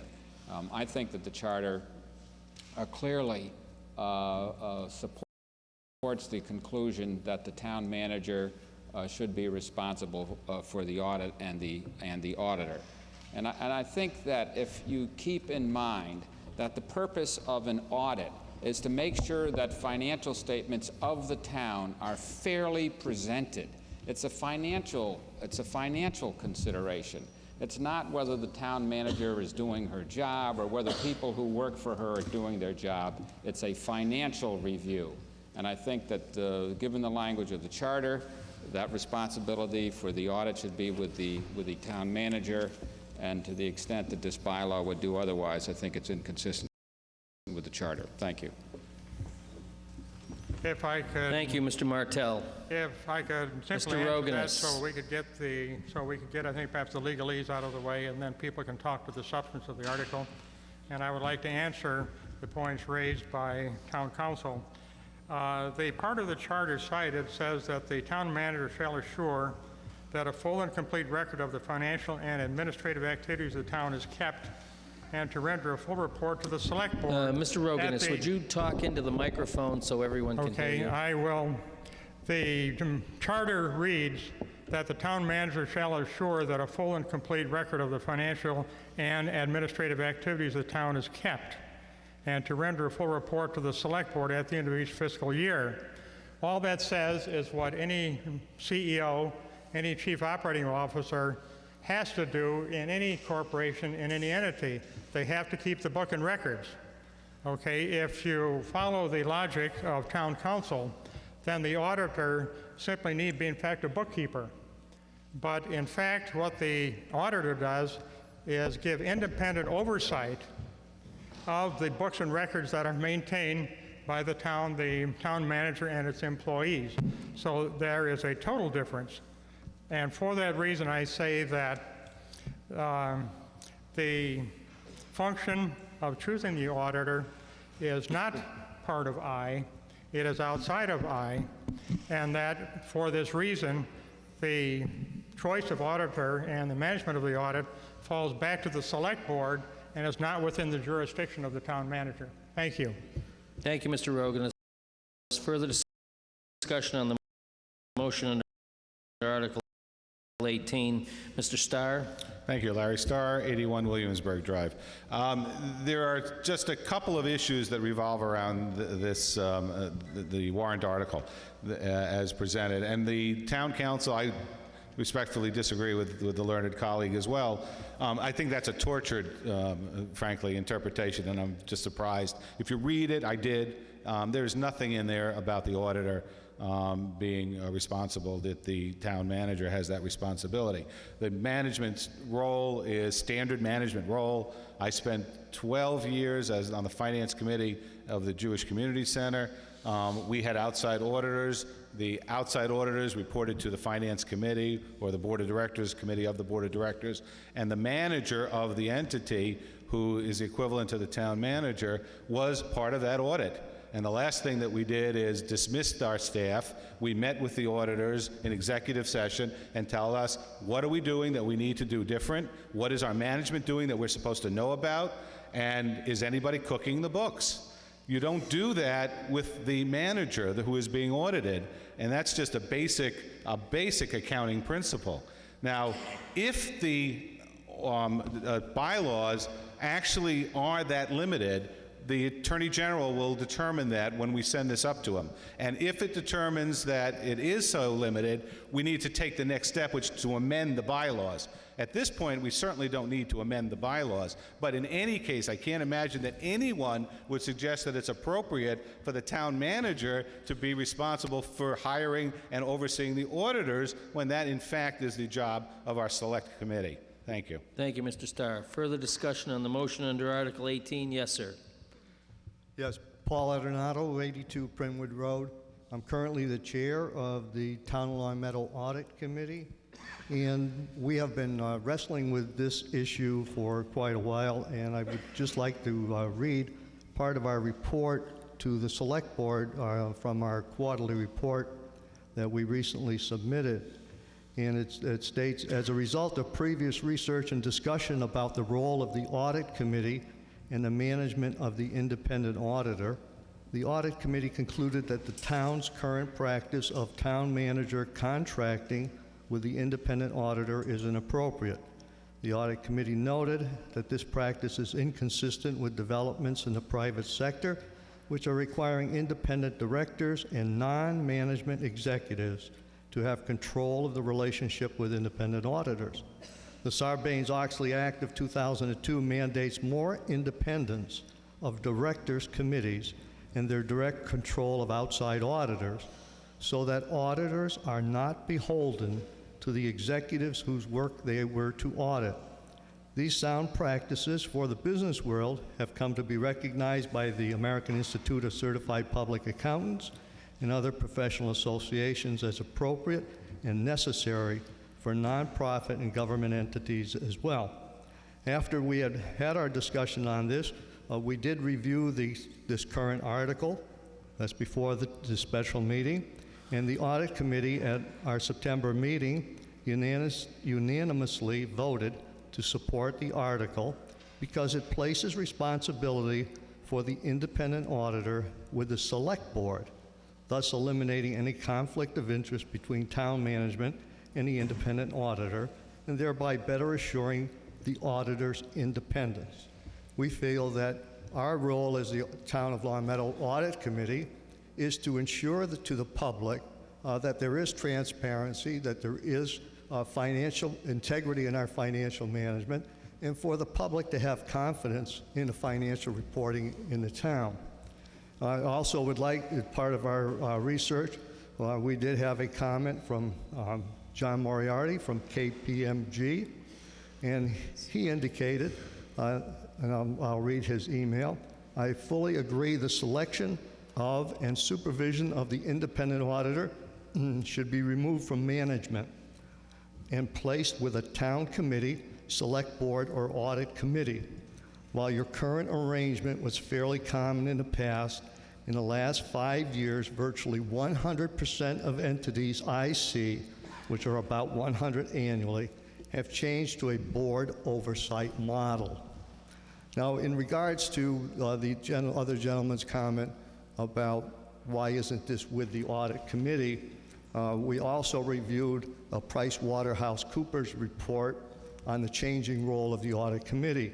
And they emphasized, again, the same kind of thing, that the audit committee responsibilities include managing the independent external auditor. It talks about the audit committee should be independent, no members from management, no one affiliated with the organization or its subsidiaries. Now, our charter does provide for an audit committee in this regard, and the select board has established our 5-member committee. However, the Pricewaterhouse report goes on to say that audit committees or boards should perform functions of the audit committee. So it doesn't have to be the audit committee. And in our analysis, we felt that we, the audit committee, do not have, at this time, responsibility for managing the relationship with the independent external auditor. And therefore, we feel that the next best thing is for the select board to have this responsibility and therefore ensure to the public that we do have truly an independent external auditor. Thank you very much. Ms. Gunn?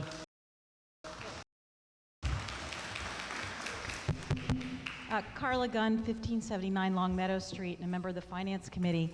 On October 25th at our meeting, Dean Rognus came and outlined this article to the Finance Committee.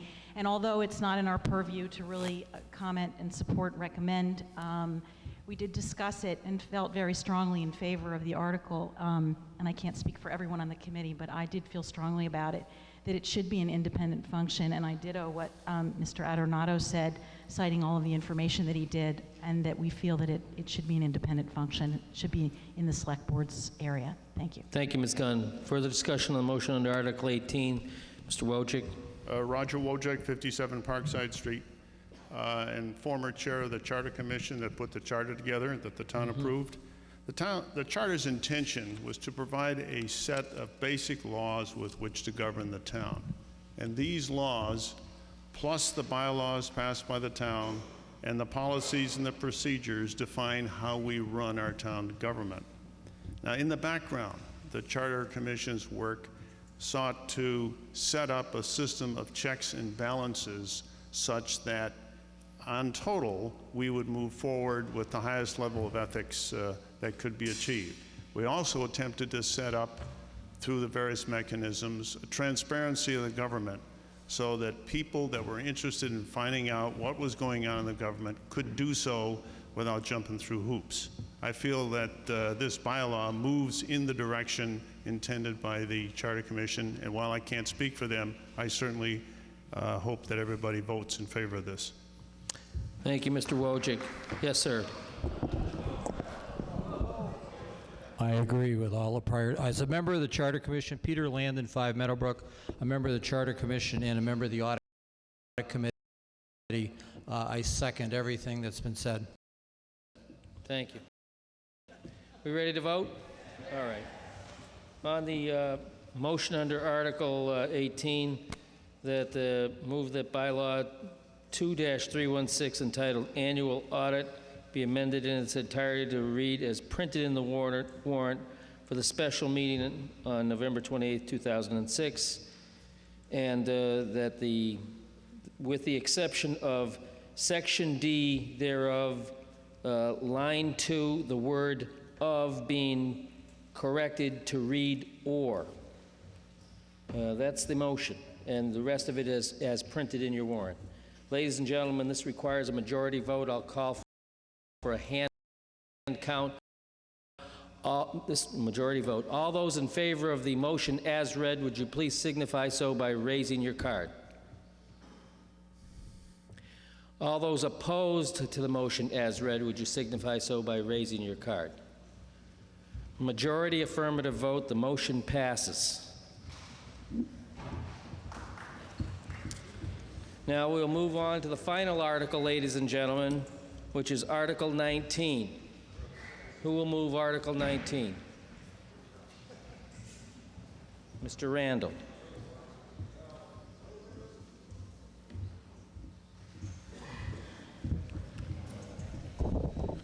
Bruce Randall, 107 Colton Place, reading as lead petitioner Article number 19.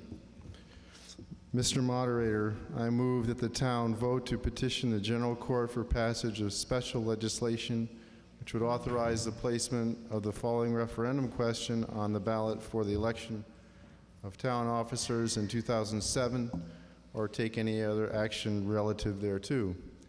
Shall the fluoridation of the public water supply for domestic use in the town of Long Meadow be discontinued? Do I hear a second?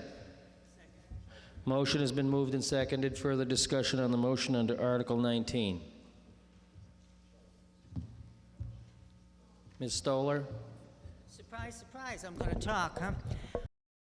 Well, I just want to maybe continue this a little bit, and I think it's a good idea to get somewhere with this.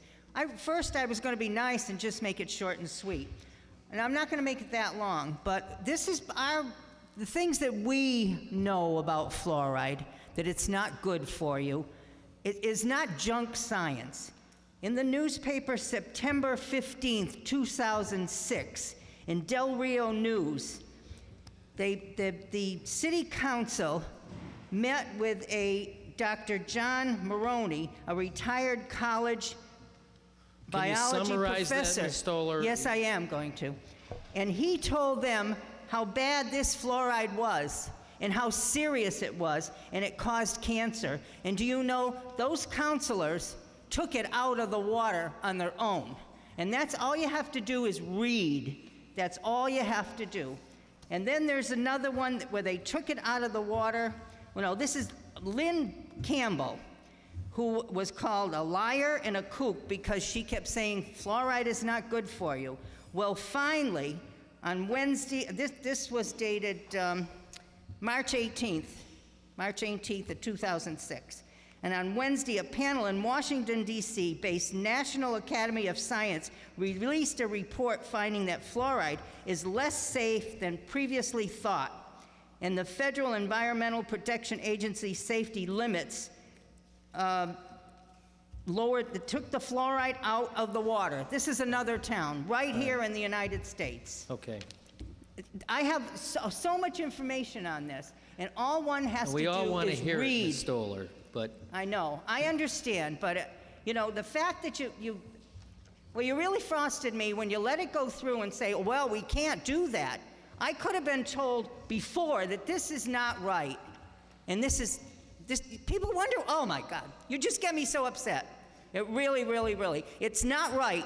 And these selectmen should have said something, because I'm sure you all know, and that this is not right. It's not right. It should be before the people, not a little group like this, but the town.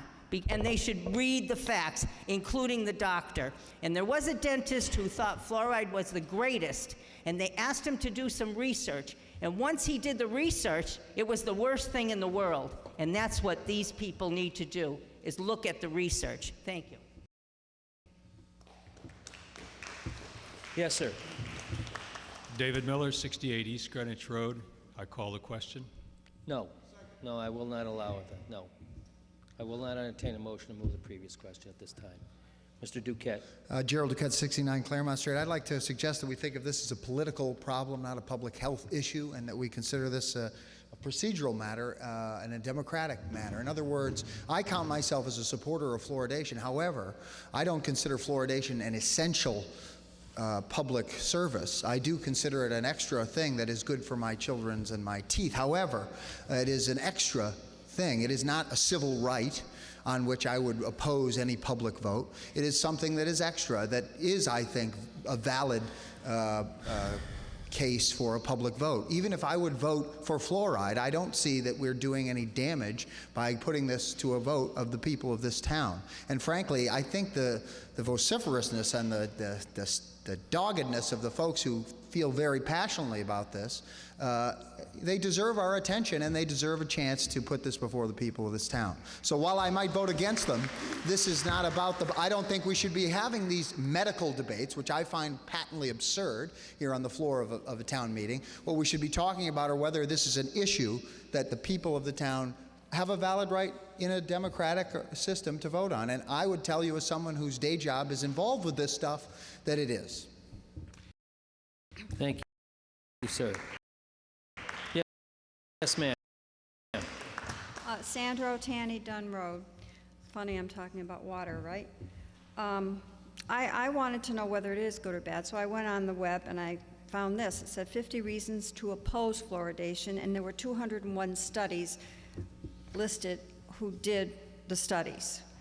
And they came up with several things that are scary. It says you don't have to swallow fluoride to protect your teeth. Benefits of fluoride, if they exist, are topical. So when you drink it, it doesn't help your teeth. So why do I have to drink it? Because it also says that it can cause bone cancer. And here it says, fluoride is a cumulative poison. On average, only 50% of the fluoride we ingest each day is excreted through the kidneys. So we keep 50% of it in our kidneys. The remainder accumulates in our bones, pineal gland, and other tissues. If the kidney is damaged, fluoride accumulation increase, and with it the likelihood of harm. Why can't we have people tell us about these things? They're saying it's safe, but yeah, all these 201, 11 countries stopped it because it was dangerous. And there were some Nobel Prize scientists here, there's about 8 or 10 of them that oppose it. So they're not stupid people, and they study this. They took studies, but nobody wants to talk about that. I went online because I wanted to know. I don't just want a dentist to tell me, yeah, okay, you should take fluoride in your water. I want to know why he thinks I should, and I want to know why some people think I shouldn't. Thank you. Are we ready to vote? Do you want to speak, sir? Go right ahead, by all means. Thank you, Mr. Moderator. My name is Stephen Wallman. I live on Pinewood Drive. I am a dentist. So I have a vested interest, actually, in not having fluoride in it. It would just increase my income. But to be serious about this, for those people who say that fluoride is a danger, I would say to you, present the evidence. Present the scientific articles in respected medical and dental journals where they have been peer-reviewed. Show it to us. Show us something from the Lancet. Show us something from the New England Journal of Medicine or the Journal of the American Medical Association, one of the most respected journals. Show it to us. There was a gentleman who spoke earlier who said the American Dental Association sent out a letter to all the dentists telling them not to read articles that are opposed to fluoridation. Let me assure you, as a member of the ADA, no such letter was sent, no such letter exists. If he has it, present it here and now. I would also want to point out one other thing, the dangers of not having fluoride in the water. As you get older, you produce less saliva. When you have less saliva, you have more tooth decay. You have more tooth decay, you have more pulpal damage. I am an endodontist. I do root canal therapy all day long. And let me assure you, the cost of a molar root canal is approximately $1,200.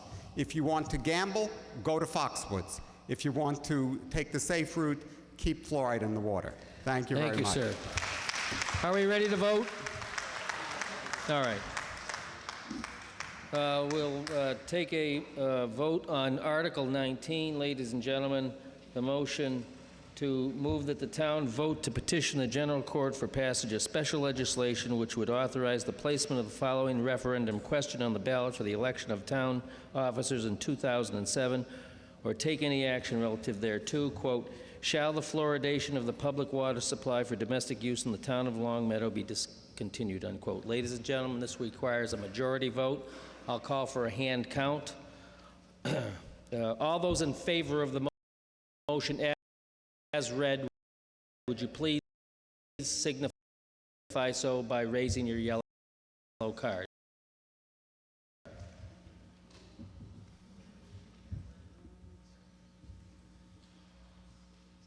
All those opposed to the motion as read, would you please signify so by raising your yellow card?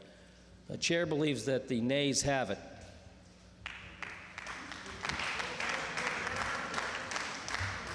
All right. The motion fails, majority negative vote. That concludes our business. I'll entertain a motion to dissolve the special town meeting. All those in favor of all those opposed, this town meeting, special town meeting is dissolved.